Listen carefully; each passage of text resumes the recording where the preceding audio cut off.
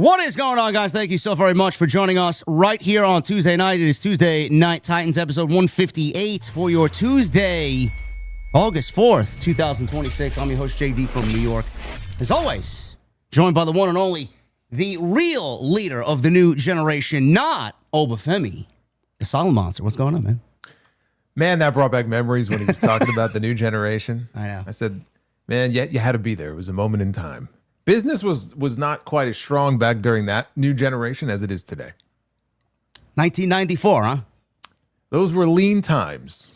Yes. They really were. They really were. But man, They had their core. They had their core guys. So we'll see. We'll see who the core guys of this new generation are going to be. We know Oba is going to be leading the pack. He was eyeballing somebody last night. Maybe he'll be the other guy, and I don't know. It'll be exciting to see. Now, who was a part of that new generation in 1994? Duke the Dumpster Droese? Yes. And Henry Godwin. And Henry Godwin. And Hunter Hearst Helmsley, although he came in 95. The body Donnas. That was 95, 96. Okay. So technically that would count, yes. But, the two faces of the new generation were Bret Hart and Shawn Michaels. Yes, they were. And then around them, you had Undertaker, you had Diesel, you had Razor. Those were the guys. It's a good group of guys there. The rest of it was, if you watch 1994, not good. No, not good at all. Not good at all. I have a soft spot for it. I know. Me too. We grew up in that era. It's our time period. I don't know what's going on nowadays. It's not like it used to be. It's bad for other reasons. But we're going to try and navigate what happened this past weekend. There was a lot of pro wrestling this weekend. We had 2 nights of SummerSlam. We had Monday Night Raw, which was actually very good on Monday night last night. We got news and notes on Triple H and everything he said from Busted Open Radio to the now brought back WWE post-show media scrums. It may be a one-night only deal. I don't know, but he had to air his grievances in the only way he knew how. Well, he wasn't there on night 2, so it may already be over. So we'll talk about what he said and what he said to embarrass himself this past week. And Brock Lesnar retired today on the Pat McAfee show. So we'll go over what he said, look back at what he did this past weekend at SummerSlam. We will talk a little AEW. We got a couple of opinions on the 3 key notes coming out of Dynamite. We got the official rules of the new Continental Cup, which is basically the Continental Classic, just kind of, I don't know what you call it, a little twist on the Continental Classic. Got some questions, Tony. We'll get into that as well. And we got you guys here on Tuesday night. So thank you very much for all your support. Thank you for supporting Jason and I all weekend. It was a very, very good weekend for both of us, and we appreciate all the support. Before we get into anything that we are discussing tonight, I'm going to leave it to Jason because I am super excited for Friday, this coming Friday, House of Glory, NYC Arena, August 7th. We will be live on YouTube, and we got one hell of a show that I promise you guys, man, this is one of the best cards we put together all year. So, Jason, please explain to everybody what we will be doing in New York City on Friday. Well, I mean, you and I are going to be on the call for what is a very stacked card. I think we're about 8 or 9 matches deep. And typically high intensity is our biggest event of the summer. Looking at the lineup, it's going to end up being one of our biggest events of the entire year. And as JD said, for the first time, we're going to be live on YouTube. We're going to be streaming the entire event. And if you just look up and down the card, it's 7 p.m. Eastern start time. There are some general admission tickets available, but they're not going to last very long. We were just talking about this before. We're 5 rows deep. That's all gone. But if you can't be there live, you can watch it on YouTube. And again, we got a World Championship match. Charles Mason going to be putting his title on the line against Eddie Kingston. Is going to be in attendance. Zilla Fatu will be there defending his Crown Jewel Championship against Amazing Red. Shotzi putting her women's title on the line against Shayna Baszler. We got Ricky Sosa coming in. This will be his New York City debut, taking on Casey Navarro. Leo Rush is going to be on the card. He's going to be wrestling for the Cruiserweight Championship. The Hardys are going to be in action. So there's a lot to look forward to on Friday. These are the shows that are also fun for us to be able to call. So if you're going to be there, say hello. If you can't be, hopefully we will see all of you represented in the live chat starting at 7 Eastern on Friday. I hope so. It's going to be busy in that live chat, so hopefully both communities can come together and just kind of congregate in the live chat. That's going to be fun. I wonder what Leo Rush is going to be doing on Friday. I know he's the Ring of Honor television champion. Whoever he is, Jason, he's looking for more gold apparently, right? He is. He is. He's got his eye on that Cruiserweight Championship, man, for a couple of months now. I always try to keep my distance whenever I see him. It's a little off-putting, but yes, he is trying to collect more gold. Now, if you see what he did to the Ring of Honor television title. He blacked the whole thing out. I mean, I don't know. Would he do that to the cruiserweight title? I don't know. One has to wonder where that belt has been and what it has seen lately. I don't know. I don't think I want to know. Yes, frankly. He will be there.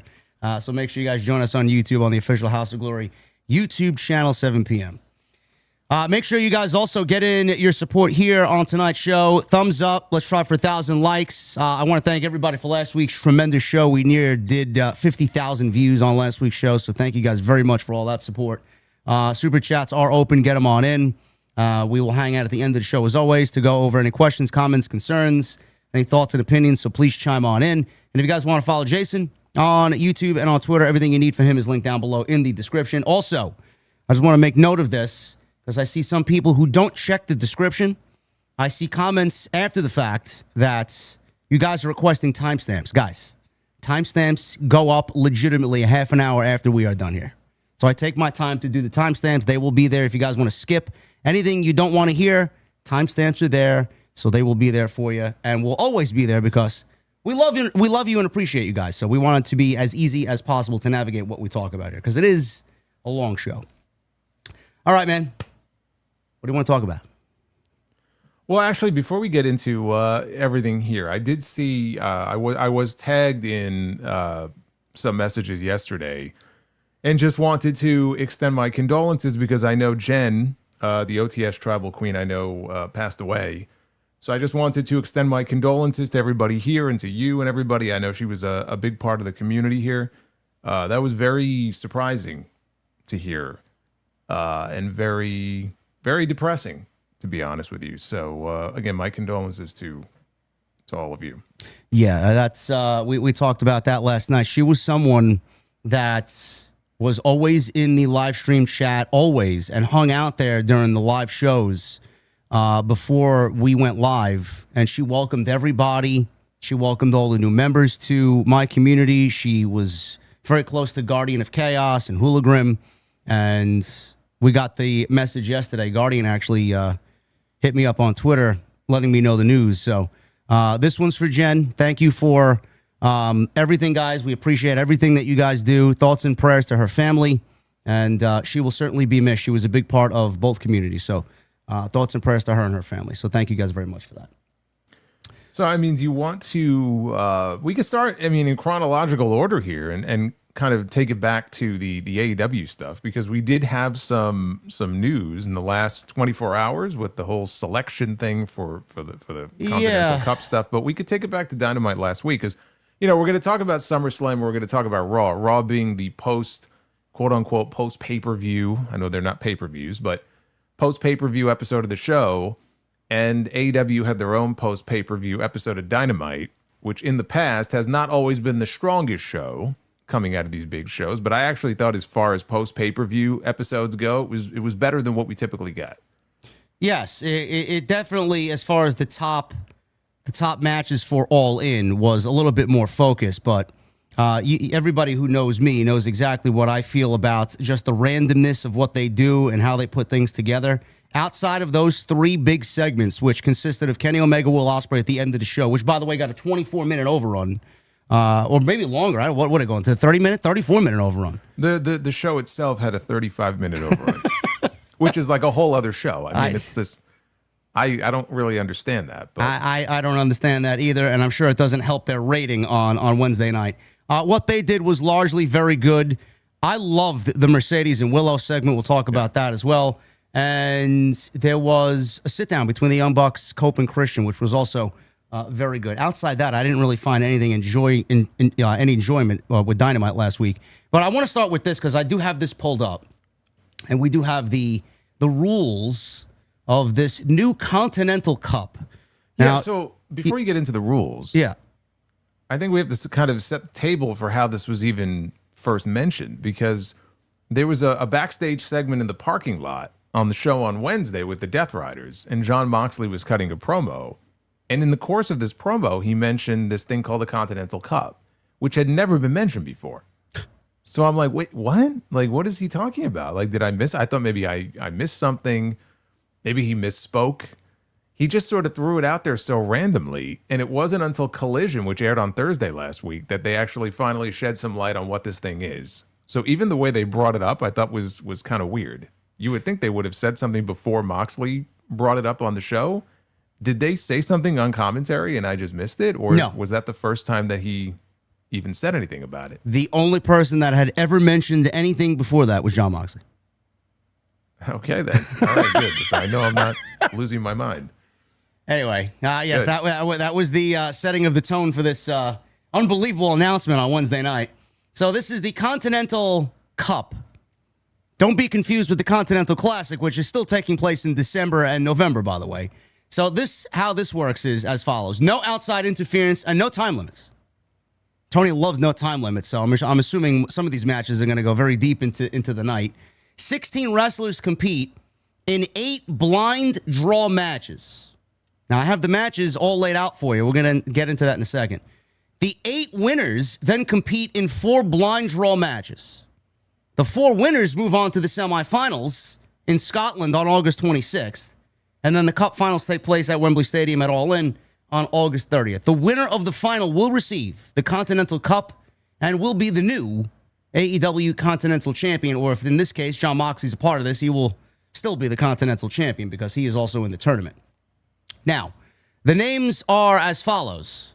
Jon Moxley, obviously, who's the current Continental Champion. Kyle O'Reilly, Roderick Strong, Orange Cassidy, Nigel McGuinness, who's a commentator on Collision, Katsuyori Shibata, David Finlay, Ace Austin, Jay White, Matt Sydal, Jack Perry, Jake Doyle, Brian Cage, Hechicero, Claudio, and Eddie Kingston, which is a surprising name because he's been living on Ring of Honor for the last several months.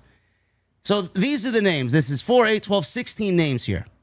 So the matches that we have to look forward to, Jason, across the next week of television are Orange Cassidy versus Matt Sydal, Jake Doyle versus Eddie Kingston, Jack Perry versus Jon Moxley. That will be taking place on Dynamite on August 12th. We got Brian Cage versus Hechicero, Claudio versus Ace Austin, Jay White versus David Finlay, Roderick Strong, Kyle O'Reilly, and Katsuyori Shibata and Nigel McGuinness. So my first question to you is, why is this existing?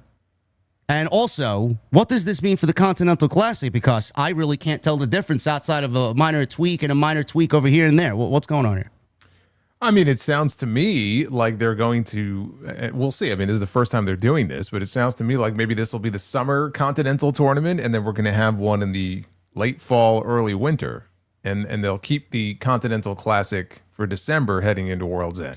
Now, I want to run something by. I think that's what. I had another idea. Well, I want to just say this first. Yeah. First of all, I'll say 2 things. Number one, I'm listening to everything you just said. Yeah. And all the participants. It's nice that we're getting. Well, no, wait. It's nice that we're getting Jay White against David Finlay because I figure we're going to be getting that match soon. But to me, like, I'm looking at these names, and I mean, you tell me if you agree with me or not, that the finals of this almost has to be or should be Jon Moxley and Jay White. Well, listen, that's the first thing I thought of, but I'm low-key hoping for Jon Moxley and Eddie Kingston. Yeah, but that's going back to something they've already done before. But dude, Eddie Kingston's had 2 matches on AEW television this year. I know. So, I mean, to me, you're going back to that well. He hasn't been on AEW television since the beginning of the year. And there have been issues lately on TV between the Death Riders and the Bang Bang Gang. So you have, it kind of ties into that as well. And I just think that's probably the biggest match that you could hope for, right? At the end of all this. So that's what I would be doing. That's what I would be building to. All right. Well, the way that I look at this is there's a huge problem. There's a glaring problem with these tournaments that he puts together. Why is most of it just nonsensical? I don't care about any of this nonsense on TV. Like, you can honestly tell who's going to win and who's going to lose out of these first-round matches. Like, why is it so predictable? Why does he book tournaments in a way where it's like he throws matches at you for the sake of throwing matches at you, but then there's no real thought process behind any of the winners and losers here? Well, because they literally are billing this as a blind draw. Oh, someone's blind, apparently. Well, the winners of the first round, that's why there's no brackets for the next round, because whoever wins these first round matches. Oh, we know it's not a blind draw. He shows these matches because this is what he wants to do. Well, but he's going to choose them in such a way that it seems random, to where it's intended. See, but now he can justify it by saying the whole point of it is that it's a blind draw. So if it feels random, it's supposed to be that way. So the next round of the tournament is a blind draw, so you never know what the matches are going to be. I think that's the idea behind it. I have a few issues with this. First of all, I have two issues. First of all, there does not need to be a Continental Championship. I kind of wish that if we were going to do this, keep the cup, ditch the belt, because the belt is not needed. Well, he's not going to do that. Well, I'm saying I think he should. Because I agree with you. Okay, well, I just don't think it's needed. The other thing is, I don't understand. I know he loves doing tournaments. You already have the Continental Classic, round robin style, later in the year, right? We don't need another Continental tournament. But you know what? If he wanted to do a tournament, and I don't understand, I don't know why he doesn't do this. Like in New Japan, they have this World Tag League every year. And actually, different promotions have like tag team tournaments. Why not do like an AEW version of a tag league, given the division that they have right now? And they're going to be getting more teams, right? There's going to be another team, I'm sure, coming in very soon. They just got the machine guns. But think about it. Like, let's say the New Day comes in. You got New Day. You got the machine guns. You got the Bucks. You got Cope and Christian. You got FTR. You got Jurassic Express. You got the Dogs. You got the Bang Bang Gang. And you go down the list. That's probably only half the teams they have. Would that not make more sense? Yes, it would actually make television a lot more exciting as well. Yeah, and it would take advantage of a strong tag team division, because you got plenty of teams to choose from. And look, if he wants to bring in an international team from CMLL and one from New Japan, he could do that too. That would be, to me, that would have more appeal than just doing another Continental tournament. I have a problem.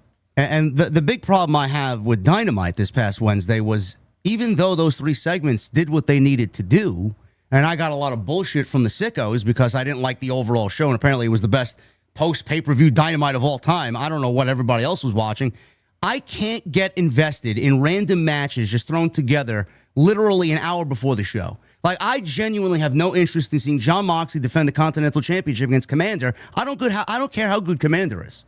Like, why is the match taking place, and why am I investing my time in this match when A, I already know the outcome, and B, Commander just competed in a ladder match for one title, and now he's going after another championship with absolutely no explanation? So these are the questions that I usually have. There's a lot of nothing TV on Wednesday and Saturday, and a lot of this tournament, to me, is still nothing TV. So it's nothing TV on top of nothing TV. I have a major problem with that. Secondly, what I think, I love your idea, the tag team classic, whatever he wants to call it. Yeah, like a tag league. A tag league. I genuinely think, and this is where I think he may end up going with it, we get the Continental Cup here the way that it exists, and come November, I genuinely feel he's going to do a women's Continental Classic, because there's no sense in doing a men's cup and a men's classic. I feel like he's going to give the women their first Continental Classic this November, don't you think? No, I mean, I wasn't really thinking along those lines. I mean, it's possible. He could do that. And just maybe kind of switch back and forth year over year. Maybe the one year the women get the cup and the men get the classic. You could do that. You know, look, if he wants to do a women's, you almost have to. You can't run them at the same time. No. You can't run them simultaneously. So if he wants to experiment with, okay, let's see if we have the depth to do a women's Continental class, and they have the depth. I mean, they could do it. Then yeah, I mean that would make sense to me, because you can't run them concurrently. It's just not going to work. Imagine Mercedes, and this is a big if Bayley comes on in to AEW. Imagine Bayley and the likes of Mercedes and Bayley in a Continental Classic for a women. I mean, holy shit. That'd be fucking great. Statlander and Megan Bayne and Willow. He's certainly got enough. Yeah, I think how many? Eight per league? He's got 16 women that he could make a classic with. Sure.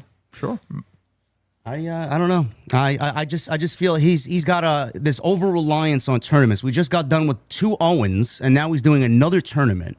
So it's like very close together, and then before you know it, he's going to be doing the Continental Classic in November. That starts around Full Gear. He's got this thing with gauntlets. He just does these concepts over and over again, and at the end of the day, they don't mean anything. I just wish you toned it down a little bit, but that's what's coming to AEW television. I guess we'll start with this at the top. Motor City Machine Guns, they made their debut on Collision.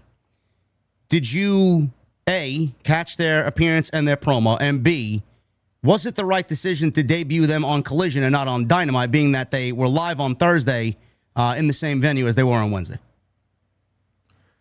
Yeah, I mean, look, if it was like a much bigger name, it probably would have bothered me more. But knowing that when I didn't see them on Wednesday, I figured they were going to be there on Thursday. Yeah. That it was his way of just doing something kind of big for a Collision. So it didn't really bother me. But like Hangman, for example, Hangman coming back randomly on a fucking Collision and then not speaking of it again is just inconceivable to me. So that like something like that is ridiculous. In this case, that didn't really bother me. I did see it after the fact. And look, I'm glad they're in. I would have been stunned if they would have gone to Detroit for back-to-back shows and they didn't show up on either one of those nights. Yeah. And so it's another great team to, add to the division. At least there is attention being paid to the division in this company, the company they worked for previously. They don't care about tag team wrestling. It was the worst possible place for them to be.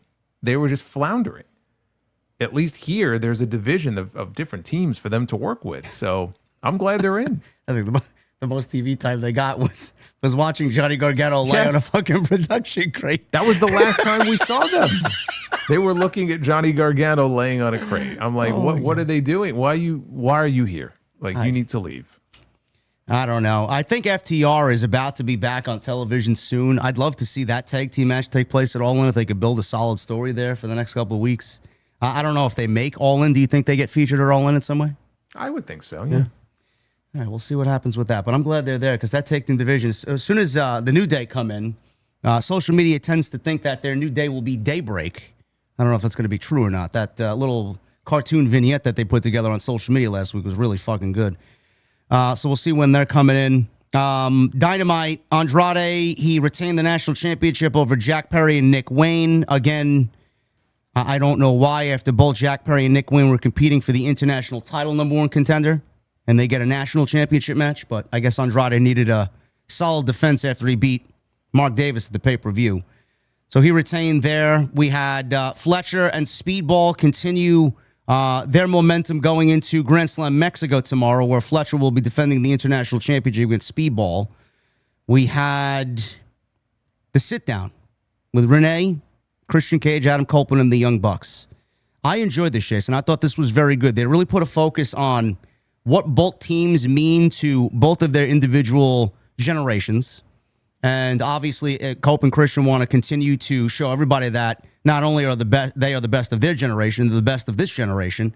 The Bucks obviously want to prove their point as being one of the most influential tag teams of all time. But what they did is also put a highlight on how important those tag team championships are to not only Cope and Christian, but the Young Bucks getting them back again, being the first ever 4-time tag team champions. I thought this was a really, really good segment for both. And I'm excited to see this, and I genuinely hope it stays a 2-on-2 and they don't muddy this up and add another 2 teams or so.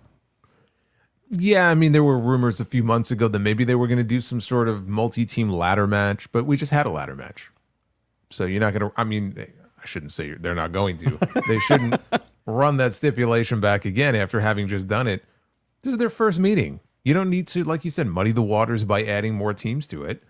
Edge and Christian against, the Young Bucks is a match that a lot of people figured, hey, we would never get to see it. Now they have a chance to be able to do it and just keep it 2-on-2. It's a big enough attraction on its own. It doesn't need anything else. It doesn't even need a stipulation, honestly. No. It's going to be interesting to see how the Bucks actually wrestle to Cope and Christian's style. It's going to be interesting to see both of those different styles. Yeah, because if you look at their recent matches, and even the match they just had at Redemption, like Copeland in these tag matches, and even Christian, it's mostly them just selling. Yeah. For like 85%, 90% of the match, and then they make their comeback at the end. So in this case, you have 2 teams that I guess would be considered babyface teams, and they're not going to be able to match, the speed and the frenetic pace of the Young Bucks. The Young Bucks are going to have to kind of slow things down a little bit, but there's going to have to be more give and take. It can't just be, Copeland and Christian sell, and then, make the big comeback at the end. So yeah, they're going to have to up their game for it. But, look, this is a match that for Tony Khan, if you have a big stadium show like this, you want an attraction like this. He saved it for the right time. He did.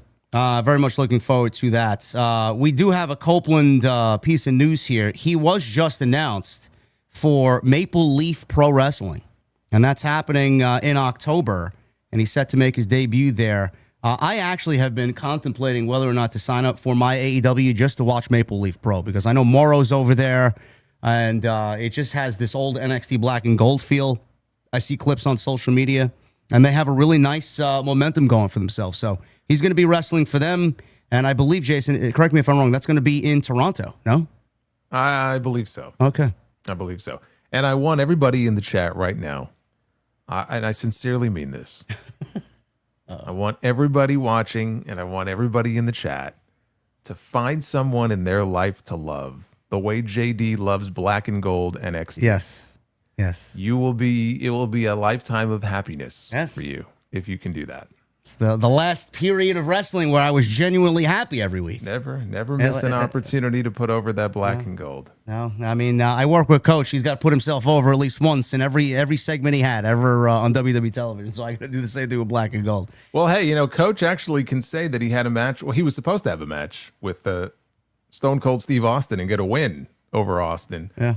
Austin conveniently, moving furniture, had a back injury and couldn't do the match on that pay-per-view. So, what was it? Coach against, I think, Batista, right? It was Coach. I think it was, yeah. I think he had Vader with him and Goldust, and it was...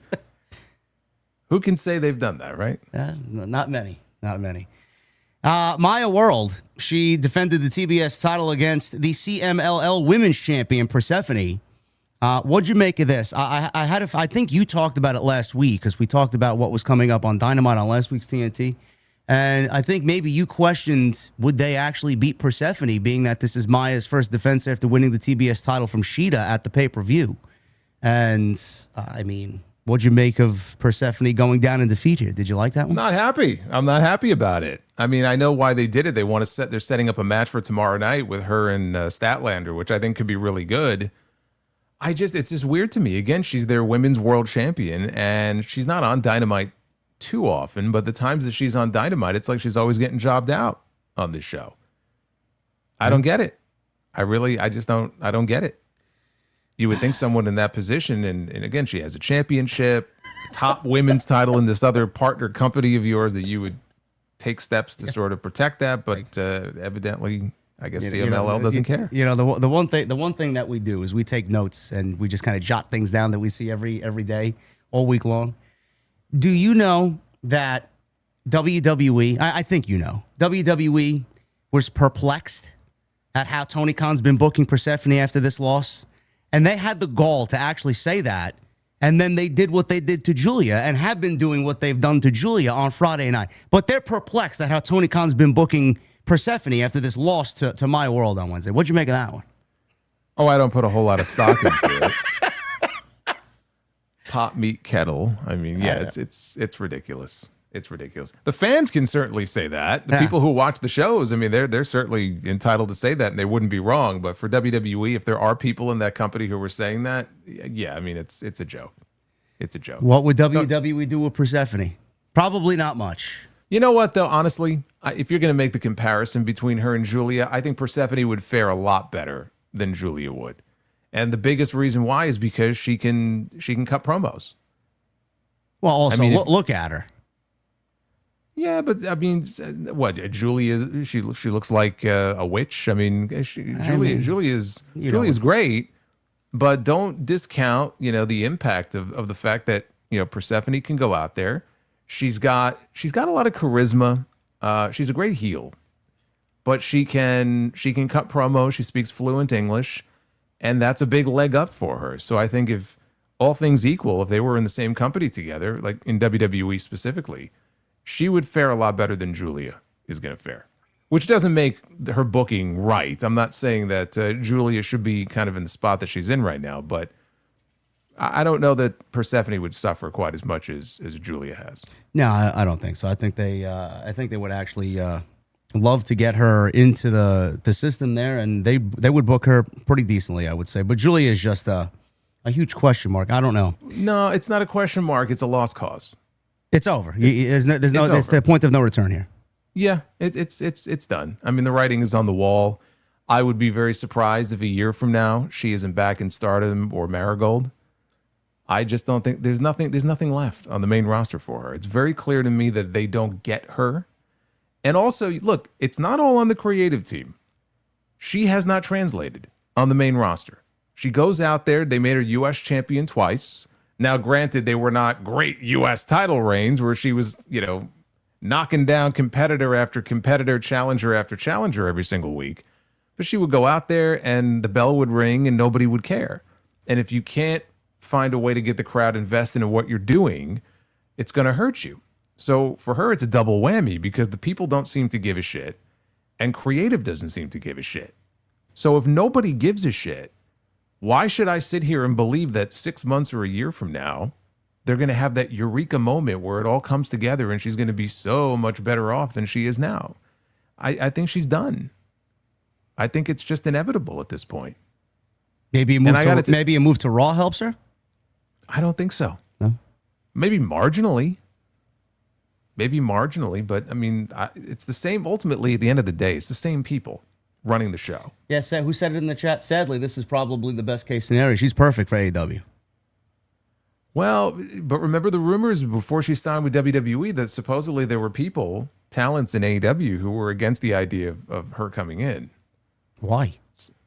I don't know. There's some sort of heat there, maybe. I mean, those are definitely reports that were going around. So I don't know if that reflects Tony Khan not having an interest in her. If he wants to bring her in, I mean, he'll bring her in, I guess. But I don't know that AEW is necessarily a slam dunk if she was to become available. Damn that Tekla. It might be Tekla's problem. Could be. Who knows? Could be. I don't know. But yeah, it just doesn't seem like there's just going to be anything there for her. And I would have thought that once they split up her and Kiana would have fared a lot better. And to be honest with you, Kiana's not much better off than Julia. No, I'm a Kiana James fan. That's ridiculous. They gotta start getting the ball rolling on her. She's solid. So we'll see what happens there. But I just found that to be funny. I wanted to mention that here with Persephone. Willow and Mercedes, this Willow Nightingale AEW women's title celebration. Mercedes comes out and interrupted and basically got in Willow's face, claiming that every time Mercedes has something big, that Willow is right there and just being a thorn in her side. And they've had quite the history in AEW and even predating AEW. Willow was there when Mercedes got hurt. So we are now coming full circle, and this is the Women's Championship match going into Wembley Stadium for All In. I thought this was a great segment, Jason. I just feel like the inconsistencies, I told this to Jesse on Wednesday because he's a big Statlander fan. The way that Willow won the championship is very similar to the way Statlander won the championship, but they didn't really do anything with Statlander to make it feel special going in and then coming out. She didn't get no celebration. Her title run was kind of so-so. She had wins over Toni Storm and Mercedes, but it didn't really translate to much of anything. And where we see Stat now, it didn't really benefit her. Willow, I feel like they're going to take a little bit more effort in. And I like the way that she came off here. Mercedes, I was more impressed with her because where a lot of people tend to think that her weakest game, part of her game is her promo ability. I thought she was actually better here than I think I've ever seen or heard of her in AEW. It almost reminded me of that old school heel Sasha Banks, the way she came off here. I don't know what Mercedes is trying to relay to the audience with this CEO gimmick, but if I think if she relied more on that like core Sasha Banks heel character, I think we'll be good with Mercedes. I thought this was a good segment. The CEO stuff is just, it's the boss stuff. She just calls herself a CEO. Not totally. Well, I mean, what's at its core? What is the real difference here in WWE and NXT? I'm the boss, right? The boss. Sasha Banks. She was a little bit more rugged, I think. A little bit more kind of rough around the edges. Okay. You're thinking about when she was terrorizing poor Izzy? Yeah. Okay. Yeah, we don't see none of that. We didn't really see a lot of that on the main roster either, dude. I mean, that's going back a ways. I'd like to see some more of that myself. But I mean, if we're talking about the gimmick, the CEO, it's just a carbon copy of the stuff that she was doing as the boss. Yeah. Except now it's, she's the CEO. She runs her brand and however else she wants to market herself. This was the best thing on Dynamite. I love this segment. Look, the reaction that Willow got when she came out, she was getting a standing ovation. And they were very loud. They were very into it. When Mercedes came out, they were booing the shit out of her. So, I mean, that when the crowd is really loud and invested like that, it just adds so much. this felt like a big time match. You know, this is why I said coming in, and I picked Willow to win at Redemption, because I know people were like, oh, you can't take the belt off Tekla. You're so close to Wembley. It's so unfair to her. And I'm like, number one, I don't think he wants to do heel against heel. Number two, the bigger match to do, I'm sorry, is going to be running back Willow and Mercedes. It just felt to me like more of an all-in match. And so you saw the reaction they got. Where were they? Detroit. Dynamite. They were in Detroit. Yeah. So you saw the reaction there in Detroit. I don't know if it's going to be like that everywhere they go, but that felt like a big-time fucking match on Wednesday. Yeah. So of all the matches they promoted, Omega and Ospreay, this one, Cope and Christian against the Bucks, this one to me, this sold me more on that match than anything else they did on that show on Wednesday. So I thought that was great. And they have this, I guess they're continuing this association between Mercedes and Divine Dominion. Yeah. Because they're going to be partnered up tomorrow night at Arena Mexico. I think they're wrestling Willow and the Brawling Birds, I believe. They are. I figure that would be the case here, so you can kind of fuse both of these all-in matches together. But I do have a question. Now, I don't watch Collision. I don't know who does. But this is where Divine Dominion usually kind of hangs out. Did we get an explanation as to why these three women are working together, or is this just something that they just did randomly with no explanation? Is there a reason behind this? I don't know if there's a reason. There may have been a backstage segment on a recent Collision that explained it. If there was, I didn't see it. Chat, you got nothing on Dynamite though. Chat, you got to let me know. Anybody in here watches Collision? All three of you. I don't know. Because it started at Beach Break. It did. Right? Okay, so it started at Beach Break, so unless there was something on maybe Collision around that time period, I don't believe so. Yeah, but I mean, if it happened at Beach Break, I mean, that's more than enough time. They should have already given us an explanation by then, no? I would have. I mean, that's what I would do. But hopefully we do get one. If they're going to continue to back each other up here, going into the biggest show that they have all year, I would like an explanation. But yes, I did enjoy this segment as well. This was my favorite thing on the show. Jon Moxley defended and retained against Commander. Typical stuff there. We got a six-man tag with the conglomeration losing to the Demands. Ricochet and the Gates of Agony are the new AEW Trios champions. But at the end of the match, we had Lethal Twist and the Demand beating up the babyfaces until Brody King and Adam Page come on out to save the conglomeration from getting this beatdown. Now, I don't know what Adam Page has to do with any of these individuals. I don't know what Brody King has to do with any of these individuals, but are we looking at Adam Page's direction going into Wembley Stadium here? Trios? I mean, it seems like it to me. He can't go after the World Championship. I think all the other titles for Wembley are accounted for, right? The international title, we pretty much have a sense of what that's going to be. The national title will be Andrade. I'm guessing we get Andrade and MJF on that show.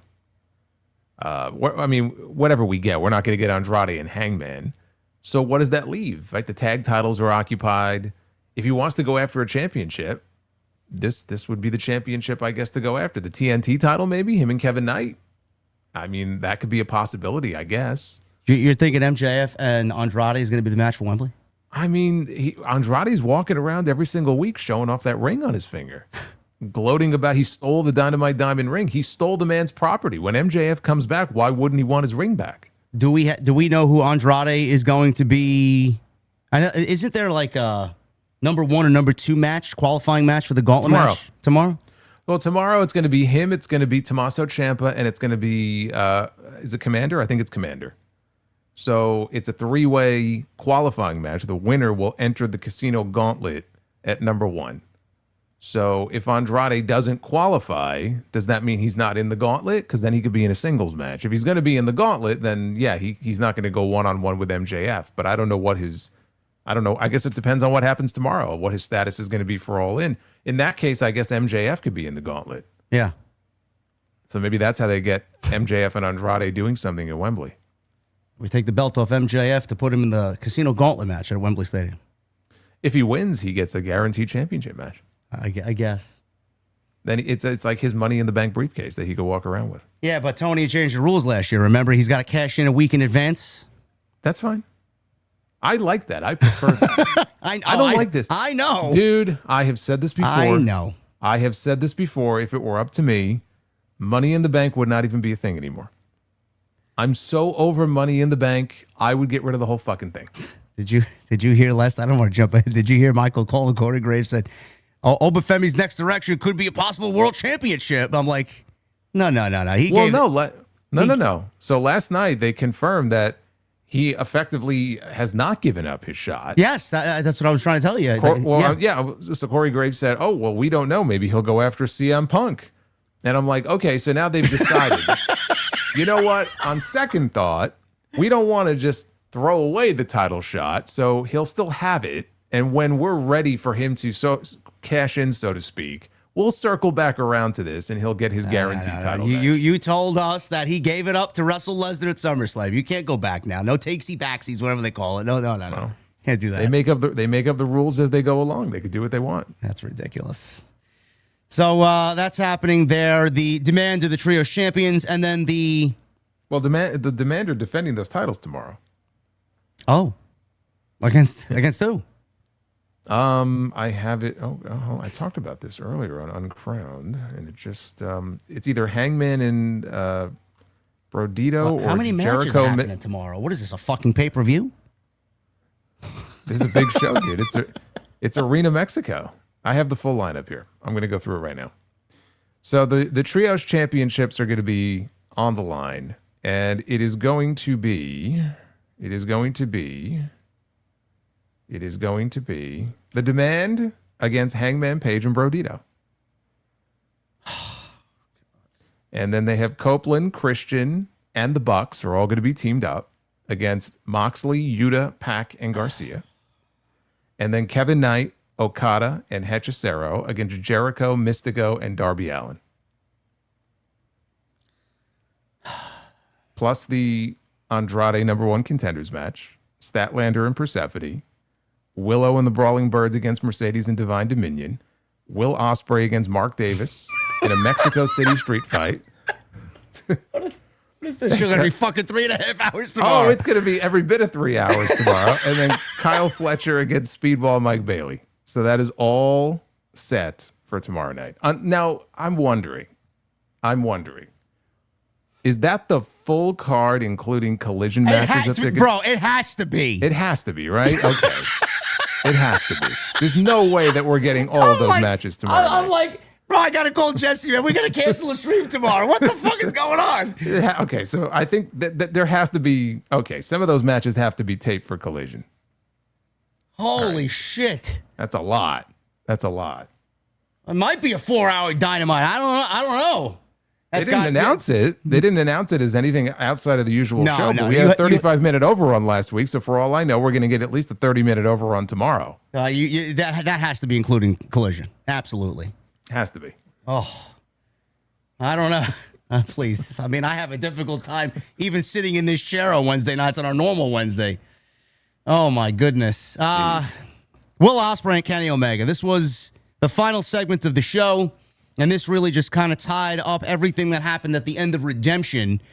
So we did get an explanation as to why Kenny Omega ended up doing what he did to Will Ospreay at the end of the pay-per-view. Now, Omega said he's not angry that Ospreay saved him. He's angry because of the hesitation. Now, because Ospreay waited long enough, if you guys remember, because he had the plastic bag and Moxley wanted Ospreay to suffocate him with the plastic bag, he waited long enough that Omega had to save himself. Then Ospreay stood there holding the bag, and when Omega came to, he ended up ripping the bag, and he got in Moxley's face. He shoved Moxley. So Omega's kind of coming to here, and everything kind of leads to them staring face to face. Ospreay picked up the championship, and Omega read the whole scene as Ospreay kind of engineered this entire operation here, and he thought he was going to do it. And he thought better of himself. So whether this is actually what happened or not, or deliberate, they left it as that, and that is the story that they're going with. So Ospreay insisted he genuinely did not know what to do in that moment, and he said he's not saying it was a trap. He says that he had a genuine internal conflict about whether to help someone he has complicated feelings about. He apologized to the fans for his body failing him, for the Death Riders chapter, but he's not fully apologizing to Omega. And then in this segment, Jason, Omega just keeps slapping him. slapping him over and over and over again. Ospreay warned him once, Omega slapped him again. Ospreay fires back and nearly hits the hidden blade before Omega backs off. And that's what happened at the pay-per-view. So we got Ospreay essentially saying that I have carried this company while you were gone, and I've earned my spot in this match I've been building towards for 10 years, and I'm going to win the title the right way, face-to-face, when you see it coming. And this is all after, obviously, he's already told the Death Riders he's no longer in the group, and he handed back the patch to Jon Moxley. Are you satisfied with the story that they're telling here? Because I'm okay with what they're doing here, because it does get them to a point where they are legitimately going to be competitive with one another. My problem is, and a big problem, it's August 4th. We have almost a whole month to go. Are they going to be able to keep this momentum with both and keep this energy high going into Wembley Stadium? Because they did a lot on Wednesday, and I don't know if they have anything left in the tank here. I mean, I'm glad they did a lot on Wednesday, because again, we talk about how these post pay-per-view episodes are typically just very inconsequential. So the biggest thing I liked about that show last week was it didn't feel that way. It felt like, okay, we had some important things that actually happened on the show. Are they going to be able to sustain it for another 3 or 4 weeks? I don't know. I mean, they don't necessarily do the WWE tropes of, all right, we'll do the contract signing and we'll do a can they coexist match. They might, but they're going to have to find other ways then if they don't do any of that stuff. I didn't mind it. The Kenny stuff felt very forced to me. Like the Ospreay promo, I liked a lot more. There was a lot of fire and intensity behind it. I liked the delivery. I liked the Ospreay portion. The Kenny portion, I don't know. It just felt to me like his explanation and everything and why he was so upset. It just felt very, very forced. And it goes back to when we talked about redemption and him being upset about the plastic bag, which he didn't see any of that. You know, his back was turned. And so how could he know? Like, oh, you almost did it. It's like, well, yeah, but he didn't. So I don't know. That just he came across very heelish to me. So I don't know if he's going to take more of a heelish sort of role in the build up to this. I'm not saying he'll be a heel, but like, I don't know. This version of Kenny on Wednesday seemed a little bit different. Well, I enjoyed this version of Kenny and the promo from Kenny on Wednesday better than the promo that he did with Kevin Knight, which Meltzer said was the best promo that Kenny's cut in the United States, which I don't know where he's getting his information from or what he's basing it off of, but I thought Kenny was better on Wednesday. And that's the problem. You just mentioned the plastic bag spot at the pay-per-view. That's the one thing that I keep going back to, and I end up arguing with Jesse over.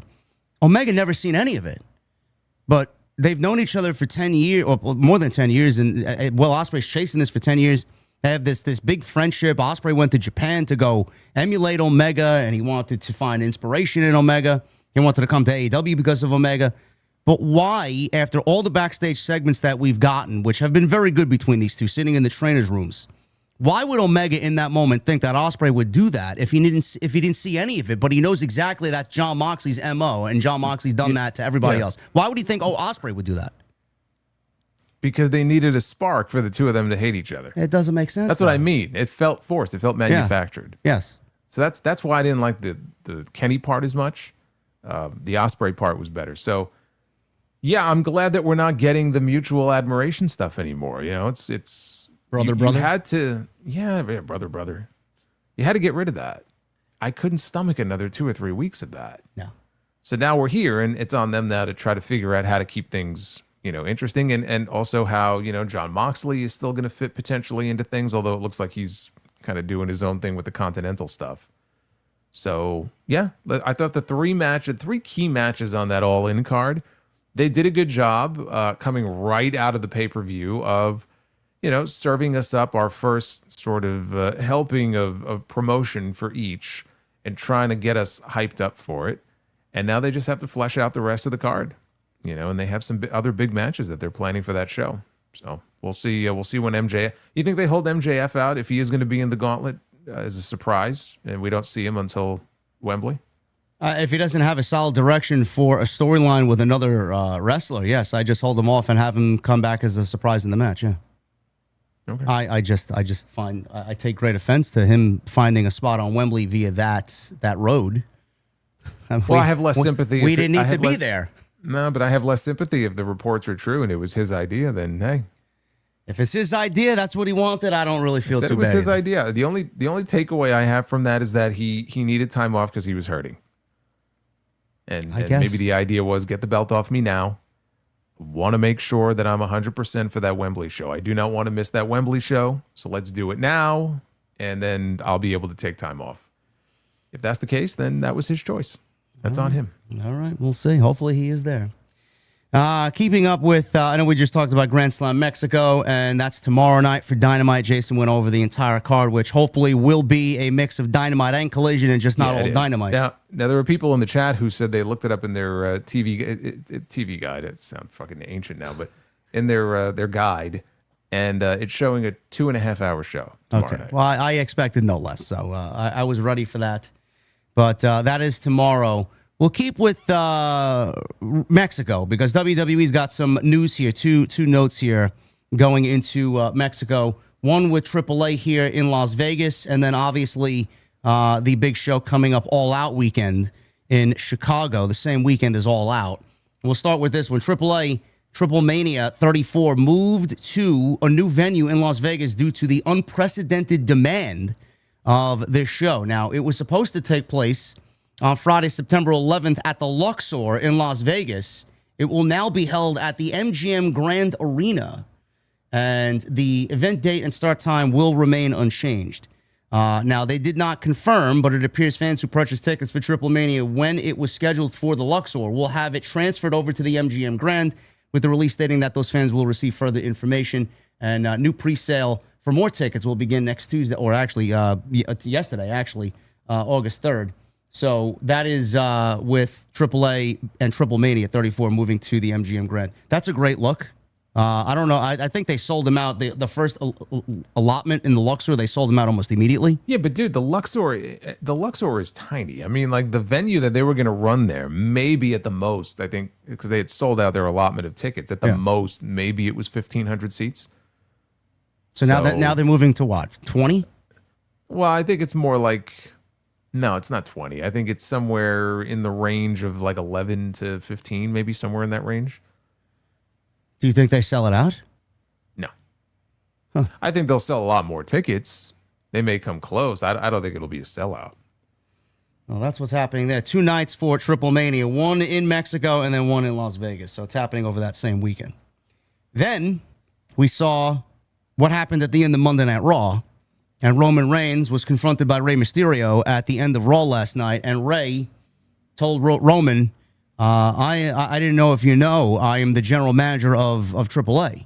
And Roman's like, well, now I know. Yeah. I guess I don't pay attention to what's going on. So now, thanks for informing me. Now I know. I don't watch any of this garbage when I'm not there. What is this? I love this like running gag here. Like you have all the top names who admit, like Brock did, like I don't watch the show. So it's like when they're not around, they're not watching any of this shit. So they have no idea what's going on. No, they don't care whatsoever. It goes in line with Roman anyway. So he told Rey, now I know. And then Rey says he wants to run something by him. And they walk off and the show goes off the air with them walking together off to the side.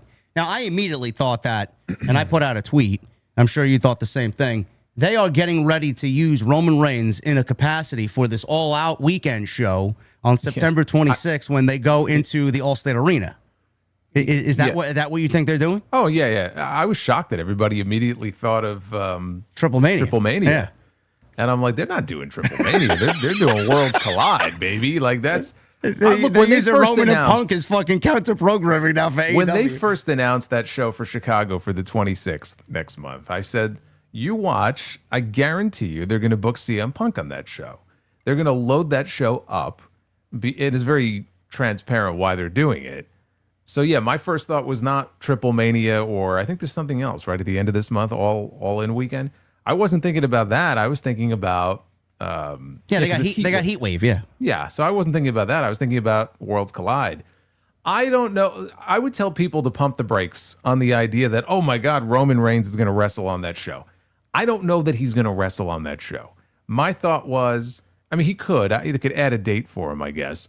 My guess would be, if I had to venture a guess about what this might be about, it's not so much about Roman wrestling on the show. It could be a case where Ray wants to talk to him, and maybe instead of Roman wrestling on the show, Roman sends some of his family to wrestle on the show, and this could be our way of getting the Usos and the Lucha Bros on that show. If he sends the Usos and you get Penta and Rey Fenix to team up together, which I don't think they've done yet in WWE, we get that tag team match on that show. I like the way you think, Solid Monster. There you go. There you go. I like it. Yeah. Falsely advertising Roman Reigns on that show, and then it ends up being his family. Why not, man? It's par for the course with WWE. Hey, they didn't advertise anything. They just went off to have a conversation. Yes. Punk will wrestle, though, right? Who? Oh, Punk? Yeah, Punk, yeah. It's Chicago. I'd be very surprised. Now, who do they put in the ring with him? Who do they got over there that would match well with Punk? Well, you would think it would have to be a AAA guy, no? Yeah. Well, then who would be? Vikingo was like the top heel there, right after the Americano stuff ended. Yeah. Who would be the top? Maybe he wrestles Dominic. Yeah. We've seen that though. That's boring. Yeah, Omos. No, I don't want to see that match at all. Think you can get Omos up for a GTS? I would not bet against Punk. I think you could. At 48? At 48, yeah. Okay. Yeah. Look, the only one I could think of as far as like big names, they could do Kaiser, right? They could do Americano against Punk. Yeah. I just feel like, well, it's Chicago, so they'll be into it because Punk is there. But I think it would resonate more if it was in Mexico, though, like crowd wise. So that's the only thing with that. But yeah, I would be very surprised if Punk doesn't wrestle. Maybe it's a tag match. It could be a tag match. It doesn't have to be a singles match. But yeah, I would just tell people, like, I'm not saying Roman wouldn't wrestle on the show. I'm just saying don't assume because he went off to have a conversation with Ray that it automatically means, oh my God, Roman Reigns is making his AAA debut. I like the idea of being able to have a match like the Usos and the Lucha Bros because to me that's an attraction. Yeah, I think that would sell tickets. Well, if that's the case and they do end up announcing that match, I know what I will be watching that weekend. You've already made your choice. Yes, I've already made my choice. Yes. Okay. Yeah. All Out hasn't been special since the day Punk debuted there against Darby Allin.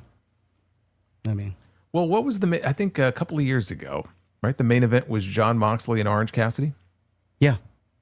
And then last year it was Hangman and Fletcher. Yeah. And I think Brian and Jack Perry was one of them too. Oh, right. Yeah. Yeah, that's the type of show that is. Yeah, so Lucha Brothers and the Usos, please, hopefully.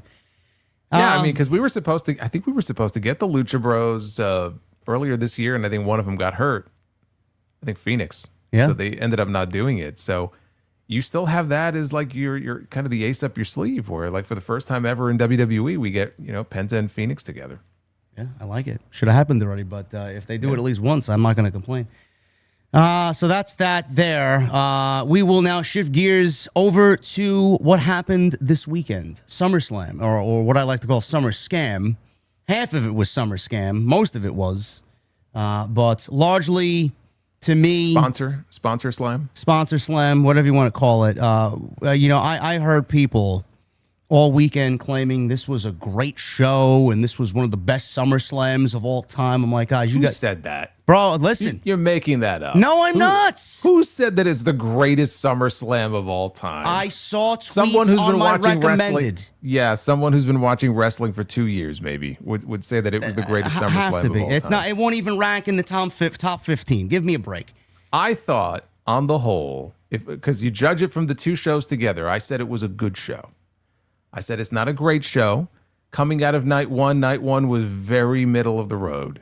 There was some good, there was bad. Night two was much better than night one, which I did not expect coming in. All right, I'll stop you. Why? Because of the impact of the returns and the moments on night two? Because I had more. I thought night two was more enjoyable than night one. It felt more like a special show because there was a lot of things going on. We got a couple of title changes. We got none on the first night. We had a bunch of returns, which was nice, right? Because they love those moments. Kevin Owens returning, that was a genuine, this is great moment. I'm just so happy to see him back. Yeah. Chelsea Green winning. I didn't think they would do it. I really didn't. And then when she did, I was happy for her. And you saw the reaction from the crowd. Everybody jumped up. It was like this big moment. The match itself, I thought was terrible. But the ending to that match was another one of those moments.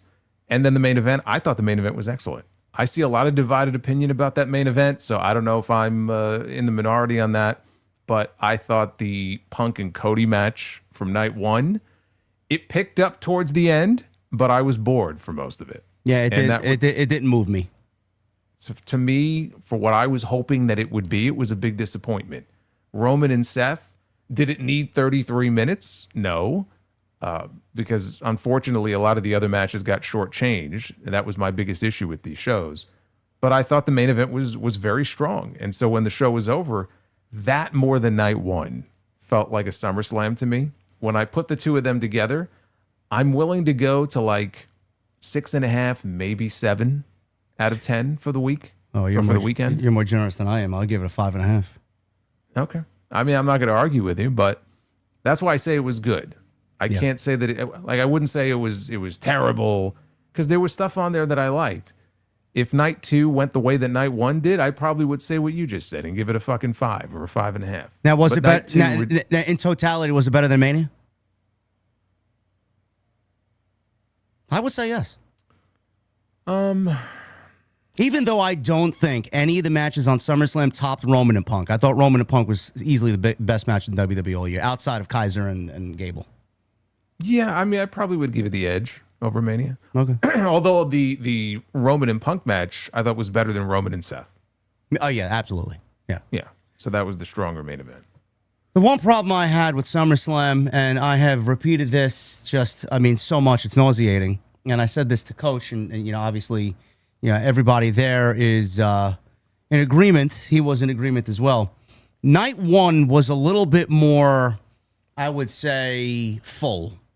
You had matches that could have went longer, but you look at the match times and they were suitable. They were all right. Like, I could have added maybe 3 or 4 minutes to Nick Aldis. I could have added, yeah. Well, I was just going to say, I want to give a shout out to Chase, who's a fan of the show. And he sent me like a little chart because I was curious. I had looked it up with the amount of wrestling relative to the amount of just everything else on the shows. So for the first night, in terms of in-ring, in terms of wrestling, we had not even 90 minutes of wrestling. So by percentage, in terms of that first night, maybe 40% of the show was in-ring. And it wasn't much better for night 2.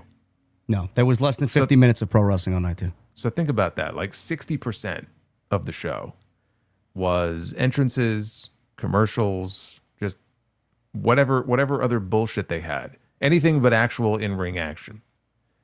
Which it just blows my mind, because traditionally these PLEs, pay-per-views, whatever you want to call them, like, you expect it with the television shows. When you get to these events were always the ones where you got like the big matches, and they had time, right? I'm not saying as much time as every match got at Redemption, because every match at Redemption felt like a 20-minute marathon. But they got time, right? These were the premium events. What's so premium about this? They call them premium live events, but when you get when not even, I mean, dude, like not even 90 minutes on a 3-hour plus show. That's crazy to me. This is the first thing I led with on my Sunday stream. Less than 50 minutes of pro wrestling on night 2 on a show that went 3.5 hours. And then people are telling me, why don't you have fun with it? How the fuck am I supposed to have fun with it if, look at these times. You got a match with Kevin Owens, Finn Balor, Sami Zayn, and Gunther that goes 8 minutes and 30 seconds. On what planet? Then you got Baron Corbin and Trick Williams with 9 minutes. Fine. Nobody was really excited about that to begin with. The ladder match went 13 minutes. Danhausen and Dominic Mysterio went 6 minutes and 50 seconds. Shad Gable and Penta went 11 minutes and 10 seconds. We watched Sol Ruca and Roxanne Perez last night go 14 minutes. I don't understand. And then Roman Reigns and Seth Rollins, if you factor in the entrances and the ring introductions, it's got to be near 50 minutes. 1 hour of a 3.5 hour show was taken up by one match. If you factor in the entrances and everything, it was between 45 and 50 minutes. Yeah. And Chad Gable in his hometown, so you knew this was going to be like a big crowning moment for him. and they get 11 minutes. They got the same amount of time that Brock Lesnar and Oba Femi had inside Hell in a Cell. We had an 11-minute Hell in a Cell match. Do you realize Liv Morgan and Io Sky had more time than Brock and Oba did in the cell? Well, on Saturday? I've been loaded with ammunition for that. I hated that match. I hated it. So I don't understand it. Do you have any logical reasoning as to why we get less pro wrestling on the PLEs and more pro wrestling on the weekly televisions when honestly it should be reversed? What are we paying for? Well, what are these people paying for? When SummerSlam was over, I felt like this did not need to be 2 nights. No. And I felt like a couple of matches would have to be scrubbed, but you would be better off doing 7 or 8 matches in one night. The reason we don't get it is because then they wouldn't be able to have as many ads. So to answer your question, it's because they want to run more ads. That's their bread and butter right there. Okay. That's the simple answer. Okay. Well, I mean, they don't have to go 3.5 hours. They could go 4.5 hours and add more time to the actual pro wrestling aspect, can't they? Or are they just 3.5 hours hard out? That's all they got. They're allotted 3.5 hours. Yeah. I mean, I don't know if that's in their contract, but I don't think they want to go 4.5 hours. And if you're doing 2 nights, you don't need to go 4.5. No, you don't. The whole point of doing 2 nights, silly me. I thought part of the benefit of doing 2 nights is that these matches would be able to get more time. But the reason they don't is because it would cut into the commercial time. And we can't have that. So you have to have time for all, whether it's a blimp that's flying by and we'll identify the blimp, or actual commercials, or a mug root beer mascot running out there, or whatever the fuck else that they want to throw at us. The announcers are having, fucking DoorDash at the announce desk. It's always got to be something. They won't have enough time to fit all that in. And so that's why the matches are, I don't want to say they're inconsequential, but the matches are secondary to all of this other stuff. And it shouldn't be that way. Again, it's one thing, that's the TV show, but on your PLEs, some of these matches, I look at these match times and I'm like, I don't understand it. They don't have a time. They don't have a chance to really kick into that next gear, because when it feels like it's about to, this is how I felt with Brock and Oba, then it just ends. I mean, when it feels like, oh, it's starting to get good, and then it's over. I mean, it wasn't like this when they were with Peacock, right? I mean, it was severely less than what we're getting now, right? This is an ESPN thing, no? I wouldn't just put all the blame on ESPN. It's a TKO thing. It's certainly a TKO thing, but ESPN certainly ain't helping. No, it's not helping. It's worse now. But I wouldn't put all the blame on ESPN. It's just, I don't know how you have Kevin Owens returning an 8-minute match. I don't understand. Well, it's not just Kevin Owens, dude. You have 4 of the best wrestlers in the entire company in one match, and they got 8 minutes. I know. 8 minutes. Gable and Penta on any other show would get 20 minutes and fucking tear the house down. I'm trying to genuinely figure out why they only got 11 minutes. Yeah, I gotta watch Ethan Page and Javon Evans get 14 minutes last night. Well, that was a good match. It was a good match. I mean, they work very well together. I just don't get it. So SummerSlam, for the most part, was better than Mania, to me anyway, and Jason, if you combine both shows. But no singular match on this show was better than Roman Reigns and CM Punk at WrestleMania. And this is going to be the way. I mean, I just don't. I would love to know the fan experience. And we got Mark Shapiro out here talking about fan experiences. I mean, how good is the fan experience at these shows when, we very much are a part of the fan experience as well, because we're paying to watch this show via streaming or whatever platform you're on. Even if you're paying for a VPN, you're still paying to watch the show. Well, I finally got access to ESPN Unlimited through YouTube TV. Oh, well, I finally got it to work. Oh, well, was it easy?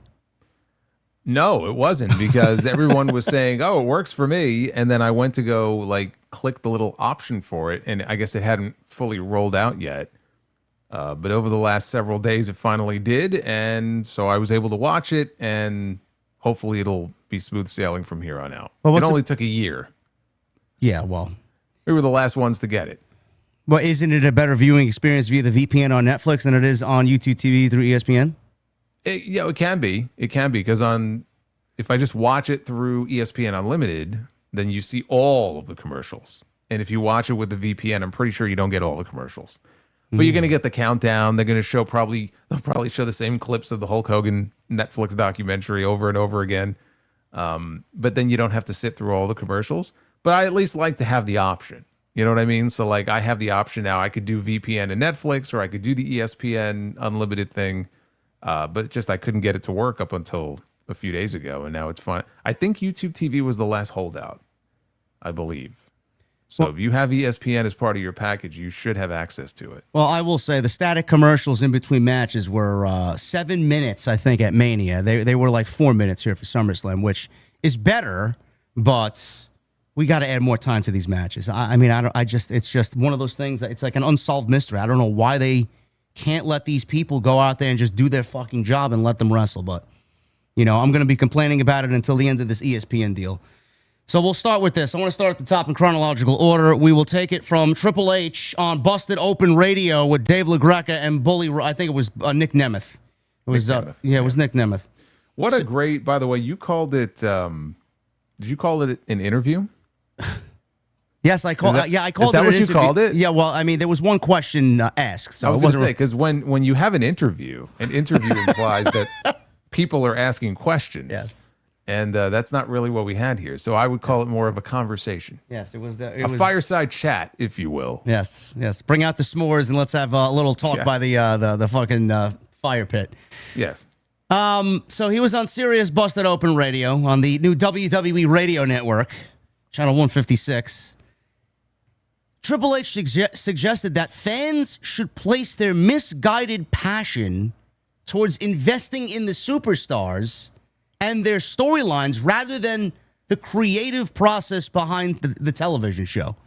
He says, and I quote, "I wish sometimes we could put that passion into the talent now as opposed to when somebody gets heat in our business. It's like, God, why would they write it that way? As opposed to that no good piece of shit did this. There's something to saying that innocence of not knowing and it's still being real to me, damn it. But it is what it is. I love that. I love the hate. I love the love. It's all passion for what we do." And he basically went on to, again, tell everybody, don't make fun of me. Don't come at me. Please cast blame onto the talent because they're the ones that you're watching on the show. And it's not my fault. That has nothing to do with me. Now, all I have to say about this is, Jason, that he's gone through multiple like feelings, like human emotion. He a couple of years ago he was all angry with Peter Rosenberg, and then he kind of lessens his emotions, and he's like, I really wish that the fans would take that energy and put it into the characters and to the stories instead of blaming the people who write the show. Meanwhile, he's basically telling everybody the show fucking sucks. And he doesn't want any of the heat that comes along with booking a bad television show. But this is the same guy who will sit on WWE Unreal in a writer's room with a bunch of other talentless hacks, wear his leather jacket, and be at the head of the table. This is the same guy that will have his name at the end of the credits with Lee Fitting as executive producers, yet he doesn't want us blaming him for anything that happens on the show. He is front and center on every interview and in every sit-down podcast claiming that he's the chief content officer and he's the guy, the face. He's Dana White. Yet, who does he want us to blame? And at the end of the day, we always say it. The talent is only as good as the people writing for the talent. Like, what does he expect the talent to go out there and do when some of these people aren't getting television time and are barely getting any television time to even show us what they're capable of on the microphone and in the ring? Is he really someone that's completely lost the plot here? I don't know if he's lost the plot. I think he knows what he's saying. I think he knows what he's doing. You know what I mean? He's deflecting. The thing about it is like the idea of I wish we could go back to where people believed. Right? Because he even used that whole like it's still real to me, damn it. And again, like, okay, but you're the face of Unreal, where you're taking us, you're pulling the curtain so far back. You're part of the problem. You being the collective like WWE, you bear as much responsibility for that as anybody. So sure, I would love to go back to a day where people would be able to believe that bad guys were bad guys, right? And kayfabe was still a thing. But the genie is out of the lamp. Like, you can't put it back in. And you bear a lot of responsibility in that. People are not stupid. When they watch the television shows, unless you're 5 years old and you're a very young fan, you watch the television shows and people are going to judge it as a television show.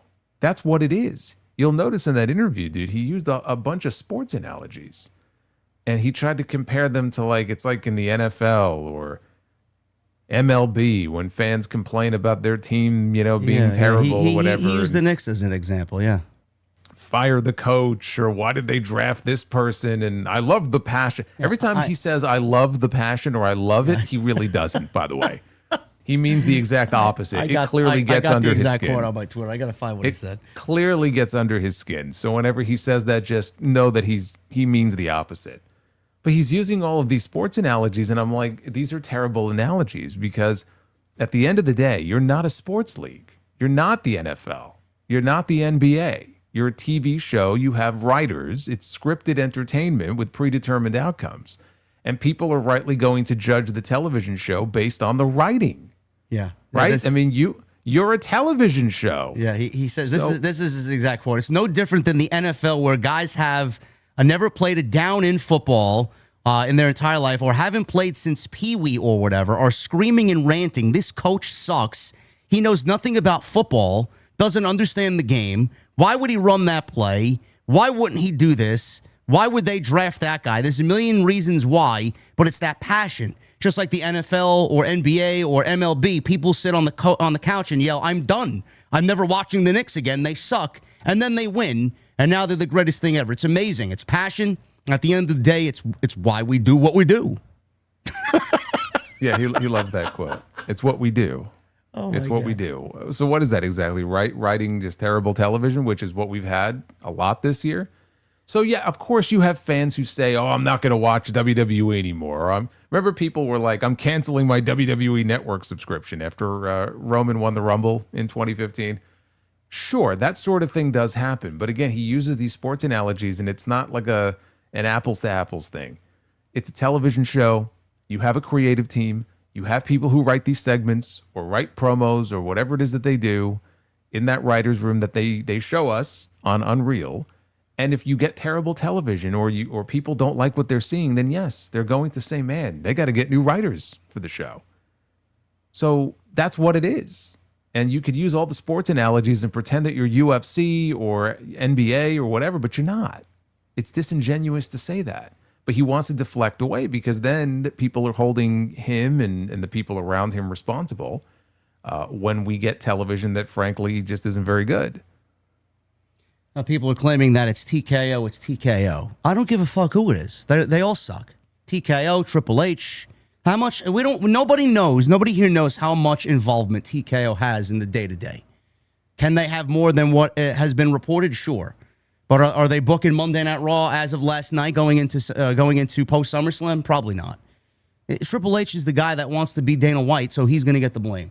When Vince was doing this same thing, did we blame fucking Michael Hayes or Bruce Pritchard? No, we blame Vince McMahon. Yeah. So why is it any different now? When it's good, you get credit for it being good. When it's bad, you don't get to deflect and blame somebody else. No. You have to take the blame for it as well. But again, when I saw the sports analogies and stuff, and if you saw the video, by the way, because they put the whole video of the interview up on the Busted Open YouTube channel. Yeah, he's smiling and he's laughing as he's saying these things, and he's like, I love it when, and I'm like, that smile. It's just like I'm looking behind the smile. You know what I mean? And I'm like, there's no way he's looking at all these comments on social media, which he's seeing, and that it's not getting to him. Right, because he went through that honeymoon phase because he wasn't Vince, and the product did get better for a while. I mean, it would be hard for it to get worse, to where it was at one time. And everybody was kissing his ass, and every Papa H, and I think I heard you say that a few times, right? Triple H is cooking, and he was sometimes with some of the stuff that he was doing, and it peaked with the bloodline stuff and Cody and everything at WrestleMania, and then you get to a point where things aren't so good anymore, and the people realize like, oh man, this is not good, right? And then they start to turn against you, and the bloom is off the rose. And there's no way that it doesn't get to him. There's no way the comments don't get to him. I think that's why we often will hear him or Nick Khan talk about the vocal minority on social media? Oh, it's a vocal minority. Yeah, the vocal minority that they really penned a fucking a couple of promos last night, basing everything off of what the internet has been telling everybody about Liv Morgan. Sure. Dude, when Becky Lynch was talking to Liv Morgan and she's saying some of the things she was saying, I could hear my voice. Yes. Like, she made a comment. Oh, God, what was the comment that she made? Because I've made the comment for a couple months now. I said, Liv Morgan is like a manager. She's a valet now for the Judgment Day. And then she's regurgitating the same stuff. Now, I'm not the only one, I'm sure, who said that. But you can't tell me that they're not looking at all of this feedback, right? And like you said, they're incorporating it into the story because it's fucking true. So, dude, they see all of this stuff. Vocal minority this, vocal minority that. It's a vocal minority that, believe me, they pay attention to. I'm not saying that it drives their creative decisions, but they're well aware of it. And you know that the criticism gets to them. And it gets under their skin, and that's why they make these kinds of comments in these interviews. And then WWE will turn that around and be like, "Oh, look, it was all part of the plan. You know, we booked it that way. We booked Liv Morgan's run terribly just for this story to develop." Yeah, sure thing. Yeah. No, you didn't. Fuck out of here. It's like Cena last year. I'm intentionally going to make the shows bad. I want to make all my matches bad. Everything's going to suck. And then when it sucks, it's like, well, that was the plan. The plan was that everything was supposed to suck. As part of this heel turn. It's genius. Yeah, but how does it get that bad from where we were? Because it wasn't that bad a couple of years ago, but now it really is. Like, what the fuck are they doing? Like, how did it get that bad? Like, why do you think it got that bad? Complacency.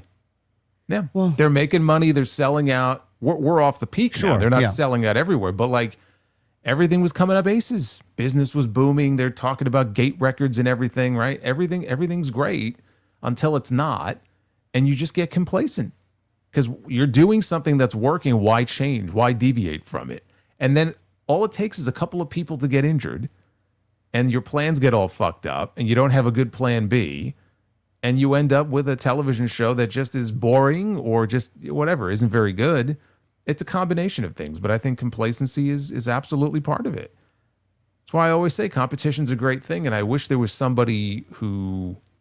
I wish that like AEW was in a position, because WWE is just, they're so big, it would just be impossible to kind of catch up to them in terms of like just the sheer numbers. I wish there was somebody who could do that, because that to me in the past is when WWE was at their best.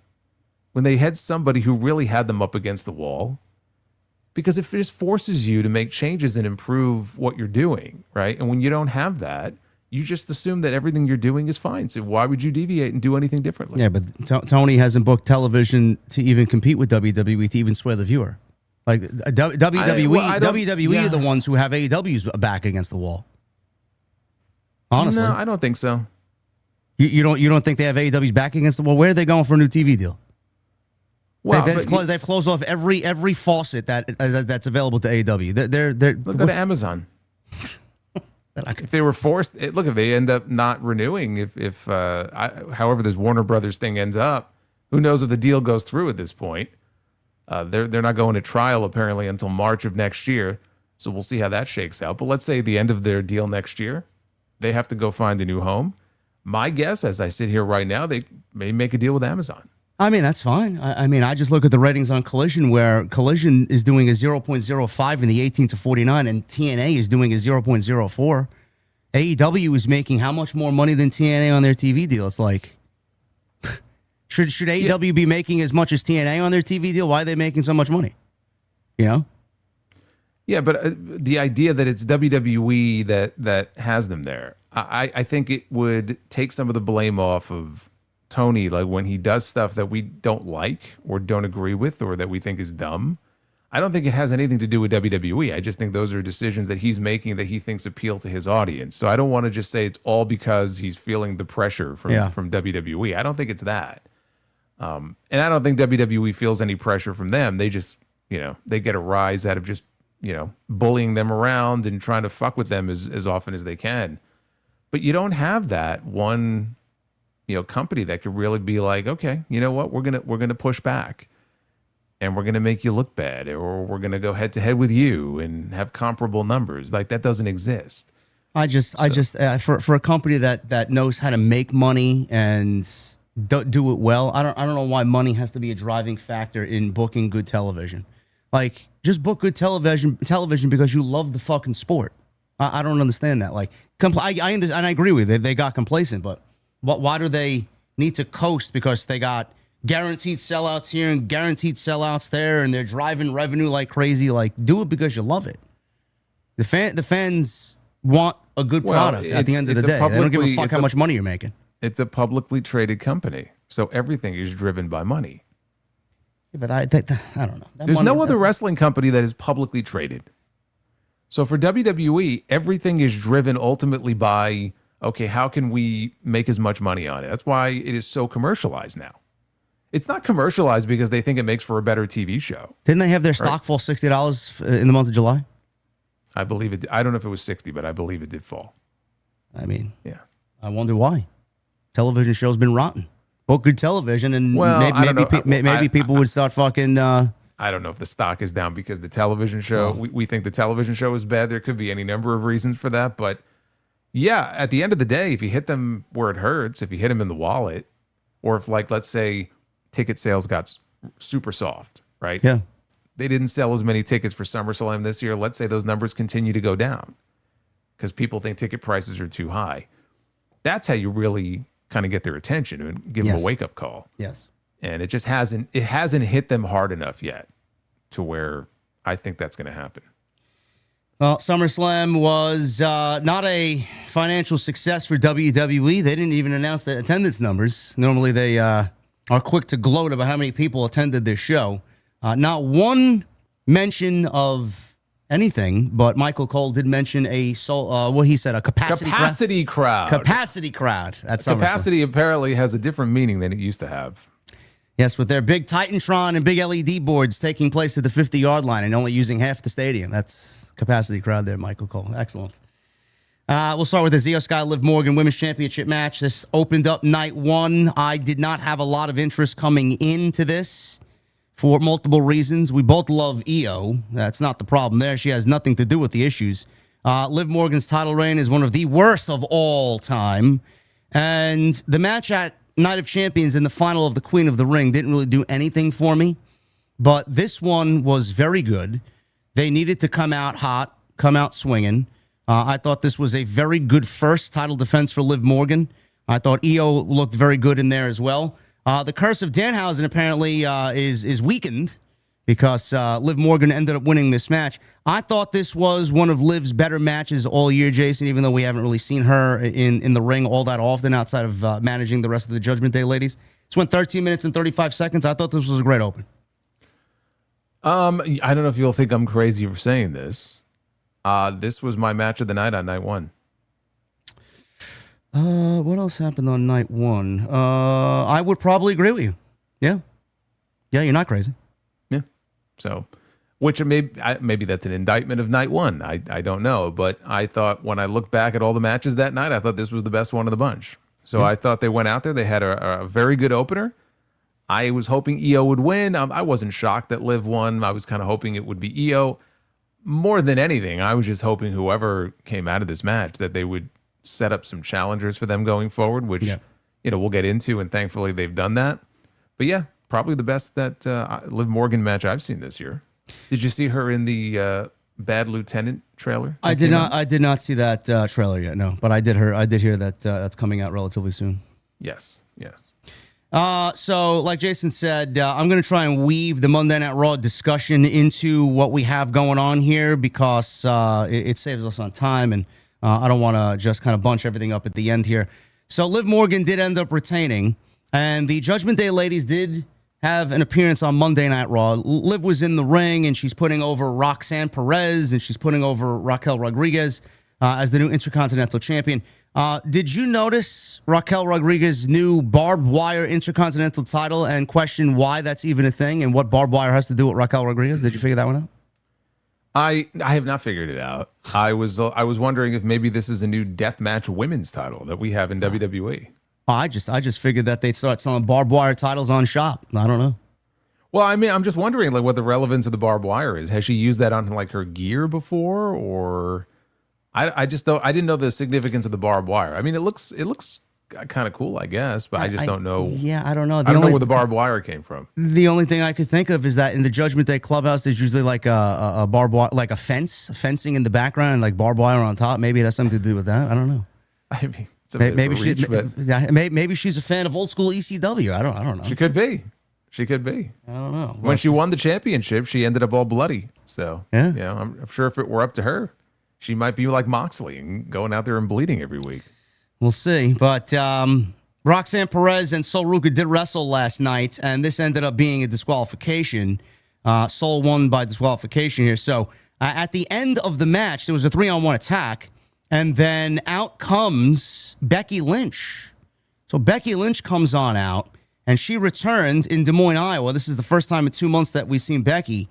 So Becky and Liv get into it, and they all assume that Becky's back for Raquel's Intercontinental Championship, and Becky said, no. I've been there, done that. I made that title much more valuable. Now I'm coming after your title. And she points at Liv Morgan's championship.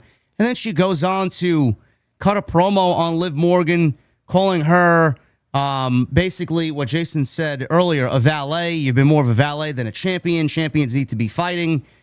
She calls out Liv not fighting and not flirting. Fighting and not flirting, yes. So she goes on to call out Liv Morgan's 100-day title reign where she hasn't defended the championship because I've watched you prance around here like you've actually done something since WrestleMania, she says, and you've had the worst title reign of all time. And it's just not me saying it. Everybody's saying it. Yeah, social media is saying it. So thank you for listening to us, even though we don't matter in anything. And the vocal minority. Yeah, which we're not. But then she goes on to say that she's not the greatest champion in the Judgment Day. And she's not even the greatest champion that has slept with Dominic Mysterio. So Becky's back. I'm glad she's back. She is a baby face now because Liv is a heel. And this is basically where Seth is. And this is kind of like their home base. They got their coffee shop. And this is where they're known. What do you make of Becky coming back as a baby face for this? I very much enjoyed her heel shtick. Is this going to be something that they run with? Or is it something that Becky's going to do for now because Liv's a heel and then eventually go back to being what she was? I think it's fine. I think it's great. I mean, she was a heel for a while, and now she's back to being a babyface. Maybe she'll be more kind of in the middle. Maybe it won't be just like a straight, full-on babyface. It's something different than what she was doing before. And because Liv is the heel champion and she needed challengers, I'd rather her be in this spot than her be a heel and be doing what? Going after the IC title? What would be the purpose of that? Nothing. She even said it last night. I've already conquered that. Yeah. I've already helped establish that. I don't need that. So I'm fine with it. I think it's great. The thing I wasn't expecting, actually I was expecting it, but once I saw Becky, Stephanie wasn't even on my brain. I just thought maybe we would get Stephanie back on that show, and we did. But once we saw Becky, I thought that was it. And then as Liv is backing out and she's leaving, we hear Stephanie's music, and out comes Stephanie Vicaire, who we have not seen on... since the Raw after Mania, right? Was it that first Raw after Mania when they injured her in that backstage segment? Yeah, because she came out and she looked at Liv, and I thought we were going to get a match at Backlash, and then we never seen her again. Yeah. So they took the production crate. I remember they rammed it into her. Yep. And then we hadn't seen her since, and she looks great. And she came out. Liv had nowhere to go, so she ran down to the ring, and she was trying to crawl away, and they beat her up. And then we got a face-off between Becky and Stephanie because they're not friends. And so they kind of were, jawing at each other a little bit. And all of a sudden, in one night, after one show, we have Liv Morgan as the champion, and now we've got 2 established challengers for that title. This is already an improvement over the first 4 or 5 months that she was champion.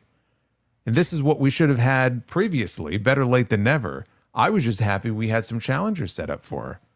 Jason says that nobody had Stephanie on the brain. I think after last night, Stephanie's on the brain of a lot of people. Honestly. Judging from social media, I would agree with that. I agree. Yes, JD has Stephanie on the brain, that's for sure. This is a huge shot in the arm, absolutely.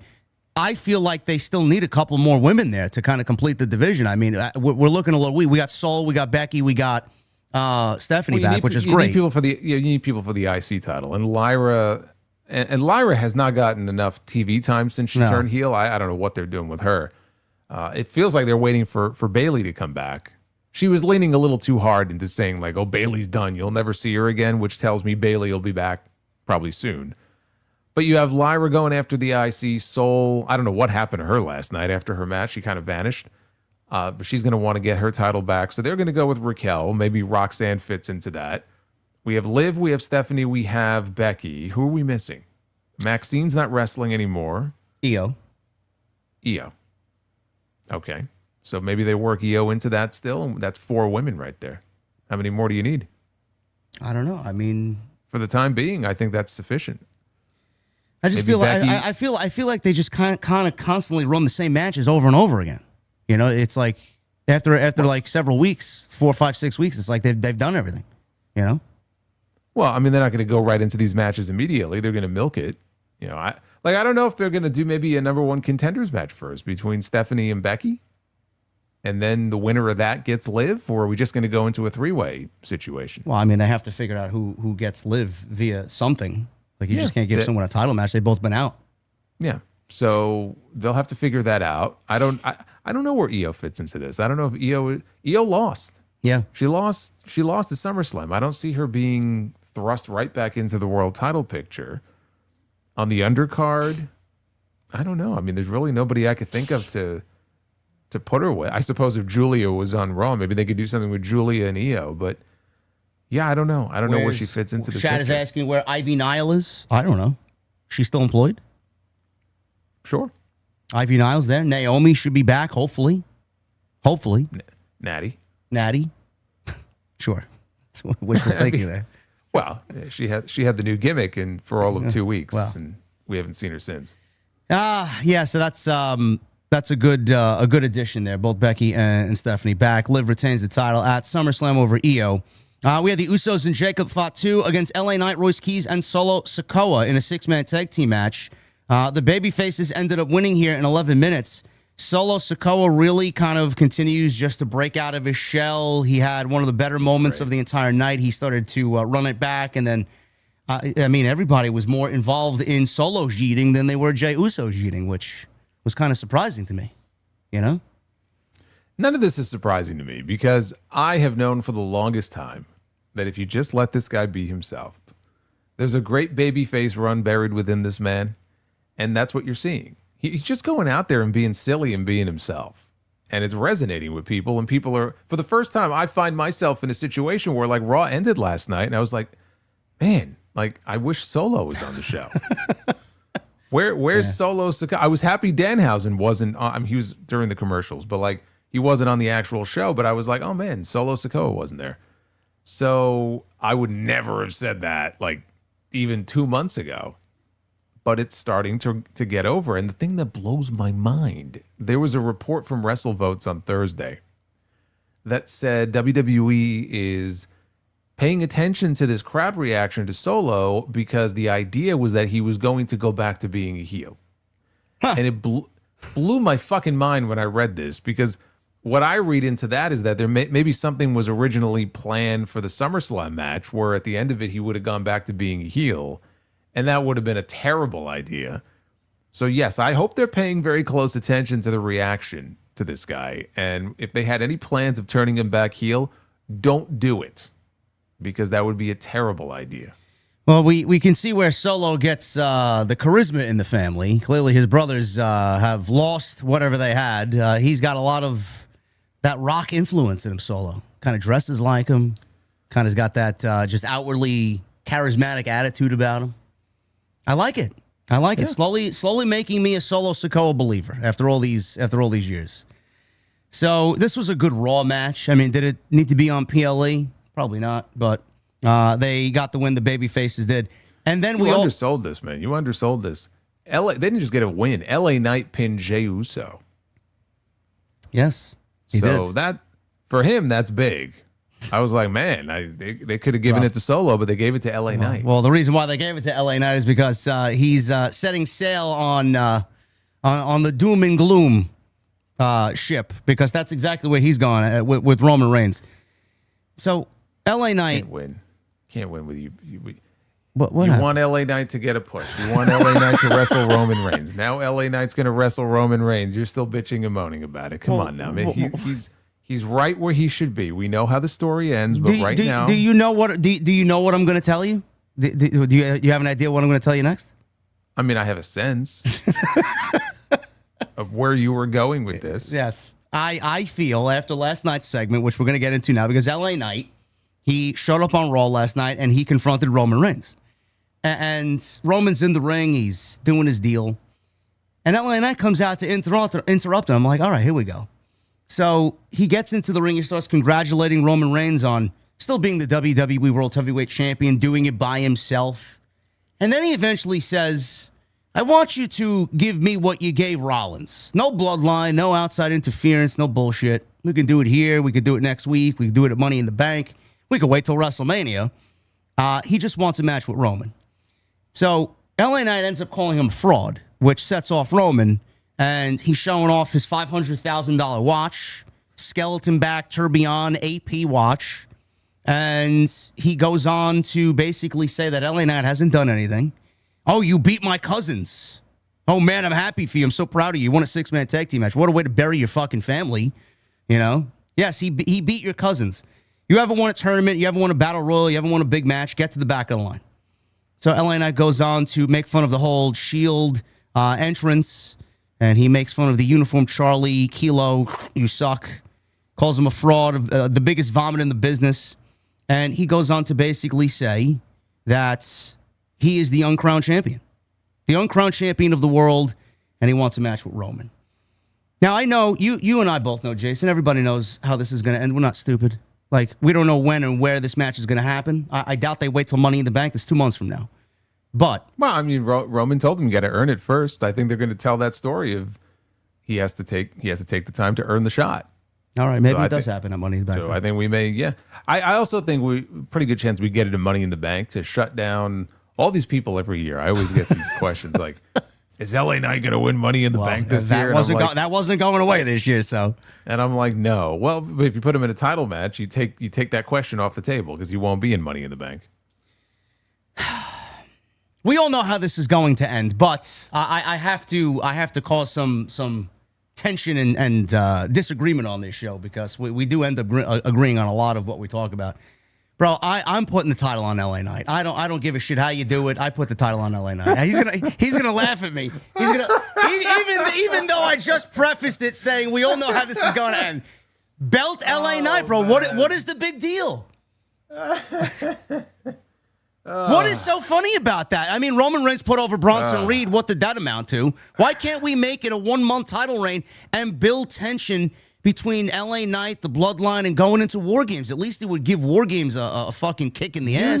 You know damn well that if they put the title on LA, you're like, okay, what? Why not just give him a 1-month reign with the belt? If they give him a 1-month reign with the belt, the same fans who have been clamoring for an LA Knight title reign will rain hellfire and brimstone down on this company for daring to take the belt away from him after a month. Those fans are stupid. But that's not going to accomplish anything. But here's the thing, dude.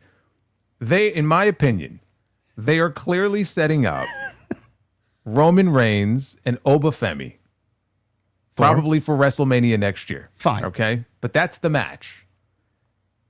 I think in their eyes, this only works if Oba Femi is the man to take down Roman Reigns and take that title away from him. You honestly believe that they're going to disrupt this Roman Reigns title run in advance of them doing the Oba Femi match, and of all people, they're going to give the belt to LA Knight? I mean, are you out of your mind? You actually think that they would even be considering something like that? No, I know they're not considering it. Roman Reigns is never putting over LA Knight. Never. I understand that. I'm saying take a chance. Give me some unpredictability. Throw a wrench into the show that's boring and give me something that nobody expects. Plus, you got a War Games now. How are you going to build War Games? War Games hasn't felt special since it hit the main roster. Now you want me to figure LA Knight and the babyface are going to wrestle the Bloodline in War Games. Why? For what? If LA Knight wins the WWE World Heavyweight Championship here, at least it gives a catalyst to getting that match and giving it some heat, some tension. You can always take it off and put him back on Roman Reigns a month later. You could always do a screwy finish. But how does that? Okay, so to your point of trying to make the television show more interesting, Yes. how is that accomplished by putting the belt on LA Knight and taking it away from him 4 weeks later? And then you're right back in the same boat where it's on Roman Reigns and you're probably bored of what they're doing because it is the same old, same old. It doesn't accomplish anything. If their larger story is Oba Femi and the idea that he's the man to take Roman down, it kind of kills the story a little bit if in the middle of all that, he loses it for 4 weeks to LA Knight. I'm not saying, could you do it? Sure. But I don't really think it accomplishes much. How does that make the television show more interesting if you're just going to take it off from 4 weeks later? LA Knight holding the title on television for 4 weeks is not better than Roman Reigns missing 2 of those 4 appearances and not being on the show altogether? Well, With no world champion present? Well, it all depends. If LA Knight shows up and he's cutting a promo with the belt over his shoulder, probably it isn't that much of a difference, honestly. What is he going to do in those 4 weeks to make the television shows that much more interesting? If you're going to put the belt on him, I'd rather give him a proper run with it. Don't just give it to him for 4 weeks, because how is he going to get over as the champion? That just tells me they don't have faith in him to get over as the champion, and it's a speed bump just to get the belt back on Roman. I'd rather they not even fucking do it if that's the case. Well, then he's got no way in hell to win the championship at all, because if we're going from Roman to Oba, then... He never had any chance in hell to win the championship. Well, he should have. That's the point I'm trying to make. He should be the champion. We've been saying that for years, though. But we're at a point now where you kind of accept that, okay, he has no shot. And I don't even know why we're having a conversation about it, because it's not going to happen. What I would prefer, and here's the other reason why I don't like this, what I would rather see, because they're not going to do this on both shows. To me, much more interesting television to be had by having Kevin Owens take the title from CM Punk. Because he's the number 1 contender for that championship. And every fucking time that we have seen, just like LA Knight, every single time we've seen Kevin Owens challenge for that title against Roman, how many matches did they have on PLEs? 3 or 4? Mm-hmm. Every time against Roman, every time against Cody, he always loses. Now he's the number 1 contender. You're going to put him against CM Punk and do what exactly? Right? If it's a one-off, Sami Zayn probably interferes. Boring. But what are you going to do? You're just going to have him go in there and lose? I would much rather Kevin Owens win the WWE Championship. Yeah, but there's more talents on Friday Night SmackDown that intertwine with each other. You could easily have Randy Orton fuck him over. Well, whoever fucks him over. The point is you put the belt on Kevin Owens, and you do it for more than just 4 weeks. If you give me the choice of doing that with LA Knight on Raw or Kevin Owens on SmackDown, personally, I don't want to see KO go in there and lose. I'd rather put that belt on Kevin Owens. And I'm not wasting my whatever capital I have here to spend on putting the belt on LA Knight for 4 weeks, putting it back on Roman, and Knight goes right back to where he was before. Because to me, that doesn't accomplish anything. What do you think? We're going to get the most 4 amazing weeks of television that we've had all year just because LA Knight has the belt for a month? No, it's not going to make the television show better. You're just paying someone forward for giving you 4 years and them maintaining them. They're them being over in front of the audience. It's not about paying it forward. This is about giving us when Triple H makes those comments. Well, what does he want the fucking guy to do? Well, there's nothing more that he can do. He's still over in spite of the booking. What I'm saying is that the reason that he's not the champion by now is because they don't believe in him to be in that spot. And that's not going to change. So I look at this and I kind of like, okay, I see things for how they are. Well, you know what then? I'd rather them switch the belt on SmackDown because there's a better chance that they're going to do that and give him a run with it than they ever will LA Knight. Well, I think that I think that idea fucking sucks. Not your idea of KO, because I love KO, but I just think the idea of not belting LA Knight because they don't believe in him fucking sucks. I think that's ridiculous. Oh, of course it sucks. It sucked this entire time. It sucked. He stayed over, dude, in spite of the terrible booking that he has had foisted upon him. The people still cheer for him and pop for him when he comes out. And he's still one of the better promos in the company. I won't say he's the best, but he's one of the better promo. I thought he outshined Roman on the mic last night. I thought so too. Yeah. I mean, the Roman, the watch burn was pretty good. If you're a megastar, why are you wearing a Walmart watch? Like that was a good line. But on the whole, I thought it was actually a pretty good night for Knight. Sometimes he'll stumble over his promos and I'm like, because I know they're sitting in the back and they're probably like, oh, he fucked up again. It's like when he slipped off the ropes at the Elimination Chamber. I just winced because I could just imagine the comments that are probably going back and forth, back there. But I thought he had a good night last night. I'm glad he's in this position. I know how this story ends, and it sucks that we all know how this story ends, but that's how it ends. And there's nothing that's going to change that. The best we can hope for him is that they drag this out for a little bit, take us down that story of how is he going to become number one contender. Maybe he has to win a tournament. Maybe he wins a battle royal, just like Roman said. That's why I think they're going to take us on that journey for a little bit before they give us the match. There is a Sunday night's main event, by the way, coming up Labor Day weekend. I forgot about that, yeah. So they could do the match there and not Money in the Bank. I don't know. He specifically mentioned Money in the Bank, though, which made me think maybe that's where they're going to do it. And they'll do it, and he'll be beaten, dude. He'll be beaten. Because I don't think they want to take the belt off Roman before Oba takes it from him. They want Oba to be that guy. I know. They want to give him that. Because with Oba, it's all about accolades. This whole year is about that, right? He beat Brock in his last WrestleMania match. He won the King of the Ring. He beat Brock in Hell in a Cell. Right? It's all about accolades. So he could be the guy that ended Roman's title run at WrestleMania or, whenever they see fit to do it. All right, LA Knight fanatics, I tried. Can't convince him. We both know where this is going to end. The LA Knight fanatics can't tell me I'm wrong either because they know I'm right. Well, you are right. Well, I mean, we both know where it's going to end and how it's going to end. It's just, nothing I've said here sucks. Everything I've said here is just factually correct. Yes. Gunther, Nick Aldis. This was one of the matches I was personally looking forward to on night one. They gave Nick Aldis a great presentation. They had him come out to Oasis. Not a big fan of the band, but yeah, you're not a big fan of a lot of bands. You posted something on Twitter earlier, and you're asking for all this feedback, and yet there's still a CD wrapped in plastic, I'm sure, that's sitting on your desk. Yes. Calling your name. Yes, that you still haven't listened to. It's right here at my desk. It's right here. Yeah. Nick Aldis got the whole presentation. He got the theme music. His wife, his family were sitting in the front row. He had the right opponent, and he went 11 minutes with Gunther. I thought he looked good. I thought this was one of the bigger highlights of night one. Gunther obviously was the right choice to win here. He ended up tapping out Nick Aldis in about 11 minutes. What'd you make of his first match in 3 years, Jason, Nick Aldis here? I thought it was very good. He said after the show that he got blown up during his entrance, but he didn't look blown up to me. No. Yeah, I thought he looked really good for a guy who hasn't had a match in 3 years, and I think this all came together pretty short notice. I think they said he got word from, who was it that he said told him? One of the agents, but they gave him like a month's notice. And so he had a month to get himself in the shape that he felt, he needed to be in. I mean, dude, he walked out there. He looked like he could fit in on the roster full time. Yes. And they had it was a very basic match, but they had a good pro wrestling match. And the fans were really into Aldis. So, like, even when he locked on the clover leaf, people were going nuts. And when Gunther put him in the sleeper hold, they were trying to rally behind him and everything, which was cool to see because he's never wrestled in this company before. And you have to imagine that most people that are in this audience, this WWE audience, they probably never saw him wrestle anywhere else. Do you think these people were watching Billy Corgan's NWA? Not a chance.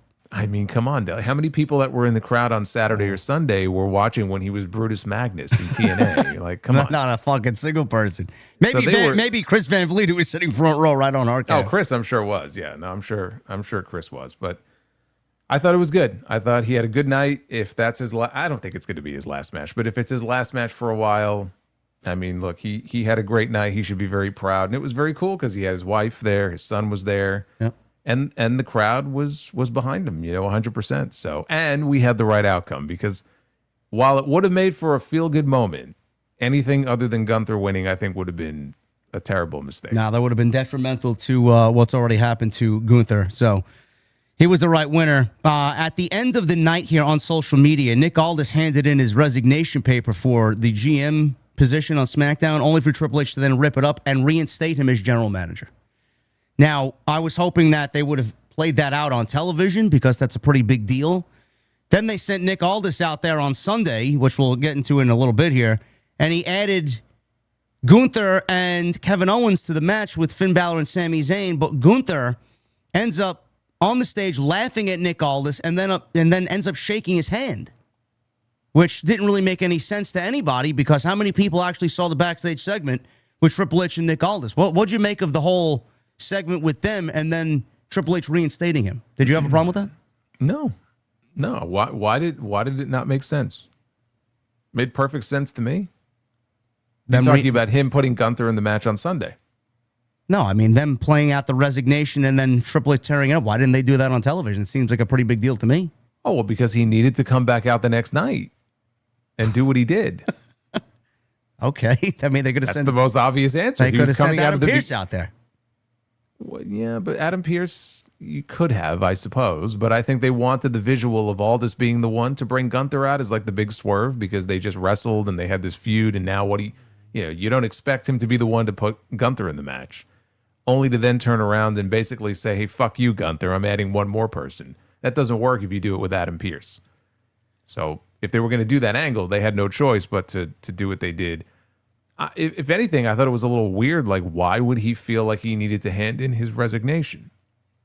I don't know. Like he was temporarily relieved of his GM duties.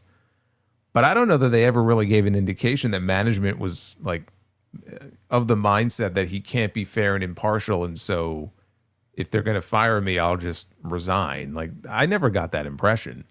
So him handing in the letter of resignation, that was a little weird in terms of like, why do you feel compelled to do that?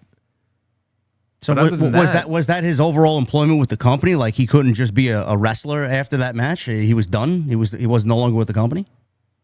I think, the implication was that he was resigning as the GM. No. I would love it if the idea was that he was resigning as the GM because he really wanted to wrestle full time, and then Triple H ripped it up and said, "Tough shit, you're going to stay on as the general manager." He's like, "Fuck." I just on Triple H's aspect of that whole thing. Like, if Nick Aldis hands in the resignation paper, I don't want to be the GM anymore. Are you not going to hire Nick Aldis to wrestle for your company? Just going to let him walk out of the company? I don't know. Well, look, they had to make a decision one way or the other. He couldn't do both because if they went through the trouble with this one match of having to like relieve him of his duties and all, what are you going to do? You're going to do that every single time he wants to wrestle? So you got to make a decision. You either want him as the GM or you want him as a full-time performer, which I kind of feel like he probably would have been open to that because I'm sure he wants to wrestle. Sure. But the GM role probably is the best role for him right now. Well, he is 39, 40 years old. He's in incredible shape, and he's got more TV time than a lot of people right now. So he's on television every week. Yeah, look at all the television that Adam Pearce gets. Yes, in a given week. Yes, holy shit. A good listen. I know it's a WWE trope, but a good GM is good. I don't mind it. I wish AEW would do that, but we know that's not their thing. I just wish that there was more competition between the two. Yeah.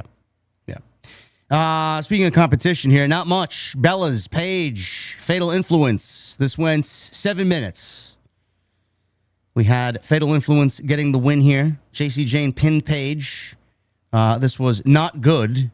And then at the end of the match, the Bellas attacked Paige, and we had Nikki apply the Rack Attack 2.0 while she yelled, "Don't ever take my spot," which really made no sense because the only reason why Paige took her spot is because Nikki got hurt and they needed a replacement so Brie could make WrestleMania, but I'm not the one writing the story. Why is it, I probably should have asked this question a long time ago.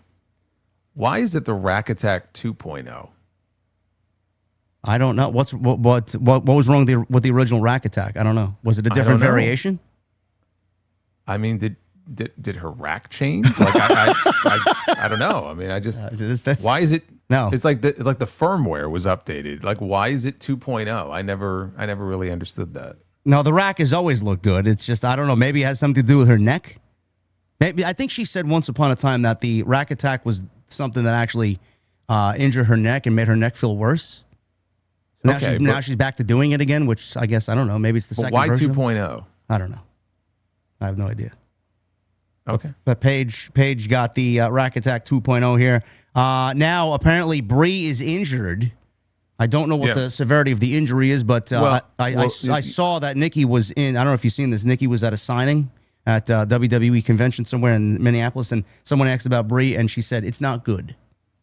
Yeah, so the injury, it's a broken scapula, which is a broken shoulder blade. So that's probably 3 to 6 months, which I'm sure really fucks up whatever plans they had because Nikki was out about that long and she just came back and now Brie is gone. And because they shot the angle after the match by turning heel on Paige, they can't just put Nikki with Paige, which maybe they would have done had they not shot the angle on, what was it, Saturday? Yeah. On Saturday, but now they can't do that. So I don't know what they're going to do. We're probably going to get a singles feud between Nikki and Paige. Exciting. I don't know why they didn't turn Paige. I thought Paige needed it more than the Bellas. We just went through this with Nikki Bella last year with Stephanie Vaquer. I mentioned this a couple of weeks ago on their show. Like, is anybody clamoring for a Nikki Bella heel turn? The only reason why she turned back to a babyface is because Brie got so over in the Rumble and she did the yes kicks and everybody went fucking bonkers for it. I think the idea was probably what I'm thinking. The idea may have been to bring back AJ Lee. Yeah. And do Paige and AJ against the Bellas. Yeah, I could see that. And so now they can't do that. Well, that's going to change with Brie Bella's injury. This was not good. I think Fatal Influence deserves better. JC hopefully gets a little bit more momentum on Friday night. So we'll see what happens there. They really cooled them off for whatever reason. I don't know. Cody Rhodes and CM Punk, Undisputed Championship here. Actually, not the main event. It should have been the main event, in my opinion. Cody Rhodes and Punk for the Undisputed WWE Championship. This went 30 minutes. I was not moved by this at all. And I've been clamoring for this match since before WrestleMania. This was what I wanted as the WrestleMania main event. I thought this was the biggest match that WWE had at their disposal. And it still is. And this is not going to be the only time that they wrestle. But the thing is, everybody went immediately, Jason, to comparing this with Reigns and Rollins, which ended up being better. I wasn't really moved by the story coming into SummerSlam with those two guys either. But the thing is, they have 14 years. Cody and Punk don't really have much of anything but 3 weeks. And it's 3 weeks of just forced drivel that they tried to sell us on between these two. Tensions between these two that didn't really exist that they wanted us to believe in. The reason why this match felt flat is because of that. And you have two guys here in Punk and Cody who are two baby faces at the top of their card. I much prefer, I know a lot of people do, a genuine heel and a baby face dynamic in a match, which is why this match didn't really have the heat that it needed, in my opinion. Yes and no, because you could say that about Roman and Seth. Like, you and I know that Roman is a heel. I'm sorry, he is. Well, yeah, that's what made that match easier for me to watch. Yes. Yeah, but the fans don't look at it that way. The fans look at him as a babyface. So that was also very much like babyface against babyface. And the fans were a lot more into that than they were into this. So you're not totally wrong, but I wouldn't say that it's not like a 100% kind of thing, because we had a similar situation the next night and the fan reaction was very different. I just think that there wasn't a whole lot of story there, and it felt very forced. Cody Rhodes was upset because the belt strap hit him in the face at Saturday night's main event. Yeah. And then the follow-up to that was the live event, I think in Springfield, last Thursday. They showed highlights of this on SmackDown. This was even worse. So I saw the clip. Dude, like, Cody turns around, Punk comes up behind him. He knows it's Punk, and then he just gives him a back elbow. Yeah. And he's like, "Oh, I didn't know it was you. I'm so sorry." I'm like, dude, come on. So it's just like, come on, man. You're basing the whole thing on this. Now it feels super forced. That didn't work for me, and I was very underwhelmed by that last promo they did on SmackDown. I don't know, my expectations were a lot higher for it. And I was like, well, we'll see what happens. Maybe they'll have a super hot crowd and, the bell rings and let's go Cody, let's go Punk, one of those types of things. And dude, they were silent. They were silent. And it's like, okay, well, let's see how the match goes. And you can kind of tell the match is going to go long because they're starting very slow. And they're working a body part, right? They're working the knee, and then they're working the on Punk. I think on Punk it was like the left knee or something. Yeah. Cody, I forgot what body part it was, and it could work, but in this case it didn't. I thought it was very plotting. I thought it was very boring. It was very slow. Crowd was very quiet, and I'm like, man, they need to pick up the pace here. This is very dull. And then it picked up a little bit. Punk did his moonsault, which he should never, ever do again. No, he tried to play it off like, oh, it was just a Terry Funk tribute. Sure. Yeah. Well, so now we know what the CM stands for, the crooked moonsault. Yeah.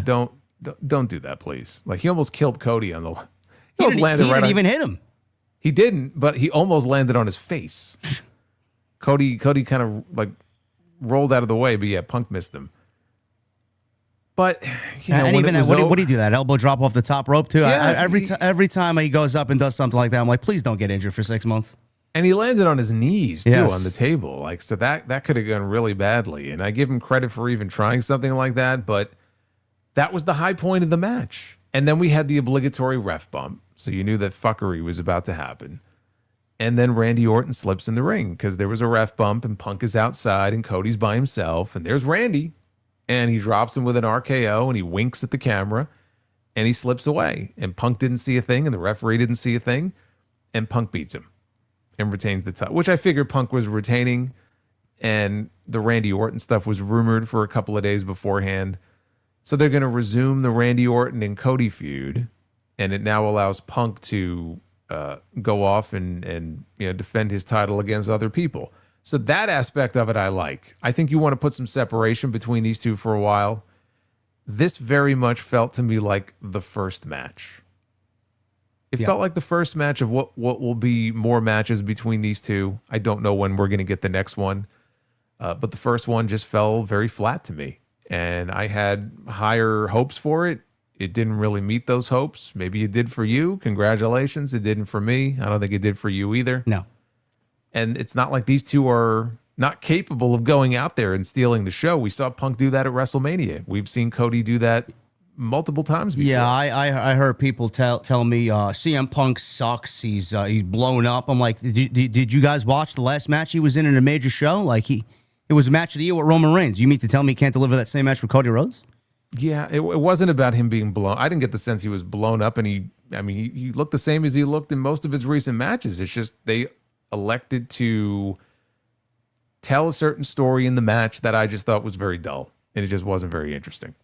And I'm not sure if you guys are aware, Cody Rhodes is playing Guile in Street Fighter, which they wanted you to know viciously on Saturday night. It was all over the barricades at ringside. All over the barricades. He had his fucking Street Fighter logo on the back of his coat. He came out with a Guile mohawk on his mask. As part of the mask, yeah. Honestly, I thought that was the lamest Cody Big Show entrance he's ever had.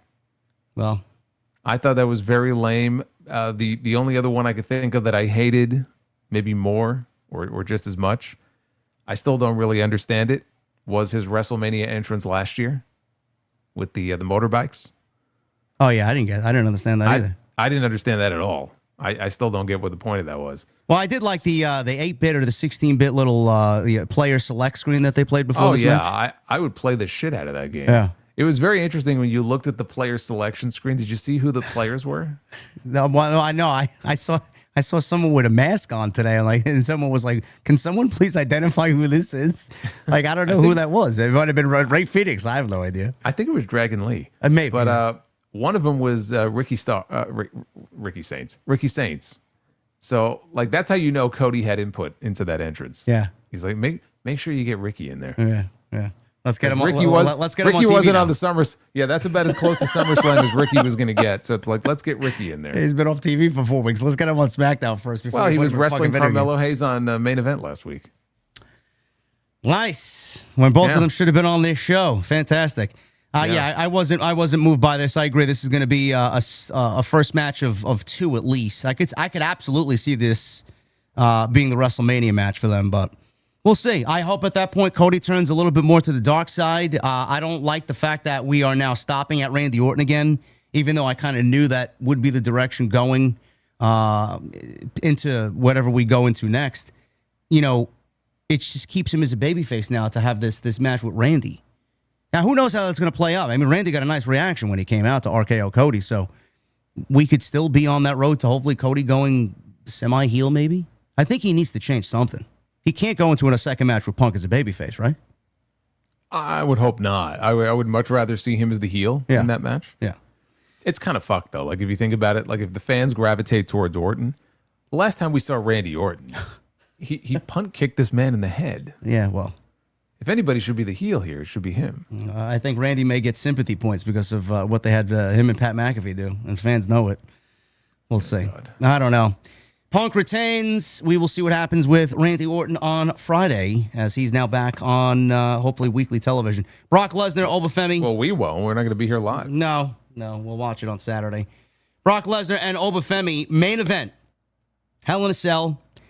The reason why this took place in the main event, reportedly, is Lesnar requested this because of what happened at the end of the show when he that was debunked. Okay. So that was a Mike Johnson report from PW Insider, and then he posted an update a little bit later on, correcting the record and saying that it was a Paul Levesque idea, and there was no indication that Brock really had any say one way or the other into positioning or anything like that. Well, I don't think they should have main evented the show based on what we got. Looking back on it, we can't change it. I don't think this really did anything to show us that it was the true main event here. Lesnar Femi went 11 minutes. I may be in the minority here when I say this. The only other Hell in a Cell match in recent memory that I could really put up against this is Seth Rollins and The Fiend. This is one of the worst Hell in a Cell matches that I've ever seen. Oh, come on now. I swear to God. Let's not get carried away. This is top 3 worst Cell matches ever, bro. I'm sorry. This is not even remotely close to Seth Rollins and The Fiend, though. Come on. It's in the same category. I don't know about that. That finish was insulting. This finish wasn't insulting. Like every aspect of that match was insulting. I wouldn't go that far as to say this was insulting. I just thought that this was just not a good Hell in a Cell match. There was others. Roman and Bray was another bad one. This is up there with one easily top 3 if you want to go top 5 worst Hell in a Cell matches of all time. It was not one of the better ones. No. But I'm just saying, like, Rollins and Fiend is in a category all unto itself. Okay. The rant on YouTube that we I know I had one. I know you had one too, but oh yeah, it's still racking up views to this day. But I wasn't even on video at that point. It was all audio. Me on audio with the thumbnail. But we know why they did this. Like it's so egregious that he put a match together. This was one of the first matches that he announced for SummerSlam. And he put this together to simply sell tickets, and then he false advertised the Hell in a Cell because this didn't even resemble a Hell in a Cell match. Well, that was my I had 2 big issues with this. Number one, this did not need the sell. No. And I got a lot of people who agreed with me. I had a lot of people who came at me and insulted me and all kinds of... It's just ridiculous. Why? Why? Because they tried to school me. They're like, you don't understand the story. The story is that Brock was undefeated in Hell in a Cell. And so he wanted Oba to be the one to finally beat him inside the cell. It'll mean more that way. I got one that'll trump you. All I heard, the majority of the excuses I heard was, Brock is 49 years old, JD. He can't take bumps anymore. Oh, is that right? That's great.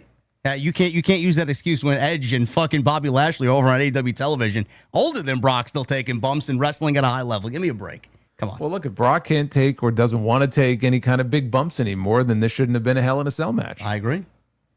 You have to, when you have a Hell in a Cell match, the way they've had video packages documenting the Devil's Playground and telling us how brutal Hell in a Cell is. And then also, I think Punk and McIntyre kind of spoiled it because that one was so great and it had blood and it was violent and that was the last one we had. So naturally, you're going to, kind of make comparisons to that. The number one of the 2 reasons I didn't like this match, it didn't need the sell. I don't care what, you can twist yourself into a pretzel. I get it. I know. I understand why it was in the cell. There's 2 major reasons why it was in the cell. One, to sell tickets, right? To a show where they were struggling a little bit. I think it's safe to say. Yep. To sell tickets. So you put a Hell in a Cell match on the marquee there. It's going to sell more tickets. And again, Brock was undefeated. He came in 2-0.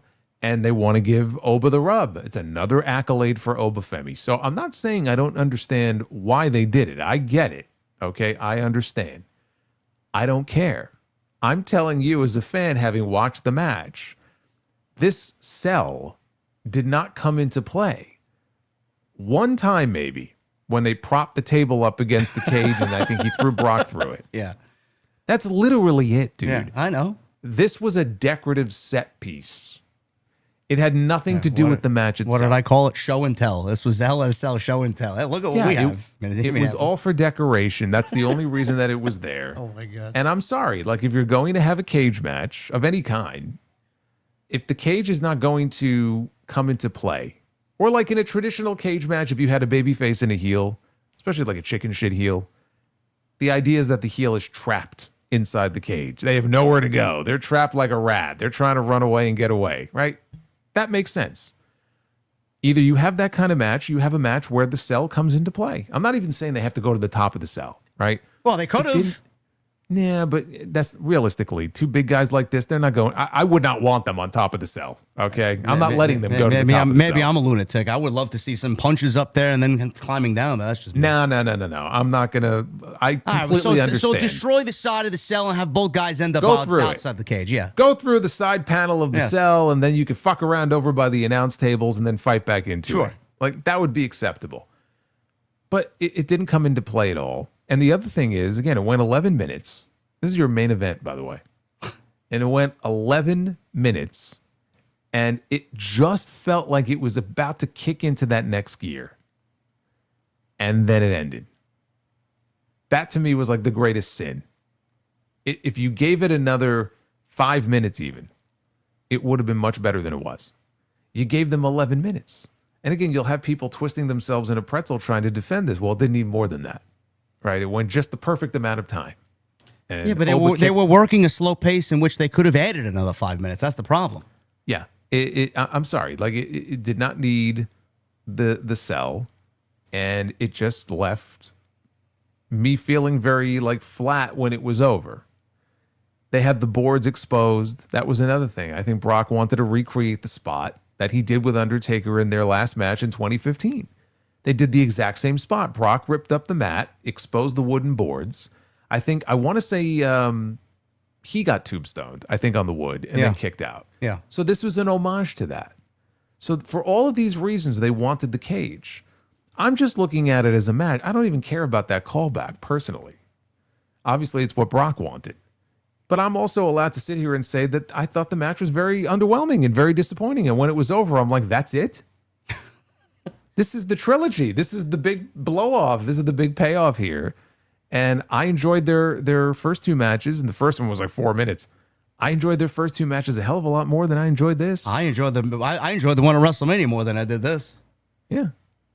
And I mean, the Italy match was mostly just F5, F5, F5. Yeah, it's whatever. You know, it's all finisher spam.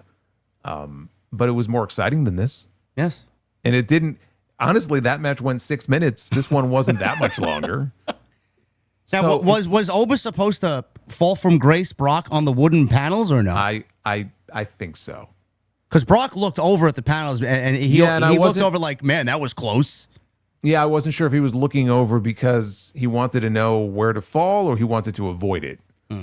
So I'm not sure. I feel like he was supposed to, but I don't know. I don't know.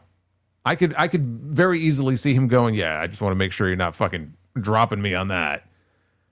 But then it was over, and then came the big endorsement at the end of the match, which meant more than the match itself. Yeah. You know, to get Brock to go on the mic and say, look, I'm the past, he's the future. That's a big endorsement. That's a big endorsement. And so it accomplished what it needed to do, right? The old guy putting over the new guy, passing the torch, and that's cool and all. I just wish we had more of a classic Hell in a Cell match that we could look at and go, man, what a great ending to this trilogy. And it really was a struggle for Oba, but he was able to kind of pull it out in the end. And when it was over, I'm like, eh.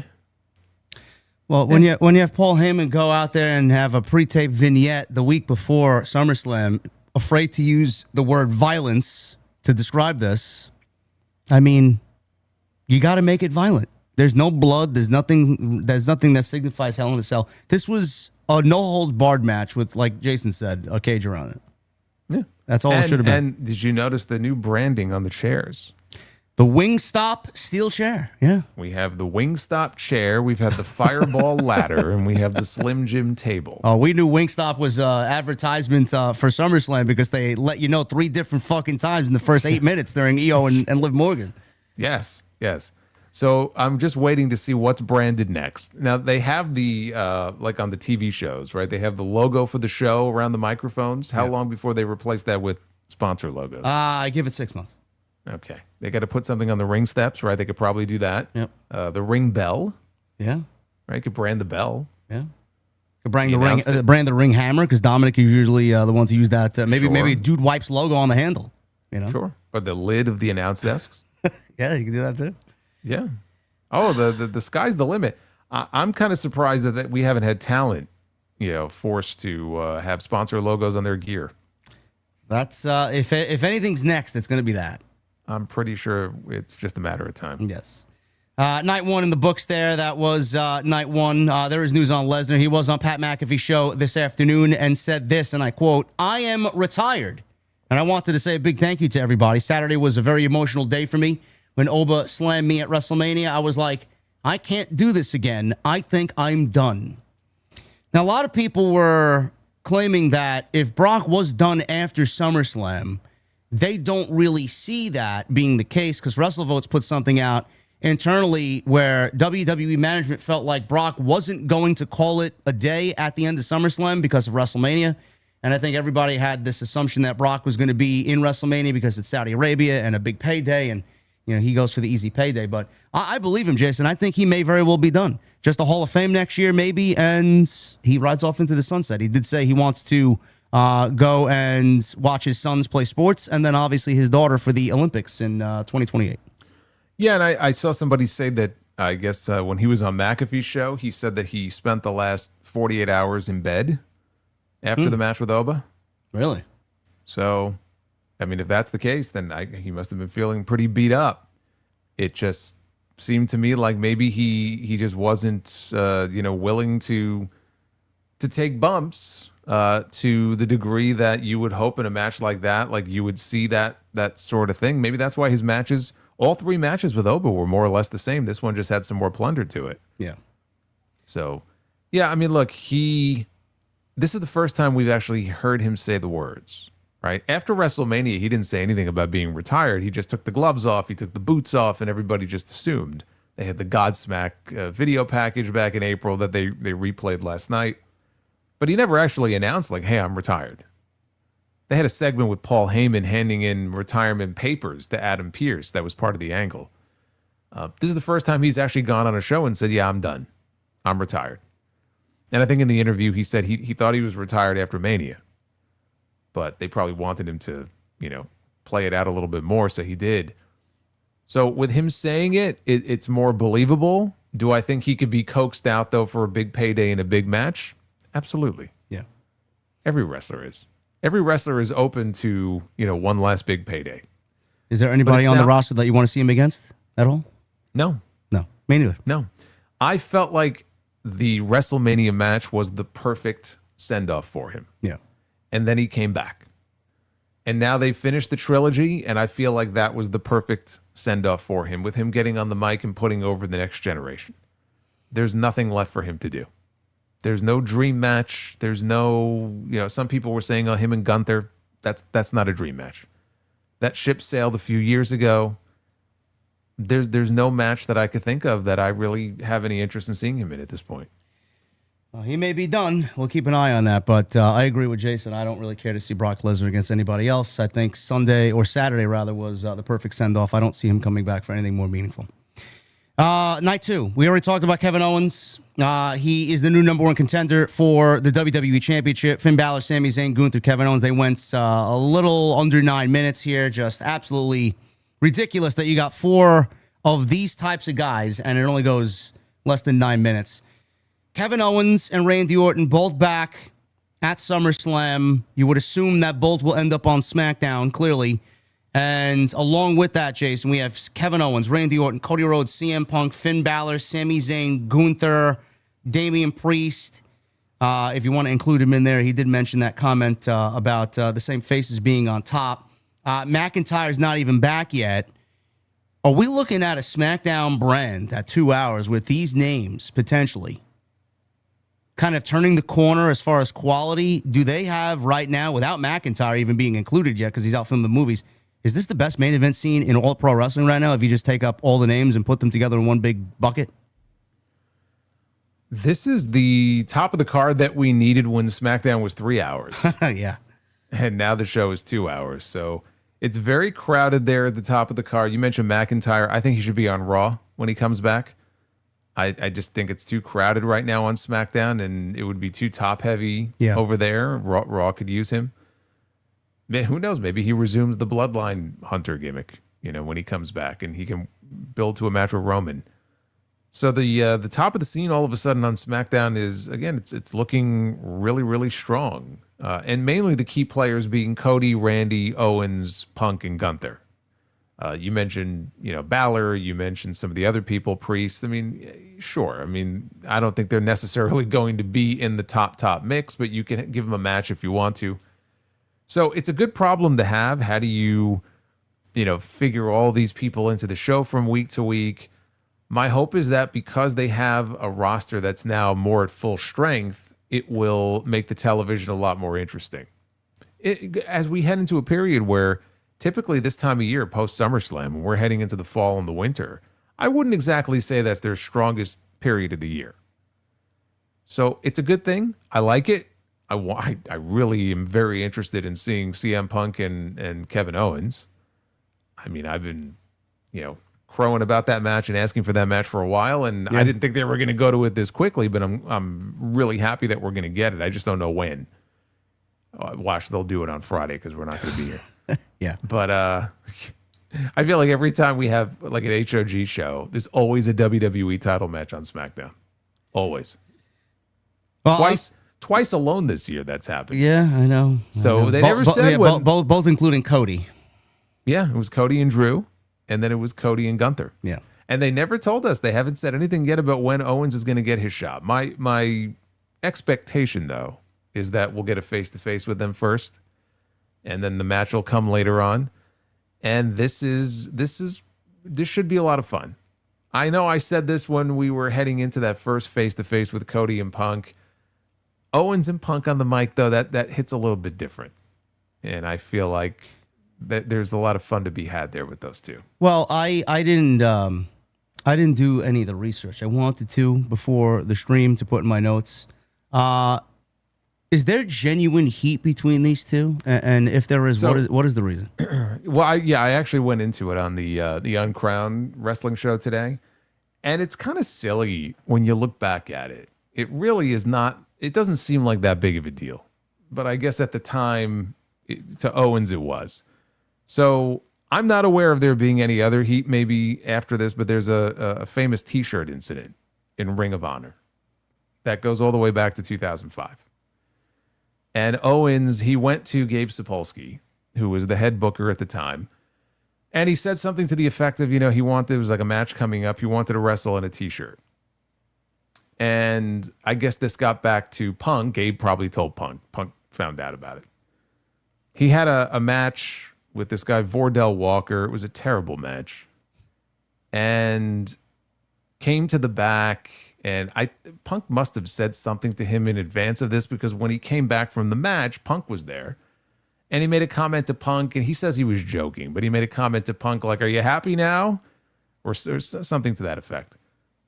And Punk just went off on him, like in front of the whole locker room. Now, I don't remember exactly what it was he went off on him about, if it was about something having to do with the shirt. But he went off on him, and Owens is like, what do I do here? Like, he really wanted like a full-time gig with Ring of Honor, still a young guy. Punk is standing there, and there's like gym equipment behind him. If he shoves him, he might take a bump and get hurt. Like, I'm just not going to do anything. And so he just stood there and bitched out and just took the tongue lashing and was embarrassed in front of everybody, and it's something that he never forgot. That's the infamous T-shirt incident where Punk chewed him out in the back. I'm not aware of there being any other heat between them, though, after that. It all stems from that one incident. So... how long ago was this? 2005. 21 years ago.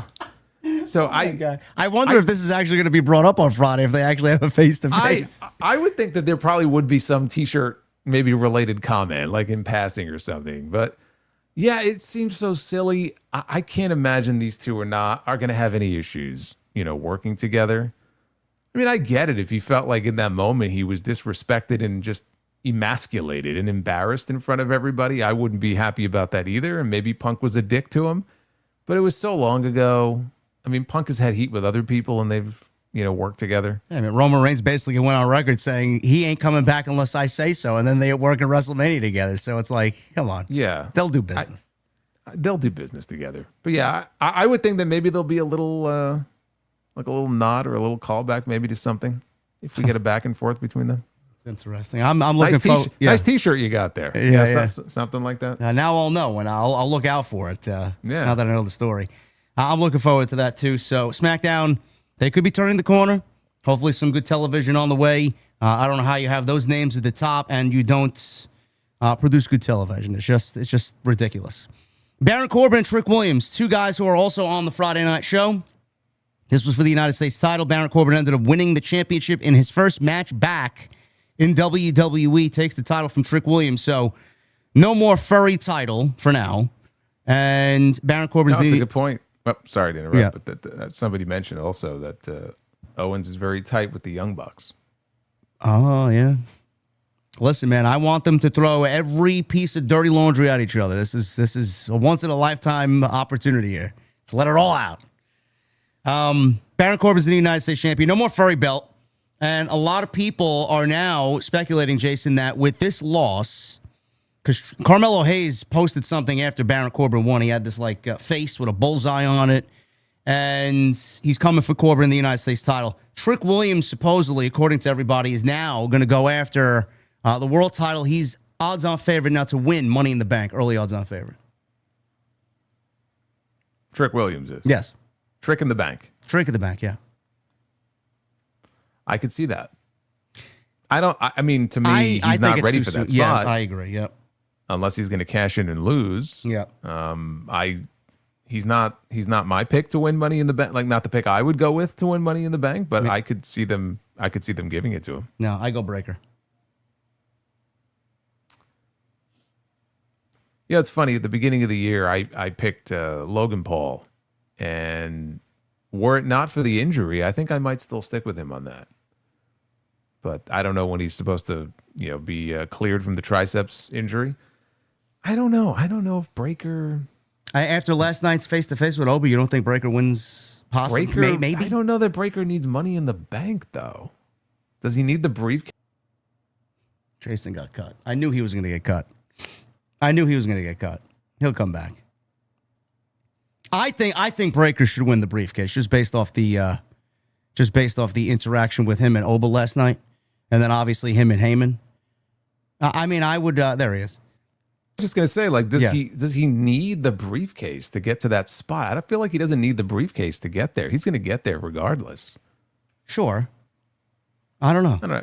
Him walking around with a lunchbox. I don't know. I don't know. Well, I mean, if he ends up with Heyman will be the one holding it. Yeah, I guess so. I mean, I'd rather it be him than Trick. Yeah.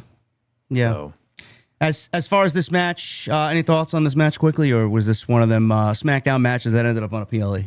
It was a TV match that ended up on the PLE. I mean, it's cool for Corbin to get that moment, because I felt like he really got the short end of the stick the last time. He was, a babyface at that point. He had done some good stuff in NXT. They called him back up to the main roster, and it was like, for what? You know what I mean? Like, they never really gave a true effort to kind of ride him out and see if he would get over. And then he was gone. And so now his first match back, he put the U.S. title on him. I'm like, okay, let's see what he can do with it. And my hope is that when we see him on Friday, he's going to shave that shit off that belt. He's going to give that belt a haircut. I hope so. Yeah. Good for him, though. He looks so ridiculous holding that belt up with all the fur on it when he won. Well, I mean, he's wearing all black. He looks like a fucking heavy metal singer. It works for Trick, I guess, but for him, I just think he looked completely preposterous holding that thing up. So yeah, hopefully he shows up with some clippers and some shears on Friday, and he could shave that shit off the belt. Now, do you think that Carmelo Hayes will poke his head out on Friday and actually express an interest in going after the championship? Yes, they have to do something with him. Yeah. I just hope they also, on the flip side, that they give Baron Corbin some heat, give him some mic time, give him some real heat with whoever he's feuding with next. I just felt like this match didn't have any energy, any heat to it because there was nothing coming on in. They made the match legitimately a week ago. Yeah, they made the match a week ago, and dude, he hadn't wrestled. No. This was his first match in 2 years in the company. Creative negligence. I don't understand it, but Corbin's the new U.S. champion. 9 minutes. He pinned Trick Williams. Ladder match. Tiffany Stratton, the United States champion for the women. What happened? How did that get more? That got more time than the 4 men in the opening match? Yes, 9 minutes. Yeah. So what? So Yachty could take that bump and bounce off the table? He missed 80% of the table, yeah. I said on my review, it reminded me of the Stokely Hathaway bump. It did. Yes, it did. From the match at World's End last year. Yeah. That one, though, the table didn't break at all. Like, he literally just fucking bounced and slid off of it. Well, from one United States champion to the other, Tiffany Stratton in a ladder match here. She's the women's United States champion. Jade Cargill, Chelsea Green, Lash Legend, and Charlotte Flair in a 5-woman ladder match for the interim women's championship. Now, last week when we did preview and predictions, Jason had predicted Lash Legend. I had predicted Charlotte. Neither one of us were correct here, which I'm glad he wasn't. I'm glad I wasn't too. I thought that they would go and give it to somebody with some name value, but they ended up giving it to someone that I was genuinely shocked by, and that's Chelsea Green. This was largely a miss, Jason, to me. I thought this match was bad. There was nothing really, again, nothing moved me here. It didn't really do anything for me as far as ladder matches goes. There was a cool spot with Lash kind of double choke slamming Tiffany on the ladder that was set up in the middle rope, and she bounced off the ladder. Chelsea obviously used the ladder to her advantage and created that dramatic moment at the end where she was hanging upside down while everybody else got tossed over the side and outside the ring. The Charlotte spot that scared me was she was hanging from the cable. Yeah. And Lash is down below and Jade is down below. And they're each reaching up and grabbing her leg. And I'm like, uh-oh. Because I'm just staring at the brace on her knee from the surgically repaired knee. And I'm like, oh, God. Because they're going to pull her straight down. And if they don't catch her, she's going to come straight down on her legs. And they kind of caught her, but not really. I mean, that could have ended very badly. I'm just happy she didn't get hurt on that spot. Because this was Jade's first ladder match. I could tell. I don't believe she's ever been in a ladder match before, so you never really know what you're going to get in that situation. I thought that it was lame. I wouldn't have sent the baddies out there. I didn't think they had to, send them out there. But the finish was cool. I mean, again, Chelsea was upside down, trapped in the ladder. Everybody was knocked down. And then everyone is like chanting her name and getting behind her, and they desperately want her to climb, and she sort of rises from the dead, and then she pulls herself up. And they had the dramatic shot where they panned out, and as soon as she pulled the belt down, you just see everybody just jump up in the air, and everyone's, celebrating, and they're all happy for her. So it was a bad match with a good ending, like a feel-good, kind of fan-friendly, happy ending there. And reminded me of Cardona when he won the ladder match at WrestleMania 32. He was sitting front row, by the way.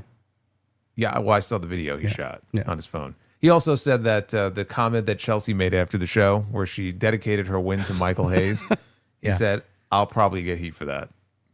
That's what he said. Well, he's already got heat, so I'm sure I'll get heat for this in some way. I'm like, yeah, you probably will. So look.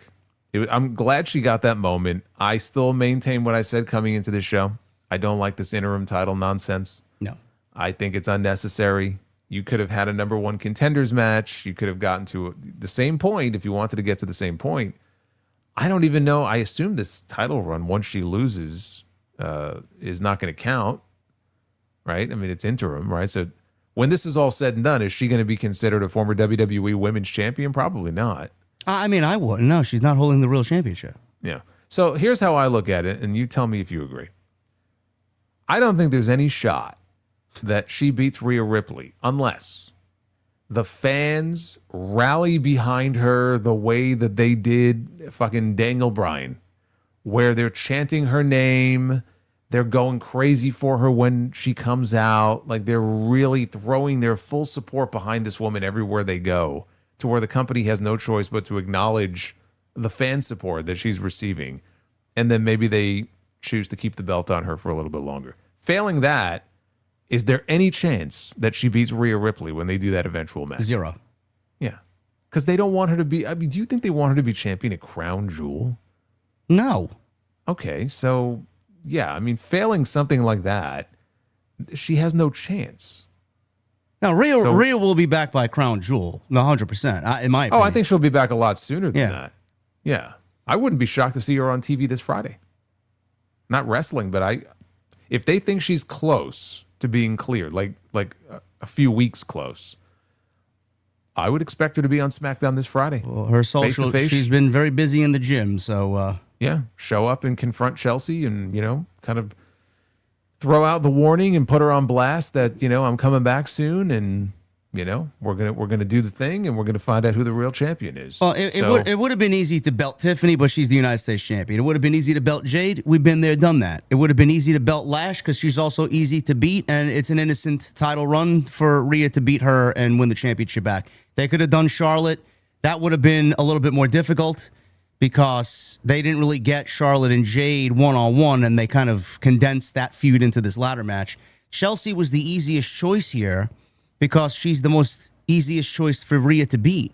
And WWE has no problem with that because they don't look at her as a top contender or top female in the division, as noted by Michael Hayes. That's how they genuinely feel. The problem is, Jason, and let me know if you agree here, the way that I look at it is, if I'm Triple H, I'm taking and Chelsea's done a great job of getting herself over. Sure, she's over in front of the eyes of the fans. But now she's holding, quote-unquote, the Women's Championship. Don't you think WWE's booking for Chelsea Green now should be a little bit more like a Charlotte Flair, a little bit more like one of the top women on the brand, and have her go out there and show us what she can do, like legitimately be a champion, instead of what I expect. And this title is not going to be defended, and it's going to be paraded around in a backstage segment with Tiffany Stratton, and it's just going to be a showpiece. Like, he's got an opportunity to make her stand out better than she was before, but I don't think they're going to do that. Yeah, I don't think they're going to do it either. I actually think they run a real risk here, too, because if Chelsea is this well-liked and Rhea comes back and just beats her, that might blow back on Rhea. Yeah. So I know Rhea's super popular. She's probably safe. She's probably immune mostly from that, but there is a risk. People look at it as unfair, and then they blame Rhea for it, and, Rhea starts getting some boos. Yeah. So you run that risk also. Danhausen. One-on-one with the AAA Mega Champion chat. Dominic Mysterio, who, by the way, if you watched Sunday, did not come out with that AAA Mega Championship because he knew exactly what was going to be in front of him on Sunday night. A human monies on a pole match. So we get this bag of money, this white sack hanging with a big black dollar bill on it. Could they have set that pole up any lower? Well, I wasn't even thinking about the poll. I'm looking at the bag, and I'm like, there's no way that there's $100,000 in human monies in that bag. Like, well, he was throwing in the monies out when the match was over. It was all monies with his face on it. And $1 bills. There was actually some real money in there because Michael Cole said, I got a $1 bill. All right, well, TKO approved the single dollar bills. They wouldn't approve more than that. I don't know. I'll let you take this. What did you think of this Look, circus here? This was Braun Breaker missed this show because this. A lot of people missed the show because of this. When you think about it, I mean, this took up a good 15 minutes of the show between the Godfather-esque video package they put together for it, and clearly they had a lot of fun putting that together, the entrances, and then the match itself, right? Probably at least 15 minutes right there eaten up. I understand you want to have some comedic relief, or you want to have that, like, one, for some people, bathroom break match on the show. And that's what this was. And with a Danhausen match, you know what to expect. I will say the best part of this was Torito Hausen. They had El Torito as one of the mini Hausens in this match. Mm-hmm. And he was at, so basically JD McDonough ran in 2 minutes into the match. So they didn't waste any time kind of cutting to the chase here. And then the Mini-Housens came in, and JD had to sell for some of the Mini-Housens. Although he did kill one of them with a chokeslam. And then I saw on social media, he said, so this is what it feels like to be Oba. So he did kill a couple of these guys. And then Torito Hausen showed up, and he's great. And so he's flying around. JD is selling for him. He did this dive out to the floor where he landed on McDonough, and then he smacked his own face into the barricade. I thought he knocked himself out. And then it all just built to the big spot where Dom is about to win, and Danhausen curses him. You are cursed. And then the fucking pyro explodes, and Dom falls off the post. Then he pulls down the money, and the match itself was 6 minutes. And then he threw the money out into the crowd, and that was the end of it. Yeah. It's exactly what I expected it to be. And unfortunately, Dominic Mysterio is the AAA Mega Champion, and he had to lose this match. And he lost again, right? Well, he had a bad what happened last night? He lost last night too. Yeah, he got pinned in the Gable Penta match. Right. So in the span of 24 hours, he lost both of those matches. So he's on an amazing streak going into Triple Mania next month. It was what I expected. I'm not like angry about it. You know what I'm upset about? I'm not upset about anything that happened in the match. They made it as entertaining as they could. I'm upset because we just talked about how many of these other matches got shortchanged. And you had this out there. And if this wasn't out there, then they could have given some of those other matches a few more minutes. The opening match, the Gable match, those matches deserve more time. And instead we had, like you said, the circus that we had here. That's the part that bothered me the most. Joe Hendry was in this match. He made a SummerSlam appearance. Oh, he did. That's right. He did have somewhat of an entrance, kind of. I'm not, dude. I'm not counting that. He did come out to his theme music. He ran out to his theme music and used the guitar on JD McDonough. Yeah, he smashed the guitar over McDonough's back in the aisle, and it splintered, and the pieces flew into the crowd. Huh? Yeah. It's like when Darby did that dumb spot in Sting's retirement match where he did the dive off the ladder and went through the pane of glass. Yep. And all that glass shat, and like the people in the front row are like shielding their eyes and everything because the fucking glass went everywhere. That was the era of AEW where they had to put up a warning sign before the fucking show before you take your seat. Yeah, I'm like, all right, maybe when you're breaking glass and guitars and shit, maybe do it away from the fans. Maybe. Yeah, I forgot he was in that match. And last night, if you blink, you missed it when it came to Joe Hendry. Joe's another one like Julia, who I think the writing is on the wall. According to the chat room last night, it's Job Hendry. It's everyone thinks he's a jobber. I'm like, but he's a former TNA and NXT World Champion. Well, you can't find anything else better to do with him. According to Tommy Dreamer the other day on Busted Open Radio, that concert segment last week did a lot to get Joe Hendry over. Because Ryan Garcia was involved in it, so it's going to get him over. JD. Well, good thing we don't listen to Tommy Dreamer. Speaking, yeah. Well, I was going to say, I think Joe Hendry was kind of like his experiment when he was in TNA. So I can understand him taking a liking to like Joe Hendry and trying to put him over, but I don't see how anybody could watch that segment last week and that's their takeaway. That it somehow is going to get Joe Hendry over. Well, according to WrestleVotes, this was a gem last week, and I laughed my ass off reading this because it just shows you how fucking clueless the WWE writing team is. WrestleVotes is told that a number of people within WWE's creative departments were under pressure last week. Sources say that the show that they had in Los Angeles at the Intuit Dome added importance internally to the location, as several Netflix executives were in attendance, making it somewhat of a home game for Netflix. One source pointed to the show's opening segment as not a good look, with the cutting out of the microphone issues with Paul Heyman and the big botch that Oba had with that poor police officer where he dropped him on his head in the fall from Gray Spot. Also, the Danhausen Joe Hendry segment was said to have missed the mark, as Ryan Garcia's appearance was considered to be underwhelming and unnecessary given his recent controversies. So they knew that there was pressure. And I said on social media in a quote that I retweeted from Wrestle Purists, They knew it was a lot of internal pressure, yet somehow they greenlit this segment to go live in the middle of Raw when they knew the Netflix executives were probably sitting front row. And did you see the comment that Ryan Garcia made today? No, I did not. What did he say? He said he wishes they would have had a better segment for him. Well, most of the roster didn't want you on the fucking show and in the locker room, so I mean, he had no business being on the show in the first place. But when somebody who was in the actual segment is even like, man, I wish they would have had something better for me to do than this terrible segment, I think that speaks volumes. Oh my God. Yeah. Awful. So, Awful. but yeah, the human money's on a pole. It was, for a lot of people, it was the the bathroom break match. They stepped away maybe to make a sandwich or clip their toenails or whatever it is they wanted to do, and kill time until we got some real graps between Penta and Chad Gable. Yeah, not enough graps, but real graps. Yeah.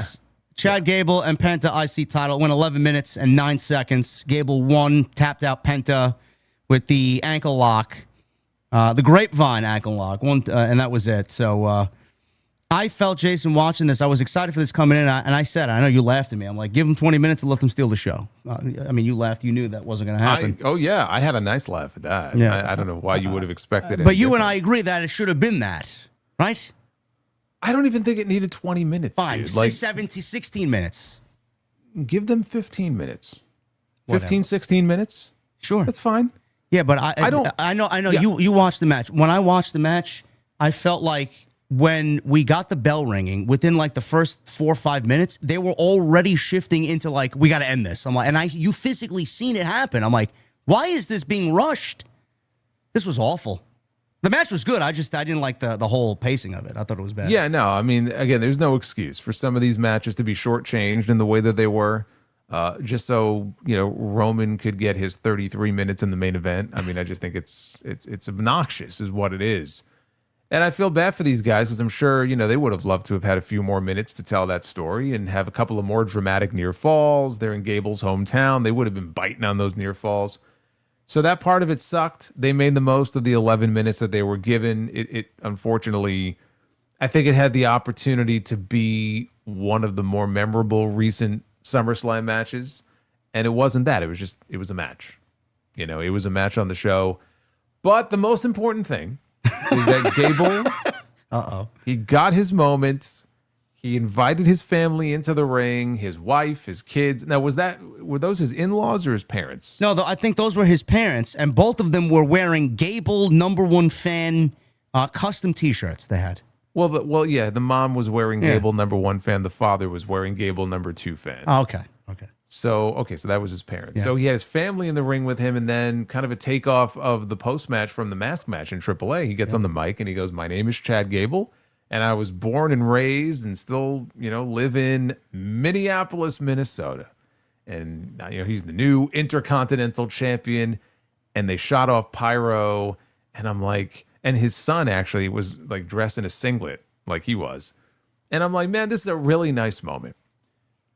And then I notice this mascot jumps up on the apron. Now, I thought at first that it was a wrestler under the head and they were going to attack him. That was my first thought. Oh my God. But then I'm like, what the fuck is this? And I'm like, he goes over to and I'm like, I don't even know who the mascot is at first. And then he's got the mug root beer. I thought it was a bear. For some reason, I thought it was a bear at first. And then people in the chat are like, no, it was a bulldog. I'm like, okay. And the mascot hands him 2 cans of mug root beer. And Gable, he grabs the root beer and he smashes the cans together like he's fucking Steve Austin. And he's downing the root beer. And then I didn't even hear the full plug. I think Cole on commentary was giving a plug or whatever. And I'm like, you interrupted like a genuine family moment for a fucking sponsor plug, like in the middle of all of this. So forever and a day now, when people look back on this moment where Chad Gable won his first singles championship in WWE, you're going to see the mug root beer mascot hijack the segment, jump on the apron, and you'll have this corporate nonsense as part of this segment. I'm like, why did this have to take place during that part of the show? On a show that they gave you less than 50 minutes of pro wrestling up until this point, you would think that they would put this advertisement somewhere in the other fucking 2 hours of advertisements that we got. You had Danhausen winning his match. How come the mug root beer guy couldn't, join in the Danhausen celebration? I don't know, man. I have no fucking words for any of this, really.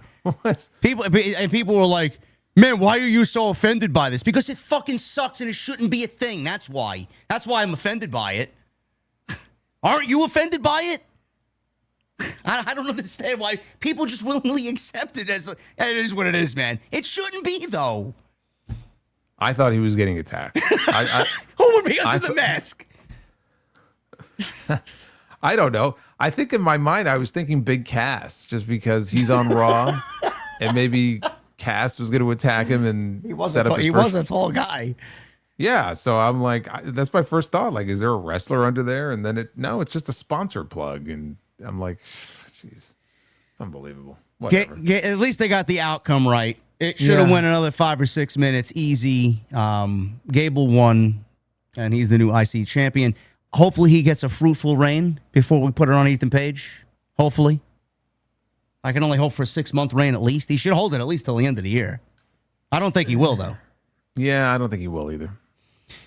And the main event here, Rollins Reigns, 33 minutes. Yeah, we're not going 33 minutes with our recap. No.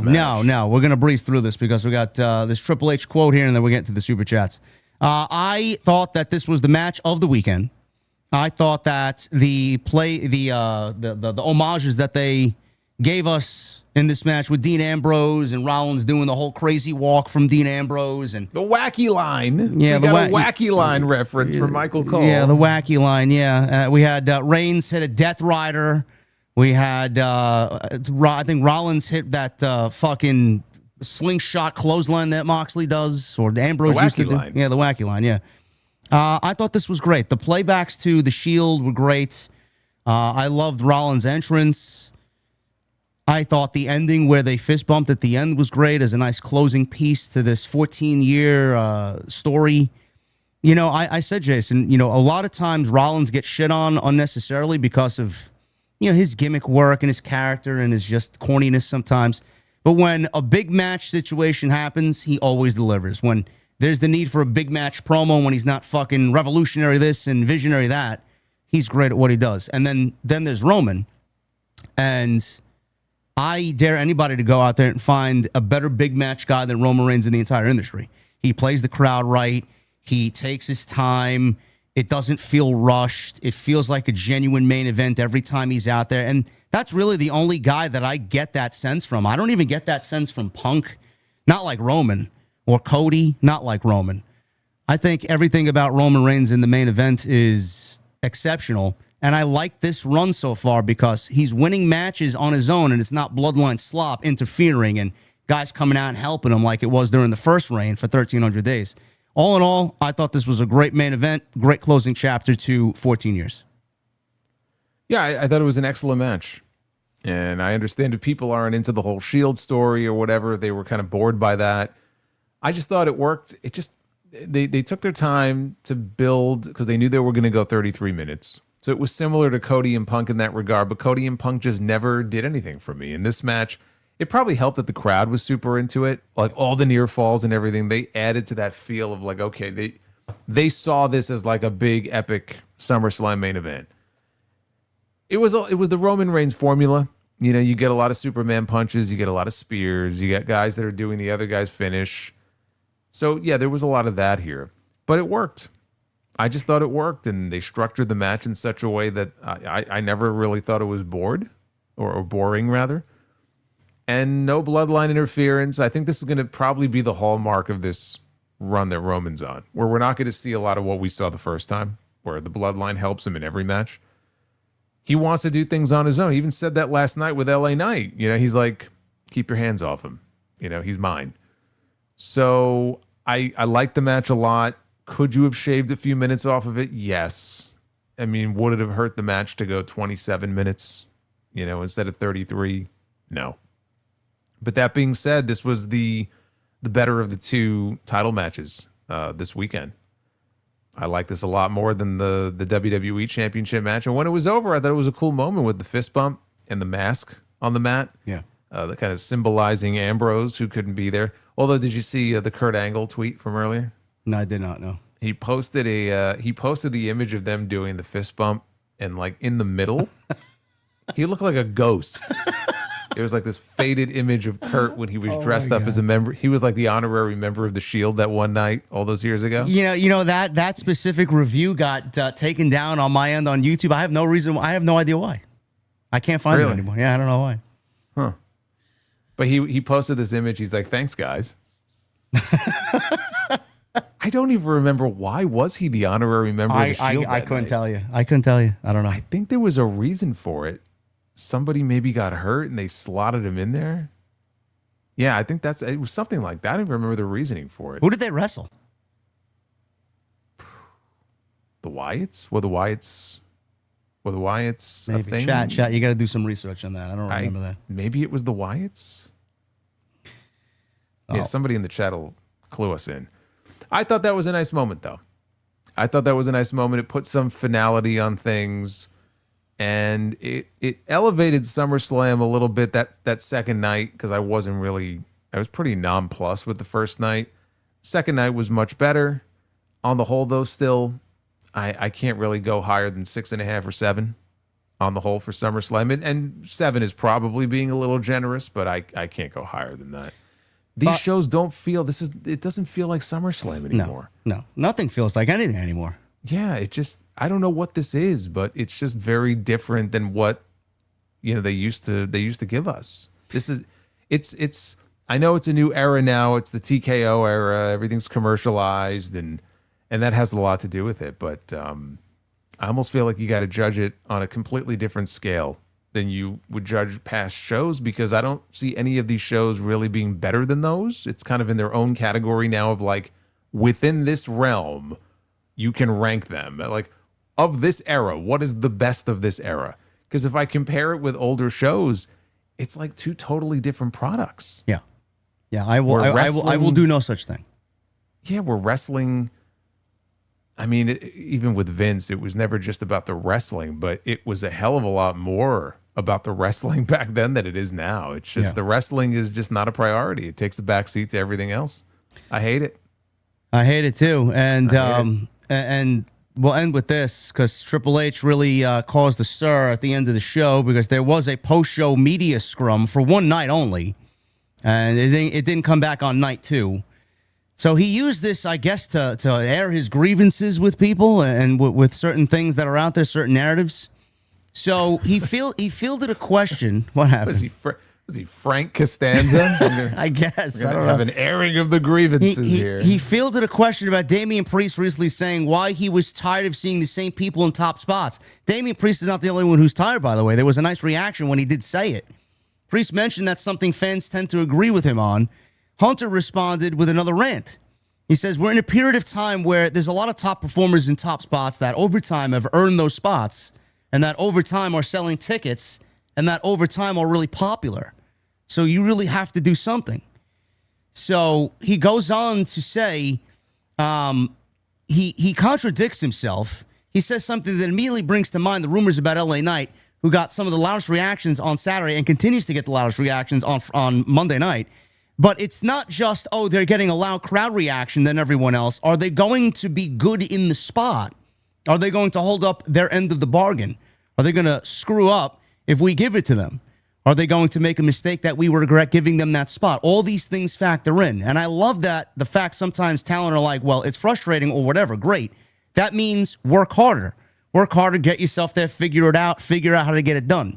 I've seen a million talents succeed because of what they do, not because of storyline, creative, or they give them the spot or whatever. 99% of the time in this business, the person gets over, then gets a push. That's how it works. That's how it's supposed to work.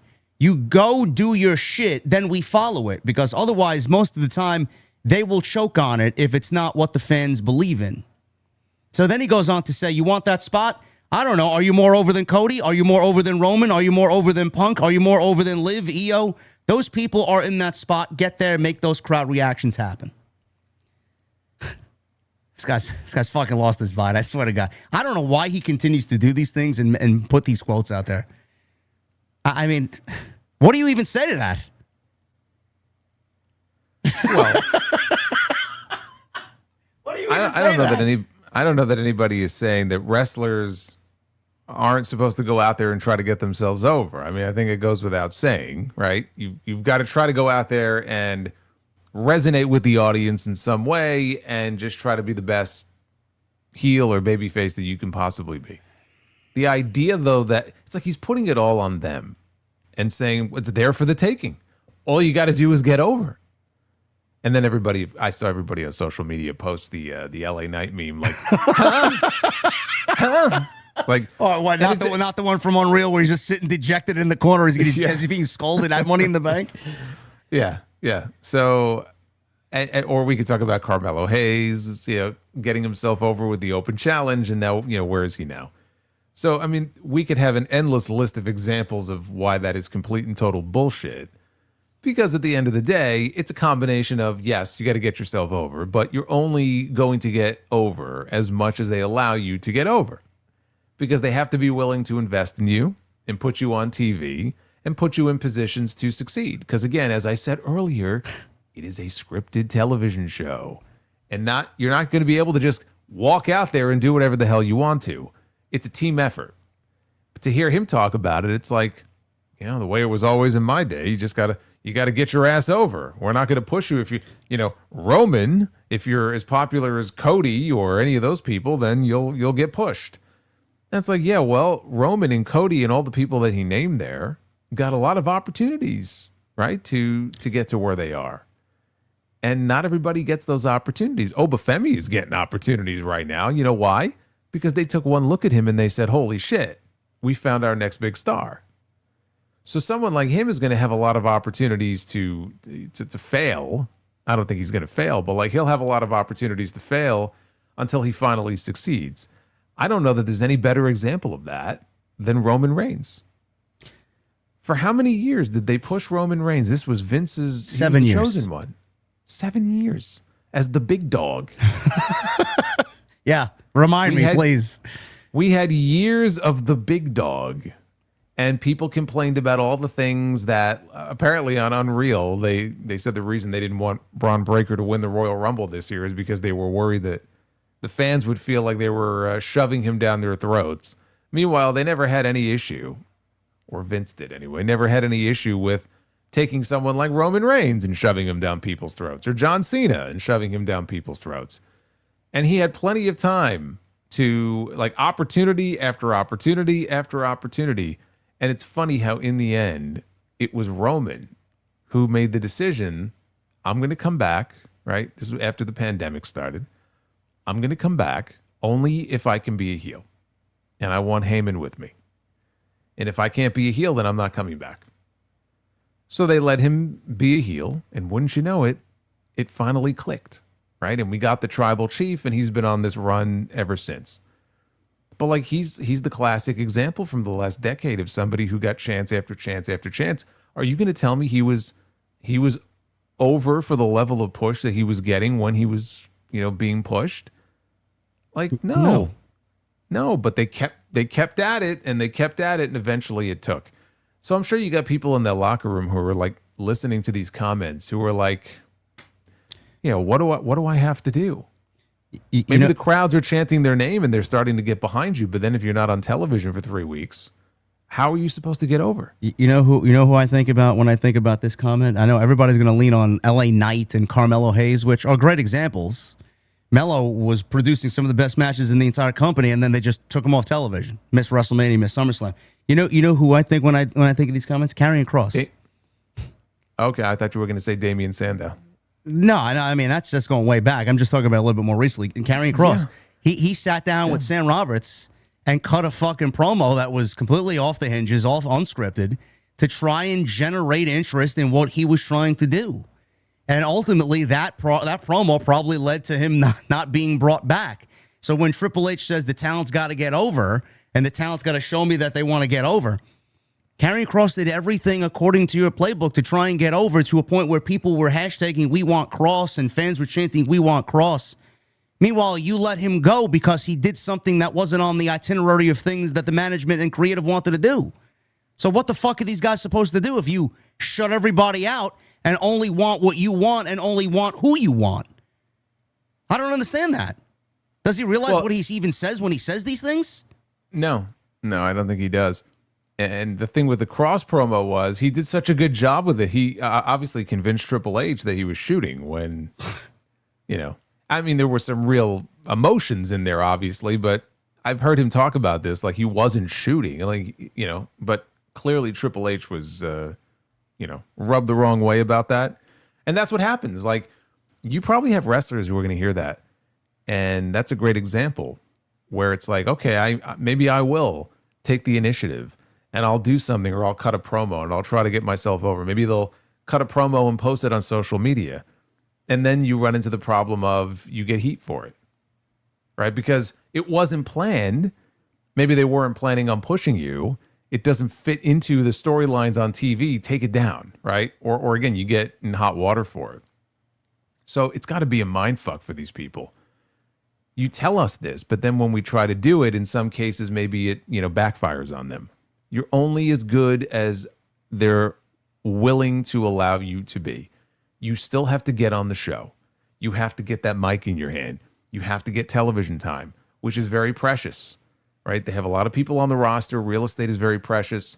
You want to maximize the minutes they give you, but it's got to be frustrating for so many of these people to not even get the time. So he makes it sound very easy. Oh, just go out there and get over. Dude, they don't even do house shows anymore, hardly at all.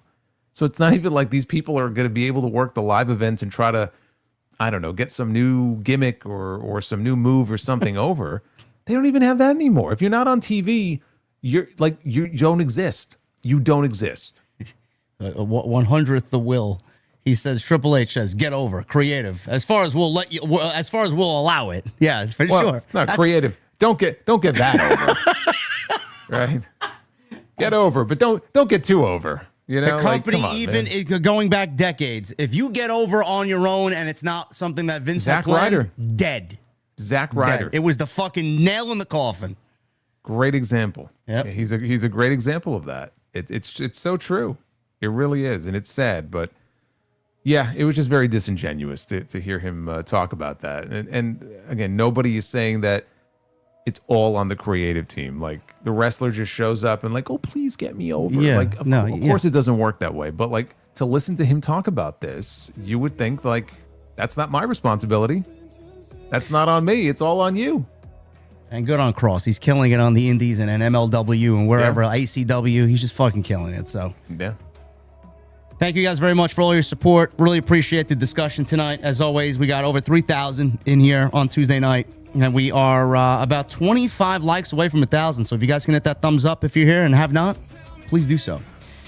Super chats. Let's kind of get through these and we will call it a night.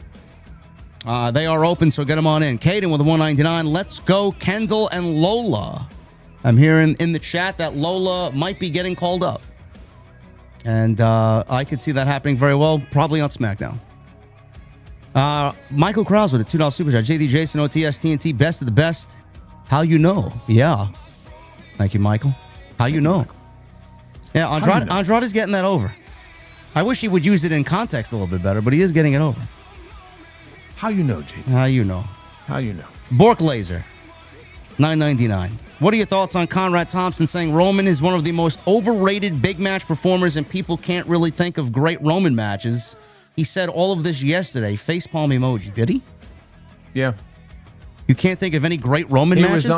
He was on with Bischoff, and he just went on this rant, which was surprising because he always, he plays it safe in most of his comments. I never really hear him being overly critical of anyone as far as talent.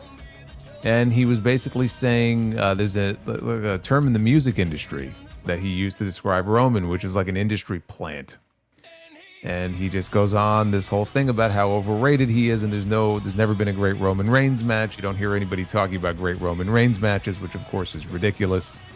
I mean, he had a match that's going to be in the conversation for match of the year at the end of this year, WrestleMania. So that part of it is just false. It's just demonstrably false. The rest of it, as far as him being overrated, there's a conversation to be had. I think Roman, I can't call him, I don't want to call him overrated because it just implies like there's no talent at all there. He's had enough like great matches that I don't feel comfortable saying that. Are there people who I think look at him as someone like he's a Mount Rushmore guy right now, he's going to go down as the GOAT and all this? Look, it's too early to have that conversation about a Mount Rushmore, but yeah, I would say you're putting the cart before the horse with that, and there's a lot of recency bias there. I think he's the face of the most lucrative era in the history of the company, and I think that there are people who are going to give him maybe too much credit for that. I don't think you could say that, oh, that's Roman. Roman did that, right? Roman was the face of the company during this, this period of time, and he's a very important part of the company. I do think there are people out there who will overrate his significance, but to say that he's just overrated and never had a great match and all this other stuff, I can't say that. I can't say that. No, you got to give the guy credit. Yeah, that's ridiculous. You don't get into the spot that he's in at the moment by accident. Even though we just talked about all the chances he got to get over as a babyface, once he did get over and that bloodline story really took hold, he was the best thing on the show. Yeah. I mean, it carried the show for a few years there. So if they didn't have him and they didn't have Punk at that time or Cody, what would they have had? Not much. Yeah. Who fills that spot? Nobody. I don't know. Who fills that spot? 2021, 2020, 2022. Who fills that spot? There's nobody. There's nobody there. No. Bork Laser, thank you. Tone VC, $2 Super Chat. Thanks, fellas. Thank you, Tone, for being here. Bossmo Jacks with 499. Hello, Mr. JD. Love the wheel you got going on. It's fun. I haven't won anything since you sent me my Shawn Michaels t-shirt a few years ago. Gotta win soon. Brother, we'll be doing some more giveaways, man. I gotta get some more merch made. We're running through the mugs and the hats, and as soon as I'm blowing through that inventory, we're gonna get something new. Michelle with a 5. Dominic is frustrated with his Raw booking, and rightfully so. I wonder if Triple H is booking him like shit to throw shade at how good Taker books in Triple H. Triple A. Triple A, sorry. Is there competition between the brands? Sure. Undertaker says today, I don't know where it was. I think he was with CVV. He says he wants to make Triple A into what NXT used to be. Black and gold, you mean? Sure. That's what fans are talking about. TK. Maybe he means 2.0 with all the colors. Not something I want to relive ever again. I don't know how far back his NXT knowledge goes. The good old Von Wagner days, huh? Well, TK will force Triple H to do Roman Oba before WrestleMania. I would do it before WrestleMania. But you don't like the Von Wagner days? No, I don't. Or when they took the belt off Samoa Joe and said he was injured, but he really wasn't injured. Who'd they put it on? Who'd they put it on there? Or who'd they took it? They took it off Joe, right?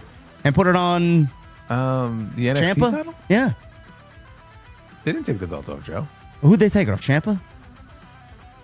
I don't remember. They took the belt off someone? Yeah, they took the belt. It was a fatal. I remember a fatal 4-way happening on that first episode of NXT 2.0. Yeah. Oh, yeah, Ciampa. I think they put it on Ciampa. Oh, that was Didn't they have Ciampa then drop it to Breaker? I think so. Yeah. The sequence of events. I think they put it on Ciampa. I think is what they did. Just that awful television. Lauren with a 2. Are you more excited for Orton Cody or Owens Punk? Owens Punk. Mm-hmm. Mr. Eric G. $10 Super Chat. Oba should beat Braun in their first match. Then he goes ballistic and turns on the Vision. Then Braun can win Money in the Bank, cash in on Oba the same night he beats Roman for the title. So we want to crown Oba the new guy, and then have him lose the title because Braun Breaker cashes in Money in the Bank. No. Nah. No, we don't. I think that Oba and Braun are going to be a future WrestleMania match for years to come, for sure. Sure. 44, 45. Yeah. Super Pony 702 with a 999. Who do you guys think should be the heel in the KO Punk feud? Or do you just have them both as baby faces, regardless of what they decide to do? KO needs to win the title, no question. I came in at 8:30 before Jason even mentioned that he would rather KO win the title. I make KO the heel. Or like he said, does it even matter? I don't know that it matters, especially if it's just going to be one match. If it was going to be like a sustained feud, I'd say KO. Just because I wouldn't want to turn Punk. I'd rather Cody turn. And they're not going to turn them both. Yeah. Rick from CO, $4.99. Say his name and he appears. I believe in Job Hendry. Also, do you think Danhausen has the power to curse my you're Rocky? the only one. You're the only one who believes in Job Hendry because nobody in that company does. Also, do you think Danhausen has the power to uncurse my Rockies? Then he can disappear off TV. Brother, aren't the Rockies in last place? I believe in Job Hendry. It's just unbelievable to me that they actually got this guy out of his contract early. And like you would think, well, there's like a reason for that. And here we are now, 7 months later, whatever it is. And we have people like singing, I believe in Job. It's gotten so bad that they're singing, I believe in Job Hendry. I don't know, man. The Rockies it's sad. Yeah. It's just sad. It's just sad. The Rockies are 23 and a half games out of first place and 45 and 68 in the division. No.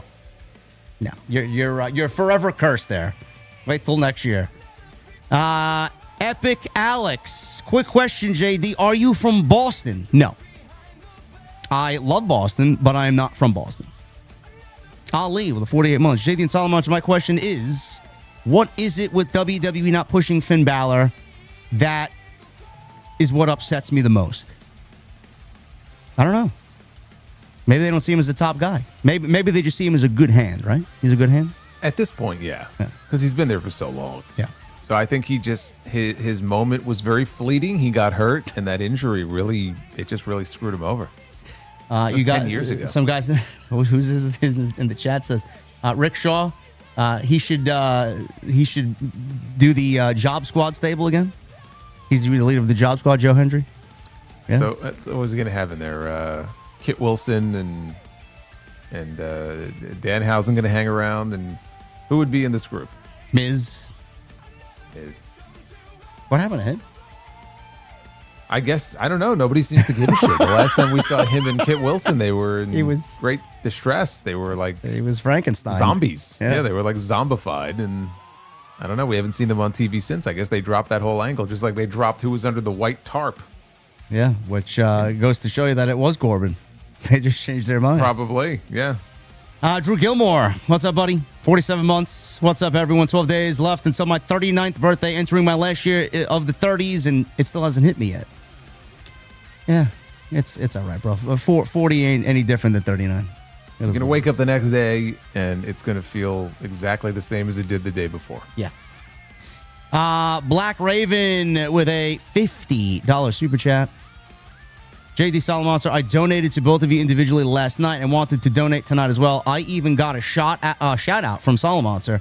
You two are the best commentators in the IWC and have brought me joy in hard times. Thank you.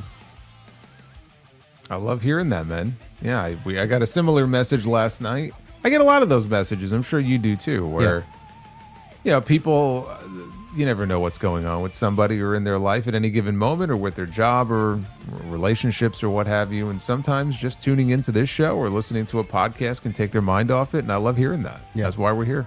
Yeah, likewise. Thank you, Chris. Really appreciate you, brother.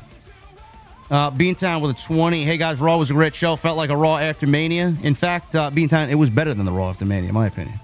That's what makes it frustrating. They are capable of putting on a quality show when they want to. Why can't they do it on a more consistent basis? Also, R.I.P. Dory Funk Jr. Triple H made a mention today on social media about Dory Funk Jr. today.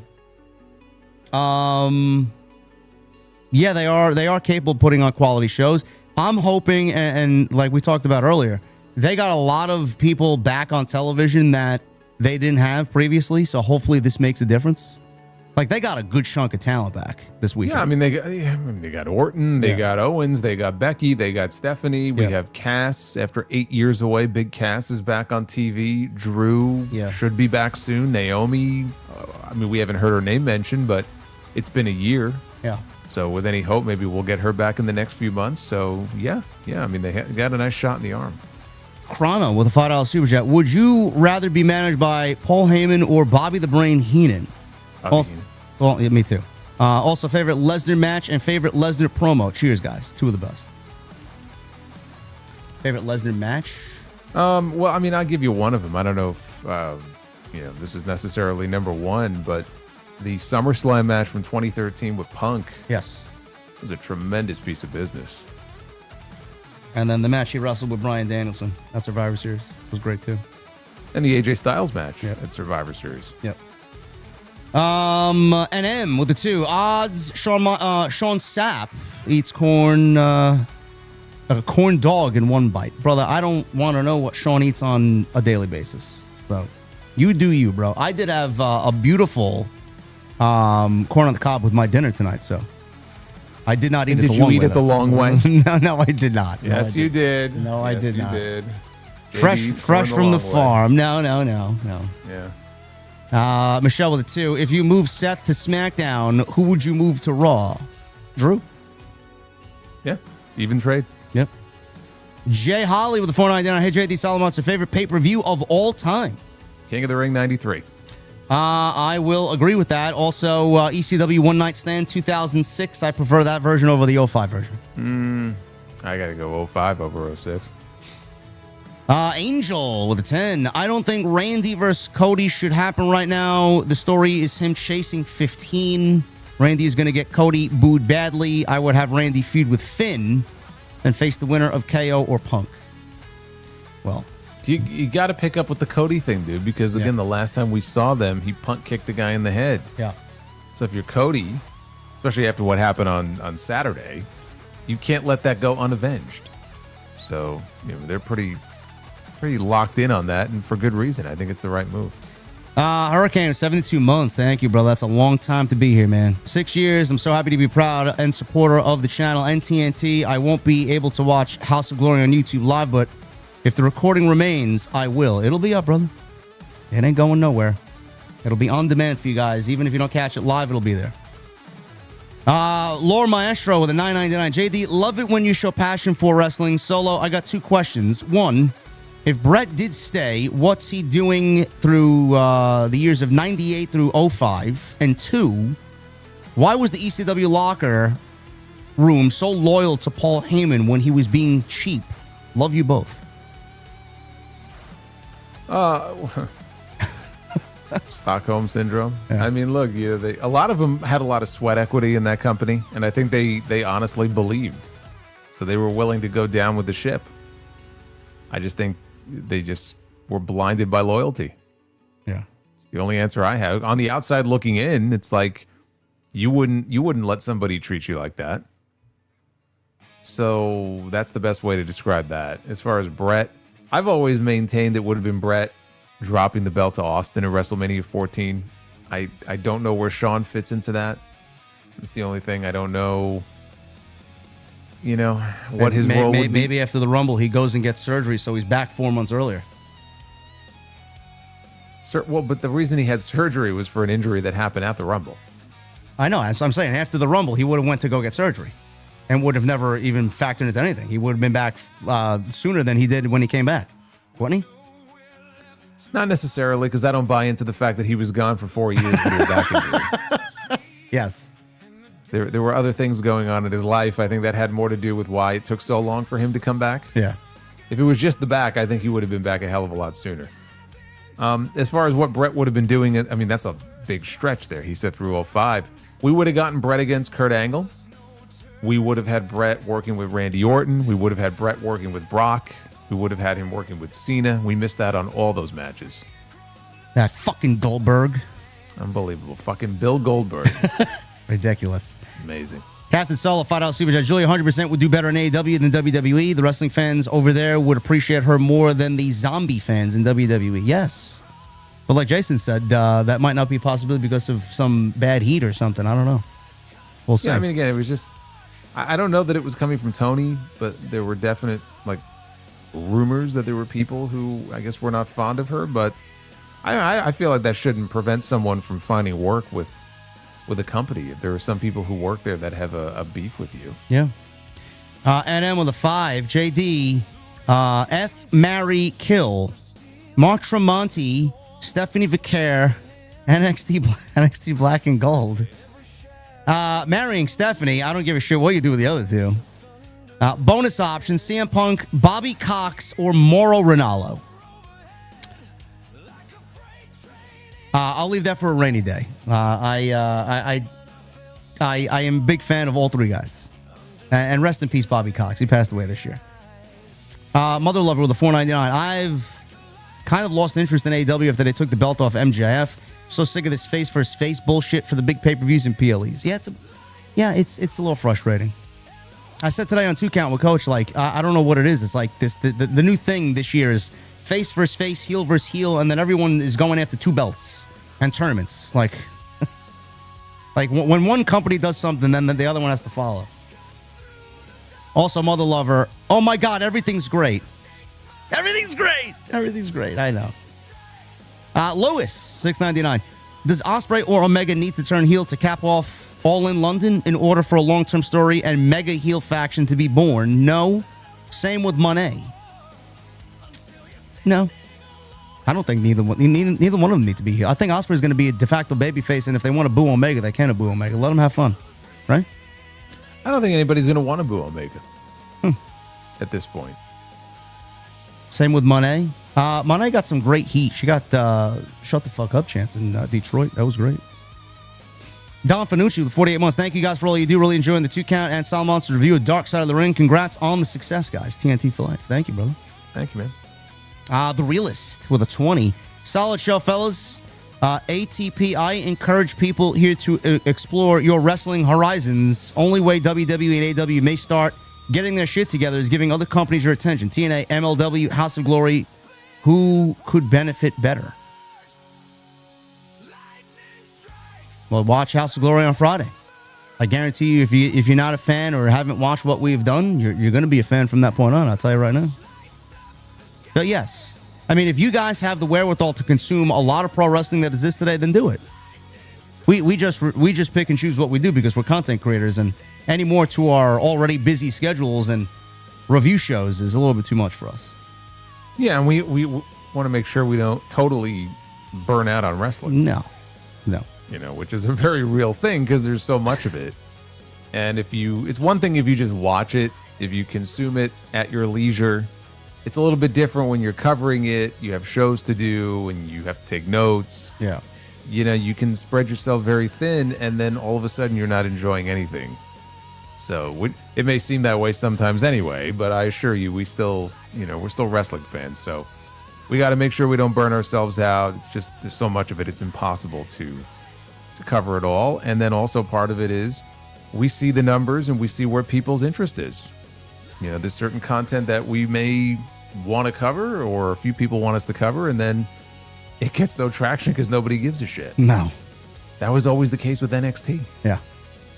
When I stopped doing NXT reviews on the Sound Off, on the main podcast, I thought I would get a few comments from people, because I had covered NXT for years, going back to like the very beginning of like the NXT rebrand. And I just stopped doing the reviews one week. I didn't get a single comment. I know. Nobody cared.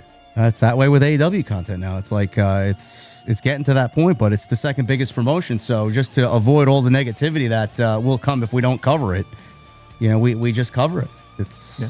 There is an alternative for out there. So Solid Monster's son with a $4.99. Dad, what are the better odds? LA Knight beating Roman or me and you going to the Mets game? Hashtag I miss you. LA Knight beating Roman. Okay, there you go. Hardcore Kevin, banger show today, boys. Question of the day: what's your favorite Girls Gone Wild episode? OTS for life. I've never watched a single episode. Why? I don't really have a specific episode, but I know WWE did a Girls Gone Wild joint pay-per-view once upon a time. There you go. I did a whole segment about that on the Sound Off. You should go find it. Gold Standard, $5 Super Chat, RIP Dory Funk Jr. Thank you, Gold Standard. Ash with a 2. Rock to come back at Mania to ruin Oba's push. No. Rock won't be back in the Triple H era. My prediction. Also, Ash with a 2. This is a possibility due to Moana being a flop. But doesn't he have 2 other movies? Well, you said he's going to be the Chicken Man or something, right? Yeah. Some upcoming movie? Yeah, the Chicken Man. Yeah. Tony Brown, $4.99. Best Assets Award. Stephanie, Jada, or Lola. Pick one, JD and Jason. Thank you, Tony. I'm going Stephanie.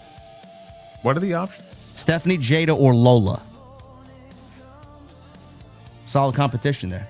Yeah, I'll go Stephanie. Tony, thank you, brother. Street Fighter with a 5. Putting the belt on Darby for a month is fine, but not LA Knight. Make it make sense. If it was Tony Khan, he would totally put the belt on LA Knight. Yes. And MJF doesn't have a problem putting over Darby, but Roman certainly has a problem putting over LA Knight. God's favorite Stoner with a 2. Rest in peace, Dory Funk, one of the greats. Thank you, Stoner. Eric Beltran with a $4.99. Triple H, for real, going to give us a 10-week build of Roman and LA Knight where we all know the outcome. Just do it next week and get it over with. Sorry, fans. Yes. Yes, it does sound ridiculous when writing it out, yes. Realist with a 20. To continue my previous comment, because WWE and AEW feel you're only going to watch them instead of giving lower companies your attention. If you give money to other companies who deserve it than them, they have to do better. I see where you're coming from, Realist, but AEW and Tony Khan's going to do what they want to do, and WWE's going to do what they want to do. It doesn't matter if you're watching or not. Gavin with a 5. I wanted a tag tournament named after Jay Briscoe to showcase the depth of AEW and Ring of Honor tag team division, but we got a second Continental tournament. Yeah. The Jay Briscoe Memorial Tag Team, whatever, that would have been great. Maybe that's in the works at some point. I don't know. But they're going to have to do something to house all these tag teams for sure. Gary Gordon with a 5 times 3 here. Do you think they may be dressing up Roxanne to be the one to beat Liv? Yeah. She's going to win Money in the Bank. In my opinion. I don't know how you feel. I mean, she was my pick in December when I did my prediction show. Did I see Sheamus on one of the DoorDash commercials last night? I believe he was. Maybe, yeah. Yeah. Yeah, he's doing the 10 beats of the Bodrin to somebody. I don't know who it was. Yeah. And October 9th, the Other Mommy debuts based on the book Incidents in the House. I have purchased the book. Interesting. The trailer was great. Yeah. The table scare really freaked everybody out. We got JD from California, 206 for the $4.99. Jason and I will be there in about a month's time. Yes. Unfortunately. September 4th. Yeah. I was reading JD's 2-count comment section while high. I couldn't stop laughing at the AEW sickos melting down that there was no AEW talk. Everybody is ridiculous. You want AEW talk? We did it here tonight for an hour. You want AEW talk? We'll be talking about it individually tomorrow night with 2.5 hours of fucking Dynamite ahead of us. Yeah, what do you want? A good hour tonight talking about it. We have SummerSlam. We had SummerSlam this weekend with a ton of stories. What do you want me to talk about? Please. There's nothing there. JD, you got to talk about Hechicero. Yeah, Hechicero and fucking Kyle O'Reilly. Yeah, sure. Justin Turner with a 10 on NXT. Kendall beat Lola in the underground via tap out despite getting busted open in the ear hard way. They hugged after, Lola crying. Priest came out to hug her off air. Call up incoming. Thanks, guys. Yes. I mean, it was about time. She's been down there forever. Gary Gordon with a 5. Got the funny feeling Roman will indeed retain against LA Knight with help. Maybe. Who will the help be? You know, at SummerSlam, when the 6-man tag was over, Solo and LA Knight, they hugged. Everybody popped for the big hug. Yeah. Yeah. I hope they're not tempted to have Solo Sikoa be the one to cost LA Knight at the end of all this. I don't know. Knowing that it's getting as over as it is, you're probably correct. They'll probably fuck it up. Lord Gasmick with a 10. Busted Open, or sorry, WWE Radio, posted on IG that it was LA Knight's best night of his career on Raw. Interestingly enough, Steve Austin liked the post. If that's not an endorsement, I don't know what is. Was it the best night of his career? I mean, the way his career has gone in this company, it probably isn't too far off. I mean, he got to share the ring with Roman Reigns, and I think he kind of one-upped him on the mic, and he didn't get put down or attacked or ambushed or anything like that. So for him, not only that segment, I tell you what I enjoyed, when he left the building and he was rolling his luggage out and he walked right past the bloodline. This is after Roman told him, don't put your hands on him. And he was just laughing. He's like, so did I just hear that? He's like, don't mind me. I'm just strolling on by with my Walmart bag and my Walmart watch. And then Jey Uso got up at his face, but they can't do anything to him. Yeah. He goes, you better be careful or else, daddy may come back and put you across his knee. Yeah. That was good. That was good. Scumdog with the 17 months. Yo, JD Solo, you guys rule. I have a question. Say you're stuck in traffic. How much WWE radio are you listening to? 0. I'm listening to my Spotify playlist, brother. Yep. I'm not listening to any of that. Honestly, to be honest, not to stroke this guy's ego, it's either my music or I have his stuff on or Cornette, and that's it. Honestly. Cornette's an easy listen when I got a long drive because his shows are fucking. He's got so many that go past like the 4-hour mark. Base Beers with a 2. Punk can mock Owens for his lack of physique now. He did lose a little weight. He looks good. Well, Punk's a body guy now. Yeah. BGS with a 4.99. Have you guys ever seen the Chelsea Green vs. Penta match on YouTube? Holy shit. Yes. I've told multiple people who've never seen it before. You got to go because it's on YouTube. You got to go on YouTube and check it out. Yeah. So please don't tell me any geeks out there Chelsea can't wrestle. She very well can't wrestle. And you should also check out the gauntlet match with Penta against the Black Lotus tribe.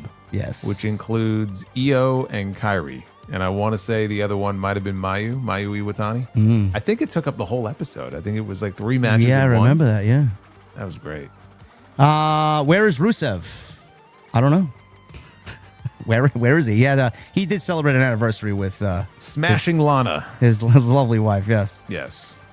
Gary Gordon with another 10. The Amplified Man, BC in rare form, gave the Gable Penta match an F, and Roman Seth a C. Your thoughts? Roman Seth was an A, and Penta I would give Penta Gable I would give like a B minus. Yeah. And also, I thought the Red Rooster gimmick was the worst gimmick and would never have surpassed. Then came Danhausen, worst gimmick of all time. Danhausen is the worst gimmick of all time? No, I don't think that's it. No, it's not. We even got a Red Rooster mention in the middle of the SummerSlam main event on Sunday night. When Roman was talking shit to Seth, I could have sworn I heard a Red Rooster mention. I didn't hear that. Yeah. But they were kind of, jawing at each other. And he said, this has always been about you and me. Even when the Red Rooster was bitching at us at FCW. I'm like, holy shit, did I just hear a Red Rooster reference here? And then when the match was over and they went off the air on the post show, I forgot who it was. Maybe it was Jackie or Kathy, interviewed Roman at ringside and he repeated it. He was like, it's always been about the two of us back to our FCW days when the Red Rooster was bitching at us. I'm like, the Red Rooster, but he's got a name, Yeah. Was he actually the Red Rooster when he was coaching these guys? He might have been. Clocking around like this, walking around. That'd be funny. Base Bears also with a 2. Hashtag Chelsea Green. Yes. We'll see what she does and how they book her. Mike Witt with a 10. Hey, guys, as a Royce Keys fan, I'm happy how Raw closed last night because he's going to come back as an unstoppable force against the Bloodline. Keys versus the Bloodline could be great with Solo helping out Keys. It was a fine match. Did you see what he bit down on the blood capsule? Yeah. And the blood was coming out of his mouth. How bright red. Yes, it was very dark. Dude, not even dark. Like, dude, it was like neon. I'm like, this guy looked like some superhero that was like completely irradiated or something. Like, I've never seen blood that bright before in my life. I hope he comes back a little bit more over, though. He's been getting very lukewarm reactions. I don't know. Haven't really been all that emotionally moved with Royce Keys on the main roster. Oh, you mean the SmackDown guy who just randomly shows up on Raw? Yeah. Unannounced, is not over in front of the Raw audience? Is that what you're telling me? Yeah. Gary Gordon with a 5. Did Roman devalue poor Walmart last night? Yeah. He did. Well, it's a good thing they don't have Walmart as a sponsor. Base Bears with the 2. Remember the JBL dollar bills? I do. Who else had dollar bills? Didn't Del Rio have dollar bills or no? No? No, I don't think so. No? Who else had dollar bills? That we're not thinking MJF. of. MJF had dollar bills, yeah. Probably at one point, right? I think he had his face on money. He had a son of a bitch. He had a crypto coin. He had MJF coin. And I bought it. I bought some. Did you? Yeah, I lost $100 on that shit. Oh my God. Thanks, MJF. Gary Gordon with a 5. Do you think Paul Heyman will be the manager of Oba Femi? No, I do not. I would like to see him and Braun Breaker team up again, but I'm interested in what they got going on. Base Bears for the 2. Hendry died when RKO beat him at Mania. That was the last time he got a fucking entrance, too, I believe, right? I think so. Maybe. At least he got his WrestleMania. Yeah. Sidro, 46 months, up 300 at the casino. On my way home now. Birthday on Thursday. Got a new car last week. 48K miles on it. 2020 Hyundai Tucson. And it drives great. Much love, OTS family. Look at that. Up 300 at the casino, man. Don't give it back. Great. We haven't seen any jokes from Sidro in the last couple of streams. What's going on there? A little concerned. Hopefully you're all right, brother. Base Bears with the 2. I had a mug tonight. You a root beer guy? Me? Yeah. Talking to me? Yeah, I'm talking to you, yeah. Oh, no. No A&W, no Barks, no Birch beer, no? No mugs, no A&W, no Sprite, no 7-Up, no Dr. Pepper. Yeah, go keep it that way. Mountain Dew. It's all trash. Yeah, it's all garbage. Alex with the 499. Great work, guys. I always tap into you both on Fridays and Mondays. Thought we'd see Cody winning the Rumble again or Elimination Chamber to face Punk at WrestleMania 41. No, we don't. We don't want to see that. That is. I mean, look, he would have to be a heel at that point. Yeah, if he was would gonna have do to that. be a heel, yes. Yeah. Lennon with the 20 Mexican pesos. I also thought the mascot was going to attack Gable. See, I wasn't the only one. Jason's not the only one. Gary Gordon with a 5. Looks like the Braves are golden for the division. Both the Phillies and Marlins have cashed in their chips. I'm surprised. Well, it happens when Acuna gets back, which is what they needed. So we'll see. They still need pitching, though. 100 The Will. Thank you for your Triple H get over creative as far as will allow it comment. Yes, that's the way it is. Don Stoney with a 5. Shout out to Don Tony, Wrestling Soup, Spitball Media, and as always, RIP Kevin Castle. Love you, Stoney. Thank you for being here every night, brother. Ken with a 9.99. Do you guys think The Rock looked ridiculous as Maui with his wavy wig? Yes, I do. Yes, I agree. Big E to win. 4.99. JD Soul. I can't shake the feeling that this call out of the new generation feels like another new era. Without Triple H out there proclaiming it that will be the way. No, I'll tell you what. Last night felt more like a new era than any of these other shows this year, where Triple H said it was a new era. Yeah. We don't need anything. Yeah. Better not to say it and just let it kind of speak for itself. I agree. We'll make the decision if it feels like a new era or not. Who do we got here? Mustafa with a $10 super chat. What's good, JD? R.I.P. Dory Funk Jr. What's up, brother? Thank you very much for you being here. Rated RK20 with a 279. Since August 1, past thought on August 1, warning reveal. Huh? What are you saying? It's an infamous moment in TNA history where Tito Ortiz debuted, and remember, this is during the Aces and Eights era. Oh, yeah. They were teasing for weeks. August 1st warning is coming. And then it finally came, and it was Tito Ortiz who walked out on stage with his arms crossed, and the Aces and Eights were out there by ringside, and the crowd went mild. And they just kept cutting back to a reaction shot of Ken Anderson, who just had the most befuddled look on his face. And it just lingered. It went like the camera shots went back and forth between Ortiz and them and Ortiz for an uncomfortable period of time. And there was no reaction. There was just music playing in the background. Nobody knew what to make of this, and then they went off the air. That sounds terrible. It's pretty terrible. Yeah. Interest levels on seeing Randy versus Punk feud. I'm not over the moon about it, but doesn't excite me. No. I want to see Punk. I want to see Punk against some people I have not seen him with before. I agree. And Solo cost Roman the title against LA Knight. Yeah. Everybody keeps saying it, and now you're going to make me fucking feel like that's going to happen.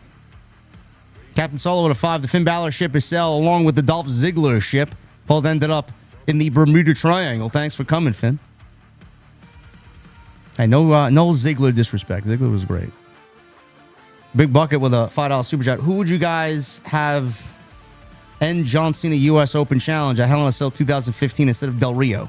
I vote Samoa Joe. Also, Sasha Banks and Charlotte should have been Mania 38.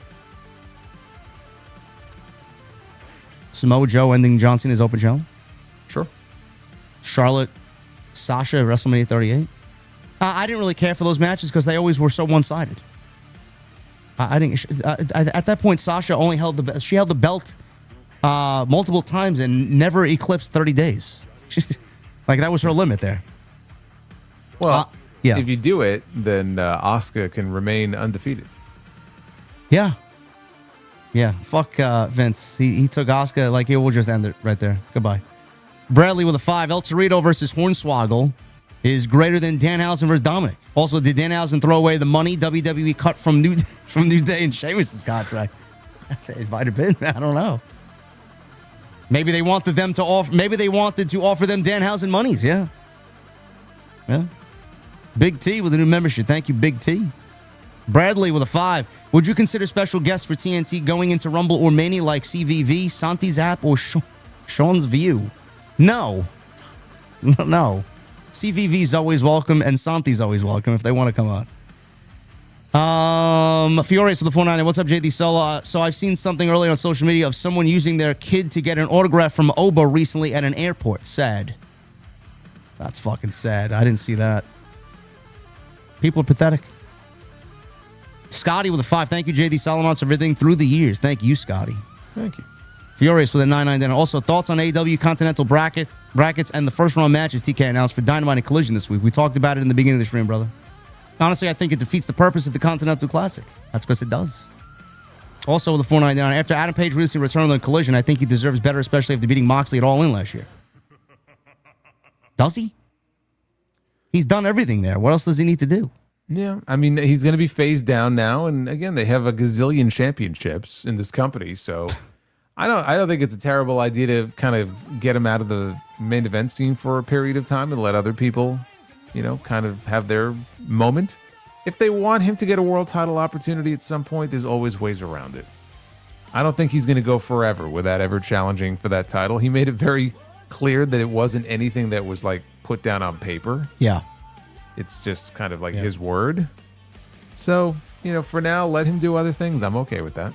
Lauren with a 2. Will Owens and Orton be the top heels on SmackDown? Possibly. We will see. I know you're a big Orton fan, Lauren, but I'm just glad both of them are back. Furious with a 199. Biggest Hogan WWE political move, in your opinion?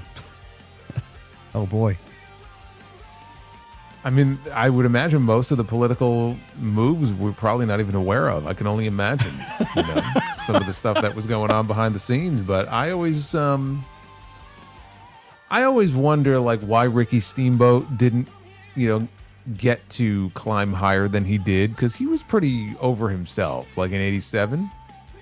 And I know after he won the IC title, he asked for time off. It's a famous story, and Vince was like, "We got to take the title off him." Because, God forbid, his wife, I think, was pregnant. He wanted some time off for the birth or whatever. And so they took the belt off him and put it on Honky Tonk Man. And then he came back and he was never the same. But there were always rumors like Hogan was jealous of him. He didn't want him to, he was like encroaching on his territory. And maybe he helped cut that off. I don't know how true that is.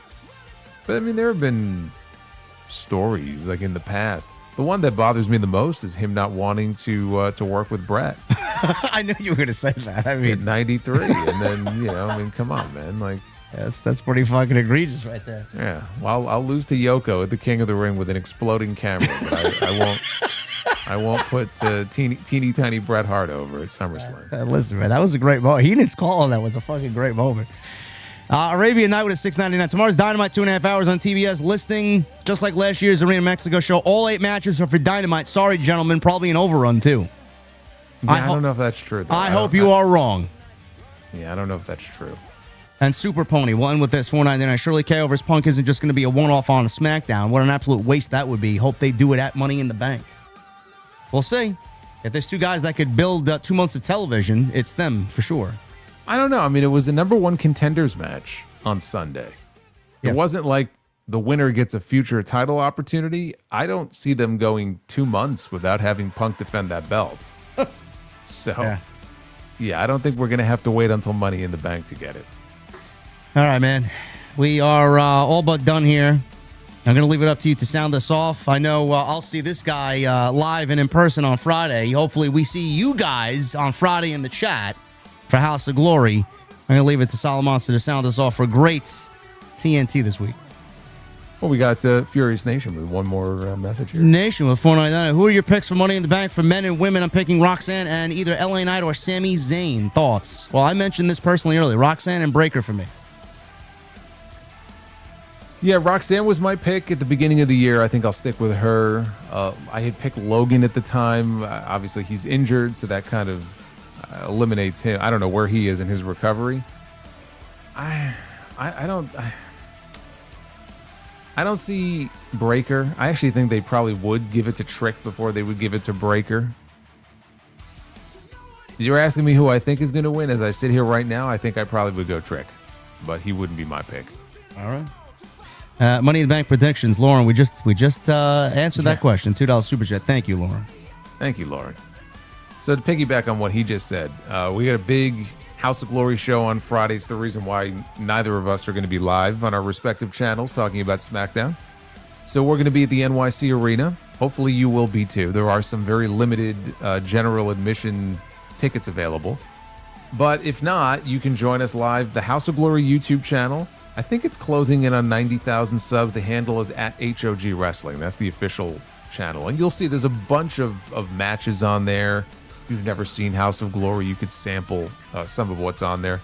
We got a stacked card. We got a lot of big names combined with our House of Glory talent on the show. It's one of our biggest cards of the entire year. And hopefully you will enjoy what you see. And so join us live. Hang out in the chat. It will be archived there after the fact if you can't be there live.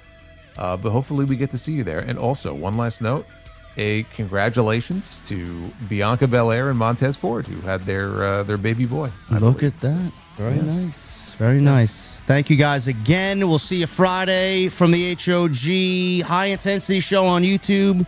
And we will see you live back here next Tuesday night with more on Tuesday Night Titans. We'll see you guys later.